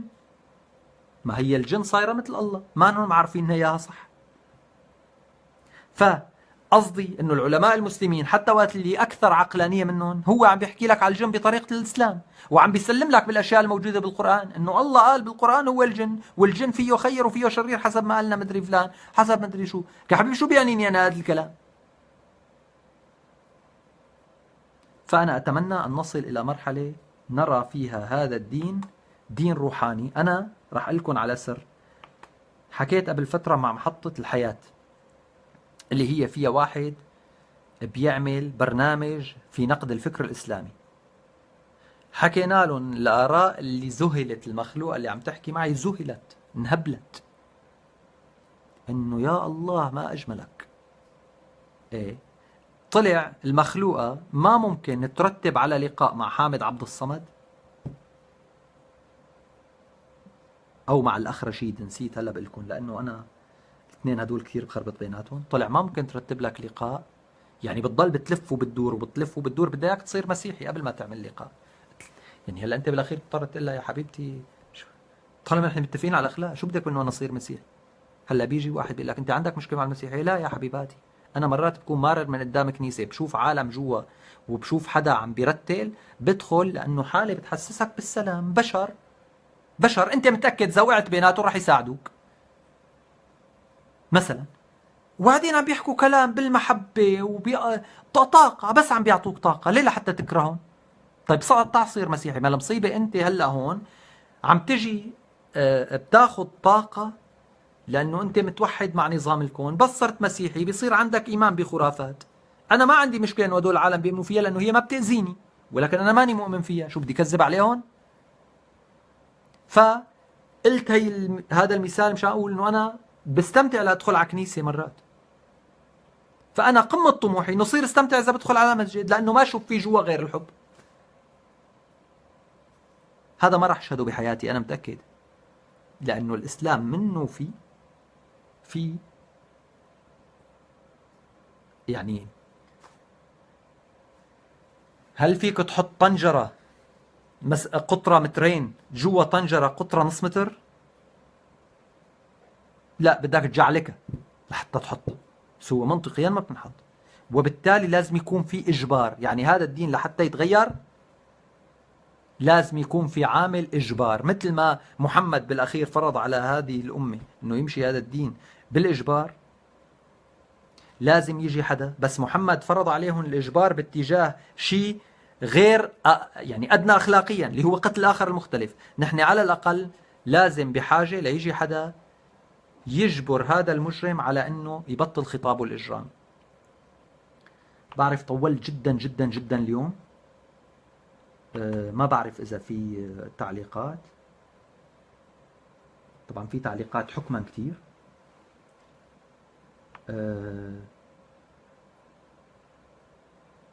اسمحوا لي رح اقرا شوية تعليقات مشان شو يعني انا الحقيقة مرات بحس كمان هيك بشي مانو منيح اذا انا نهيت الفيديو وسكرت بدون ما احاول اقرا التعليقات، خشية من انه يكون في شي تعليق يعني لازم نوقف عنده، وبنفس الوقت يعني يا ريت انه انا قاعد معكم وعم نحكي هذا الكلام وتسالوني وتقاطعوني وارجع احكي ونطور الفكره مع بعض، بس للاسف لهلا ما عندنا هي الاليه. أه يا اصدقاء بدي ركز على شغله مشان الايام القادمه اذا ضلينا عم نعمل هي الفيديوهات باي اتجاه. بالتعليقات ارجوكم نحاول قدر الامكان انه التعليق ما يكون مرتبط بالجمله اللي انا عم بحكيها انت عم بتعلق عليها بوقتها. يعني مثلا هلا انا بقرا هون الاصدقاء، طبعا في اسئله انا عم بسالها اكيد اللي بيردوا علي شكرا. يعني مثلا انا وقت اللي سالت انه مين النساء، قالت لي الصديقه غاده اليوسف نساء بني الاصفر مثلا. ف بعد بشوي وقت اللي قلنا على الرسول او النبي او اللي هو الخضر، طلع حدا قال الخضر ذبح ولد، طبعا مثل ما قال جان انا حكيت الحكايه. فبس قصدي بعض التعليقات الاخرى خلينا نعمل القصه بحيث انه انا بس اقراها افهم عن شو عم نحكي. يعني حدا عم بيقول لي الاكوان الموازيه، عن شو ما بعرف. صديقنا جان حمو.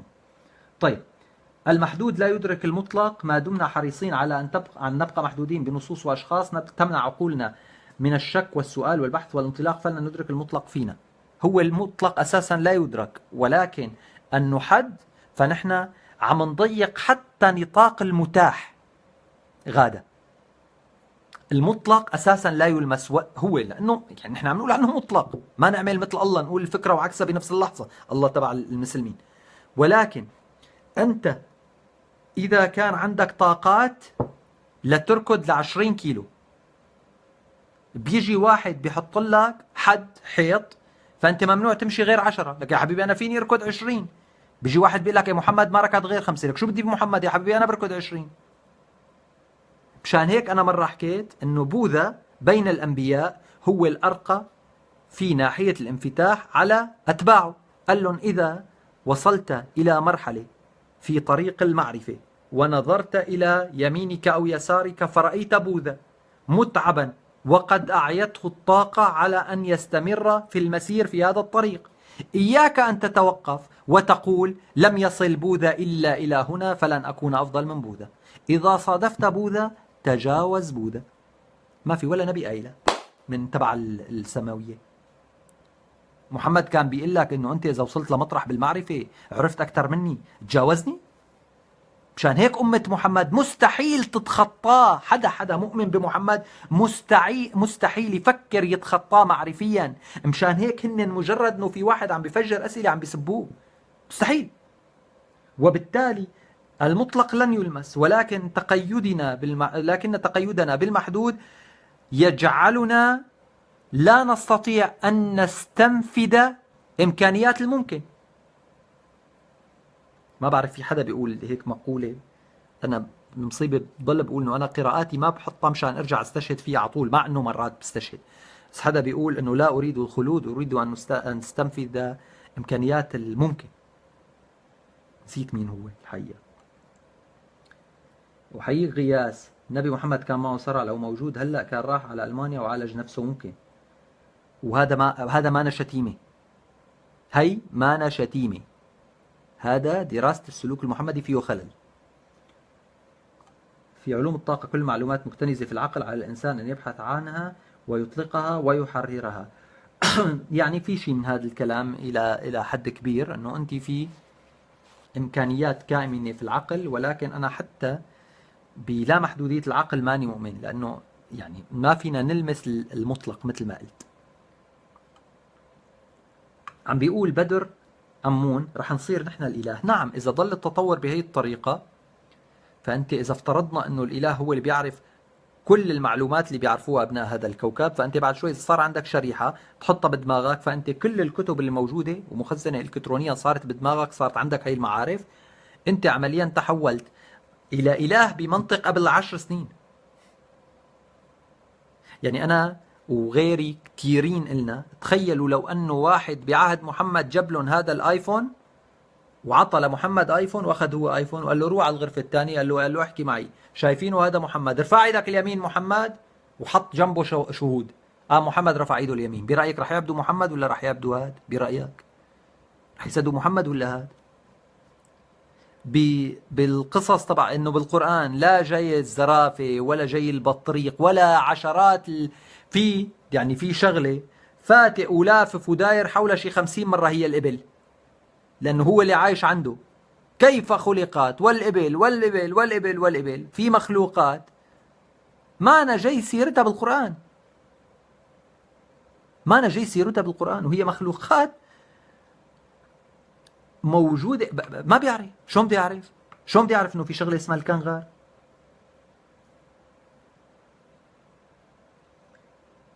طيب بنرجع بنقول انت دارس لغة عربية واكيد قارئ القرآن، بدي رأيك ببلاغة القرآن، كيف لمحمد ان يمتلك هذا المستوى الواحد من البلاغة؟ شوف يا صديقي ناصر عيسى، احدى كوارث الكذبات التي تمارس على الأمة العربية والإسلامية انه القرآن كان متفوقا على باقي القول العربي.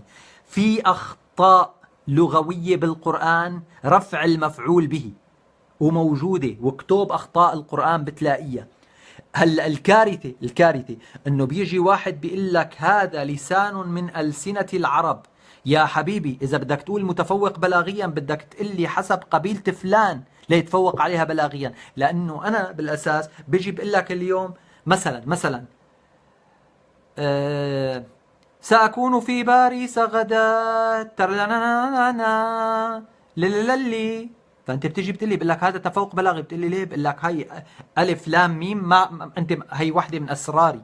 لك شلون يعني من اسرارك؟ انت حط لي اياها بالقران انا برددها.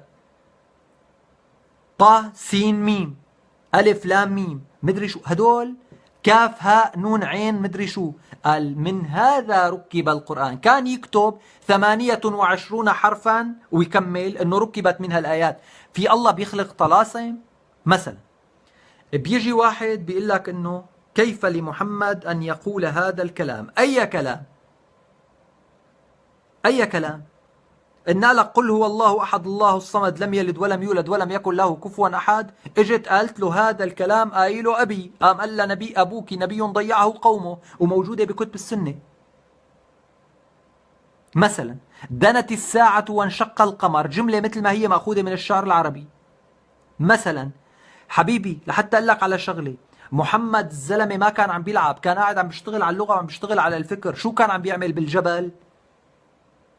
منين بيعرف محمد سلمان الفارسي؟ كان في محاولة ترجمة للإنجيل، للعهد القديم والعهد الجديد، للتوراة والإنجيل إلى اللغة العربية، وكان من القائمين على هذا المشروع ورقة بن نوفل والراهب بحيرة، هن اللي صنعوا محمد، وسلمان الفارسي ساهم بصناعته. بعد أن مات ورقة بن نوفل والراهب بحيرة، عندما صار سلمان الفارسي هو مصدر التشريع اللي هي المرحلة المدنية والمرحلة المدنية المتأخرة، لم يعد هناك أي شيء له علاقة لا بالقصص ولا بالبلاغة. اتجه القرآن بأكمله إلى التنظير في الإدارة. صار يحكى عن طريقة الوراثة وعن طريقة العقود، وهي كلها شو؟ منجزات دولة فارس اللي جاي منها سلمان الفارسي. لم ينزل الوحي على الرسول بعد أن مات ورقة بن نوفل لمدة 6 إلى 8 أشهر. نسيت المعلومة بدقة بس هي بين 6 و8 أشهر. كمان جوجلوها، واللي بيطلع بجوجلها وبيطلع كلامه خطأ يرجع لي، أنا ماني رايح، ما عم بختفي. أنا ماني حدا ميت قبل 1400 سنة فيني كذب عليكم وامشي موت.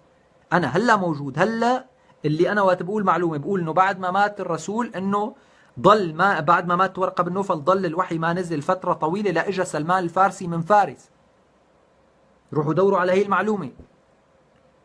اللي حل مشكلة المسلمين بغزوة الخندق كانوا جايين قوات فيهم يلعنوا دينهم للقوات الإسلامية. اللي حل المشكلة سلمان الفارسي، وهذا بتقوله كتب السنة وبكل التفاسير موجودة المعلومة، انه قال له نحن الفرس اذا حوصرنا تخندقنا. فسخر بعض الصحابة انه شو تحفر خندق، مجنون انت؟ قال لهم تفضلوا اشتغلوا، مجانين انتوا، هذا اللي بيعرف دولة، هذا اللي عنده جيش اسمه جيش الفرس، عملوا الخندق. فانت مفكر انه القرآن فيه بلاغة؟ يعني هلا بدي اسألك سؤال، مثلا انت شو شاهدك انه القرآن هو الارقى معرفيا؟ شوف، انت اليوم بتقول اعترف به العرب اللي كانوا بعصره. يا حبيبي العرب اللي كانوا بعصره ضلوا عم بيقاتلوا لمحمد لمات محمد. يا حبيبي قالوا لك انه في ناس مدحوا القرآن وقالوا ما اعذبه وما اطراه وما مدري شو. يا حبيبي لانه القرآن اجى بفترة بلش يحكيهم. يعني انت هلا العالم راكده على يسر دولة يا حبيبي. في ناس راكده على يسر دولة، انه بالنسبة لهم هذا شعر. ليه؟ ليه؟ لأنه هن كانوا مثلا بعصر عم بينحكى، قلت لك، بمستوى متطور جدا من الفكر، وبينحكى بالمعرفة، وبينحكى بالصراعات، وبينحكى بالفخر، وبينحكى بالرثاء. اجاهم واحد شو قال لهم؟ قال لهم: وأما اليتيم فلا تقهر، وأما السائل فلا تنهر، وأما بنعمة ربك فحدث. طيب مين اللي ركض على القرآن وآمن ببلاغته؟ العبيد والفقراء ورفقاته لمحمد اللي كانوا متقاسمين معه الطبخة. هدول اللي آمنوا بالقرآن. أما سادة العرب اللي كانوا شعراء وكانوا أدباء وكانوا أمراء، كلهم قالوا هذا الكلام أساطير الأولين بعيدة علينا. قلنا لك في أخطاء لغوية. اليوم تحكي مع شيخ ما بيعرف يبرر الموضوع، كتب هلا أخطاء لغوية في القرآن، بيطلع لك هذا الشيخ نايك مدري شو اسمه، ذاكر نايك شو اسمه، اللي هني محمد سد على الله أكبر. بيطلع لك شو بيقول لك؟ بيقول لك هذا من علامات انه محمد كان منفتح على القبائل، وبالتالي بلغة العرب كان في لغات متعددة. بكل لغات العرب ما في حدا بينصب الفاعل وبيرفع المفعول به. والكارثة إذا الآية أخذتها خارج هذا السياق بتكون لعند دين القرآن. قال بيقول لك لسان العرب. أنت دريان؟ أنت ذاكر نايك قريان لسان العرب؟ شو بعرفك على هذا العلاق المصدي؟ بعدين مفروض لسان عربي فصيح فيه كوارث. بعدين في صديقنا غيث التميمي عمل محاضرة أو أكثر من محاضرة عن أنه القرآن أساسا لم يكن مقدسا لا عند الرسول ولا عند الصحابة الأوائل، وإلا لماذا لم يجمعوه إلا في عهد عثمان؟ سؤال: إذا كان الله حافظ القرآن من الضياع، أقرر عثمان أن الله ممكن أن ينسى فقرر حفظه؟ حدا بيقدر يشرح لك ليش تركبت آيات القرآن بهي الطريقة؟ ليش ما رتبوا لنا إياها حسب النزول؟ بدنا الآيات حسب النزول. لأنه إذا شفت الآيات حسب النزول بتكتشف أنه واحد بلش عم بيقول أنا رب السلام، وقفل بأنه أنا بدي يلعن ربه اللي واقف ضدي. أما عن البلاغة اللي أنت شايفها بلاغة، أنا بشوف محمود درويش أبلغ من القرآن يا حبيبي، وبشوف المتنبي أبلغ من مر باللغة العربية عبر التاريخ. مو بس بلاغيا وفقه اللغة وشو ما بدك. في آيات مكررة مثل ما هي ببعض الآيات بالقرآن بتقلي بلاغيا: قل يا أيها الكافرون لا أعبد ما تعبدون ولا أنتم عابدون ما أعبد ولا أنا عابد ما عبدتم ولا أنتم عابدون ما أعبد. مكررة مثل ما هي. عندك لازمة في حدا شاعر بالعالم بلاغي بيعيد لازمة معينة: والله غفور الغفار التواب الرحيم الجبار الرحمن الرحيم، من عادي 10 ملايين مرة. كل 3/4 ختام الآيات هن من هدول الأوصاف اللي هن بعدين سموها أسماء الله الحسنى، بتنعاد نفسها. أفلا يعقلون أفلا يتفكرون، وبيعتبروها أنه حبيبي قالت العرب البلاغة في الإيجاز. أنت يكفي أفلا يتفكرون وحده بالقرآن لحتى يكون القرآن بليغ، بس أنت عندك 10,000 أفلا يتفكرون وأفلا يعقلون، هذا ما اسمه بلاغة. ولكن الكارثة أن لا أحد يتجرأ على مواجهتكم بهذه الحقيقة.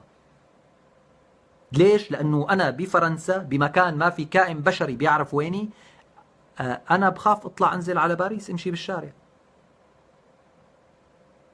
ماني جبان لهي الدرجة، عم بنزل وبروح وبجي. بس مثلا حقيقة أنا ما في حدا بيتواصل معي عن طريق الفيسبوك بدون ما أعرف مين هو تماما، ويكون في شخص أنا بعرفه بالحياة تماما وموثوق ويقول لي إنه هذا البني آدم فلان ودور عنه. إذا بيطلب رقمي ما بعطيه الرقم. في بنت حاكتني فيديو صوت وصورة تشبه الله، تشبه الحوريات اللي بيحكوا عنهم. وبدي أنزل شوفها بباريس، ما استرجيت لأنه ما بعرف حدا بيعرفها. بس بهي البساطة. وانفلجت. أنا قلت لها شو بركي أنت حدا دافشة؟ الإسلاميين بيعملوا كل شيء، وجماعة الثورة بيعملوا كل شيء، وبالتالي المغزى أنه ما بيقولوا لك الحقيقة يا حبيبي. عمرو خالد ما آمن بالله وبمحمد وبهذا العلاق؟ لو مآمن بهي الطريقة بيروح بيعيش بالتقشف وما بيطلب مبالغ طائلة. شو بده بالمصاري؟ قلنا لكم الوليد بن طلال، لك مو الوليد بن طلال، لك مفتي الإخوان على أولاد جمال عبد الناصر. قال له مفتي الإخوان إنه بدك تحجب نساء مصر. قال له يا حبيبي أنت بنتك إنه تحط لهم طرحة. قال له بنتك اللي بالجامعة ما انك حاط لها الطرحة. وحكينا لكم بالزمانات نكتة كفتار، وقالوا له بنتك بالمسبح بالمايو بمسبح مختلط. قال لهم بس لا بقلها الزعرة ولا لا. انت قايلين لك انه هي بلاغه، انت قايلين لك انه في بالقران اعجاز علمي. الحقيقه القران فيه كوارث على المستوى العلمي. لك هو اساسا بعيدا عن العلمي، لسه ما حكينا بالعلمي، هو على الاساس المنطقي فيه خلل منطقي. إنا لك خلق الاكوان ثم استوى على العرش. طيب قبل ما يخلق الاكوان وين كان؟ هذا خلل منطقي. إنا لك خلق الملائكه، والملائكه ليس لها خيار ان تعصي اوامر الله، ومع هيك عصاها ابليس، وبالتالي يا ابليس له قدره. في خلل منطقي. يعني في واحد بيقول لك 1 زائد 1 يساوي 2، 1 زائد 1 يساوي 4 بنفس اللحظه. بيجي بعد بشوي بده يحكي لك بعلم الرياضيات. حبيبي اول شيء انت حط لي ثابت بديهي، امشي لي منطقيا وبعدين بتطور معك. بتعرف انه محمد رغم خصوبه جوازاته وفحولته لم ينجب صبيان؟ هلا هذا ما لك لك هو الحقيقة أنت بتصل لمطرح بتحس بمرات إنه محمد كله أسطورة مثل الزير سالم، وبلشت تتطور، وبلش القرآن يتطور بهي الطريقة، وبلش يتعمر، وبلش. ليش قلنا لك اليوم إنه أخي مسكوا جمعوا القرآن قاموا حرقوا باقي النسخ؟ ليش هي باقي النسخ مو منسوخة من القرآن ولا غير شيء؟ يعني إذا أنا مسكت جبت 4 من الصحابة كاتبين قل هو الله أحد، هلا اذا هذا كاتب قل هو الله احد الله الصمد لم يلد ولم يولد ولم يكن له كفوا احد، وهذا كاتبها نفسها بالحرف، وهذا كاتبها نفسها بالحرف، ليش باخذ واحده منهم بحرق الثلاثه؟ ما هن الثلاثه بيضلوا نسخ من القران بستعملهم. ليه لا احرقهم الا اذا كان الايات فيها خلاف؟ الكم ليش جمع عثمان القران؟ لانه كانت العالم عم بتالف على كيفها بالقران، لانه محمد لم يهتم بجمع القران، لأنه محمد قال اليوم أتممت لكم دينكم ورضيت عليكم وأكملت لكم، اليوم أكملت لكم دينكم وأتممت عليكم نعمتي أو هذا ورضيت لكم الإسلام دينا. مع هيك ما جمع القرآن قال لهم هذا كتاب الله فاحفظوه. أنت اليوم بتمسك الحديث الصحيح اللي مروي من نفس الصحابة اللي روي القرآن، بتلاقي الحديث فيه 50 صياغة مختلفة.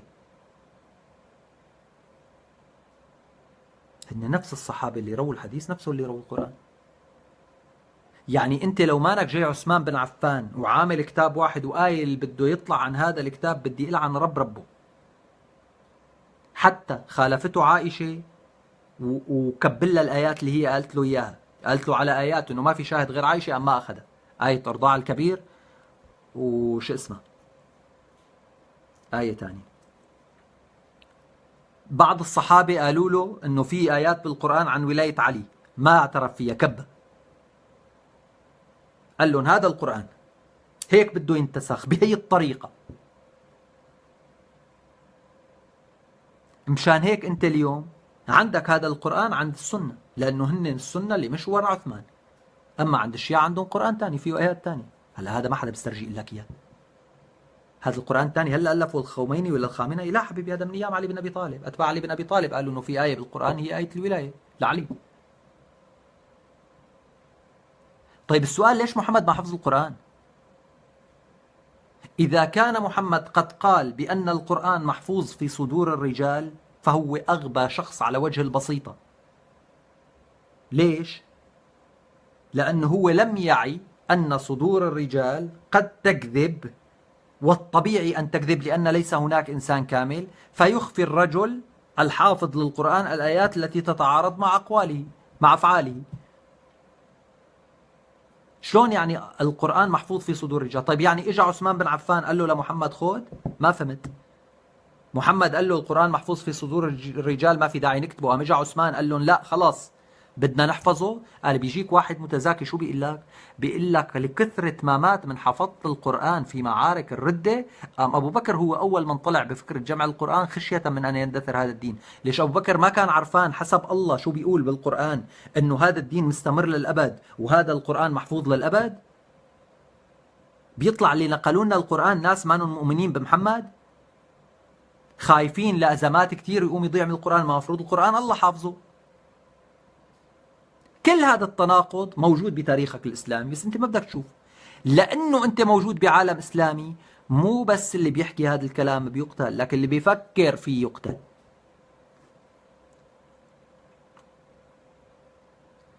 جوان عم بيقول لي يا ريت ما تحذف الفيديو، ما راح أحذفه. عم بيقول غياث أسد سأعلن إيماني المطلق بالله إذا الذي قدموه لي إذا أجابني عالم دين عن جواز العقاب لكافة أتباع المذاهب الإسلامية على ورثوها كما ورثوا كل مورثاتهم الاجتماعية، وما سيجيب هذا الله إذا سأله أحدنا الواقف بين يديه. لقد نفذت ما أمرني به مذهبي وشيخي، فيجيبه الله كانت عبادتكم له خاطئة، فيجيب فماذا يجيب إن رددنا عليه إذا حاسب مجتمعنا ومن أنشأ مذهبنا وشيخنا وديننا الذي أورثتموه من المذهب له ثواب اعترافي بوجود إله محمد؟ غياس مو هذا السؤال اللي أنا أساسا آسف لأنه ما عاد عندي ما يكفي من التركيز لحتى اللي فهمته أنه أنت بدك تقعد تقول له أنه أنا نفذت كل شيء قال لي يا شيخي وكل شيء قال لي يا كذا، فالله بده يقول لك كانت العبادة خاطئة، أنا ما هيك قلت مثلا، فبيحاسب المشايخ وبيدخلوا الجنة مثلا. لك مو هذا هو، لك هي القصة أعقد من هيك بكثير. القصة أنه واضحة، نحن عم نحكي بالبديهي، عم نحاول نحرر هدول الشباب.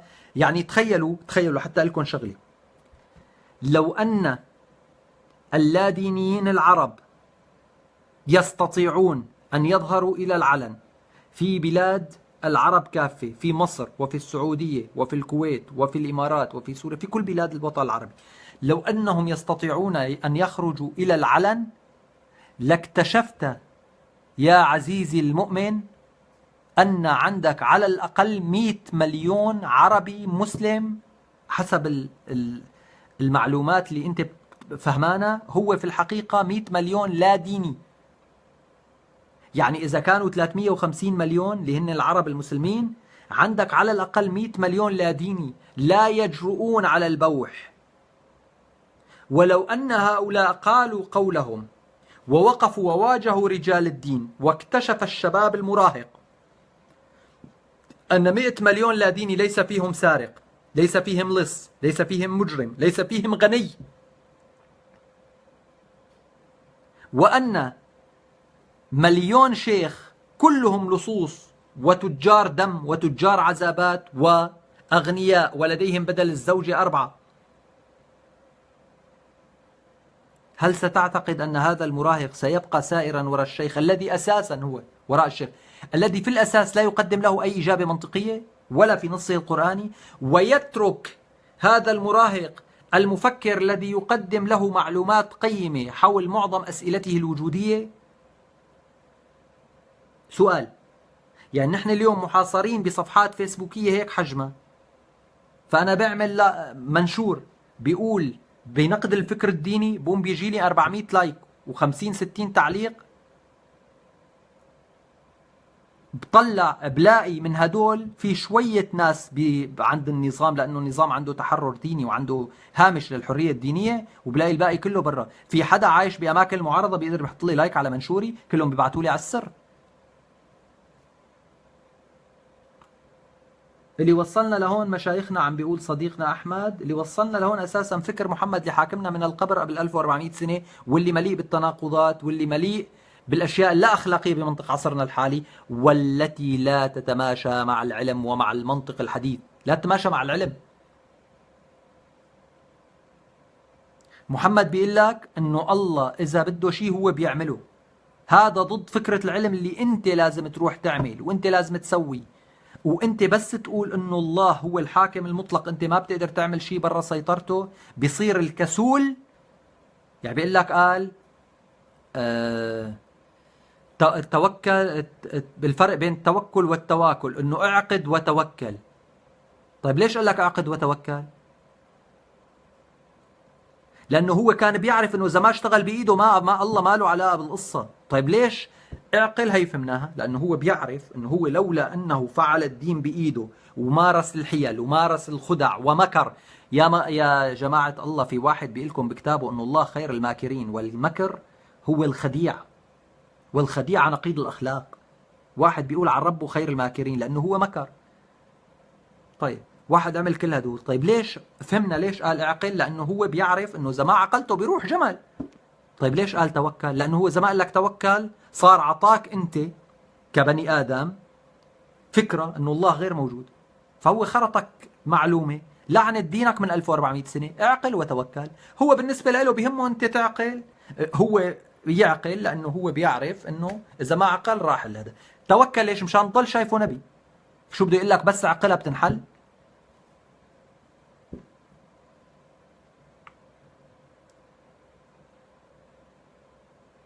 إذا طلع عفو بيوم من الأيام ما راح ينبعثوا الذين آمنوا، ما راح يكون.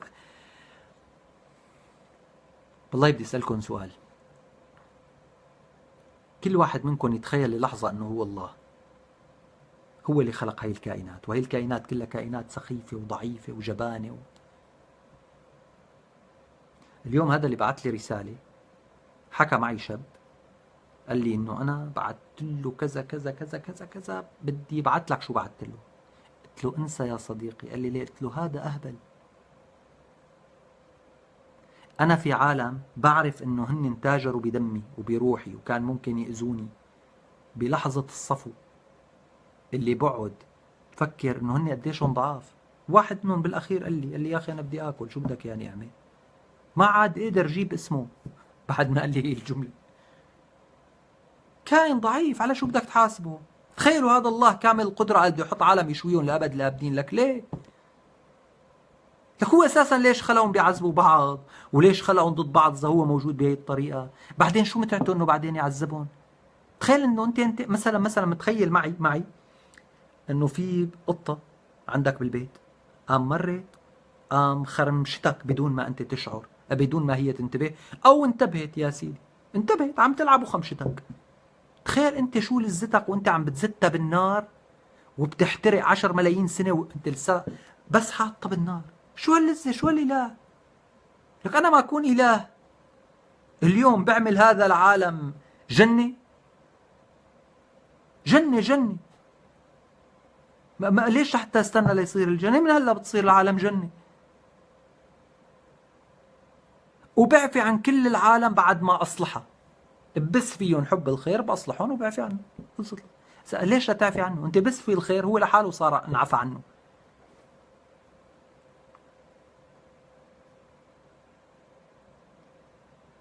ما بعرف مين قايل، احمد رجعان قايل قبل شوي، رديت عليه عم بيقول المشكله بالمسلمين، المشكله بالشيوخ. فانا يعني خطر لي انه اللي مبلش حاصرها بالشيوخ راح بعد شوي يطلع عم بيهاجم العالم اللي بتقول انه في مشكله بمحمد. فهو شو قال لك؟ لا حبيبي، ما في خلل بالاسلام، في خلل بتفكيركم.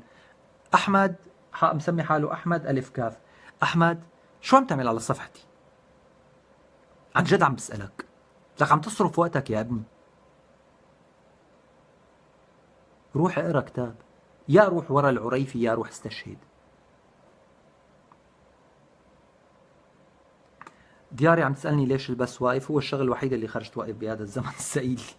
يعني ما في غير عم بيقطع. حمودة كان مشكلجي. يا حبيبي من وين عم بتجيب هالحكي هذا؟ أحمد قال منين عم جيب هذا الحكي؟ أحمد قال محمد لا ليس الله. أنا ما بعرف يعني بعد هذا كل شيء اللي حكيناه الزلمه ما عم بيفهم. وقت تقول انه محمد نصب حاله مكان الله، اعتبر انه هو بوابه الدخول الى الله. شو الفرق بينه وبين عيسى وبين موسى وبين مو الانبياء؟ لك شو الفرق بينه وبين شيخ الجامع اللي بيقول لك بدك؟ شو الفرق بينه وبين المفتي تبع النصره اللي بيقول لك انا هيك شايف الاسلام وهيك بدك تدخل؟ لك حل عن سمانه يا ابني، روح حل عن سمانه. واحد هو معتبر انه الله خلق الاكوان مشانه، بيقول لك بدك تصلي عليه 5 مرات باليوم لتموت. ليه بحاجة للمغفرة؟ ليه انا لازم صلي على محمد اساسا؟ ليش لا شك اسمه بالموضوع؟ اذا انا مجرد رسول، واحد اعطاني ظرف جيت سلمته، ليش لازم هذا اللي سلمته الظرف يضل طول عمره عم بيقول لي معلمنا؟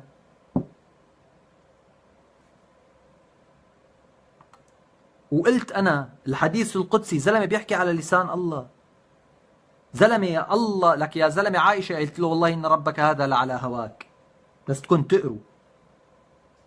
طيب يا اصدقاء، بعتقد انه ما راح اقدر اقرا تعليقات اكثر من هيك. عم بتقول لي صديقتنا مايا، انا ما ممكن اتقبل فكره الله اذا بالحياه ما في عدل وكل هالعذابات، شو بدي بالاخره اذا الحياه مؤلمه؟ طبعا انا هلا عم بنتبه انه انا صار لي 4 ساعات على البث المباشر، وبعتقد ما حدا عامله من قبل. الله لا يوفق عدويني، وعندي شغل الله وراي.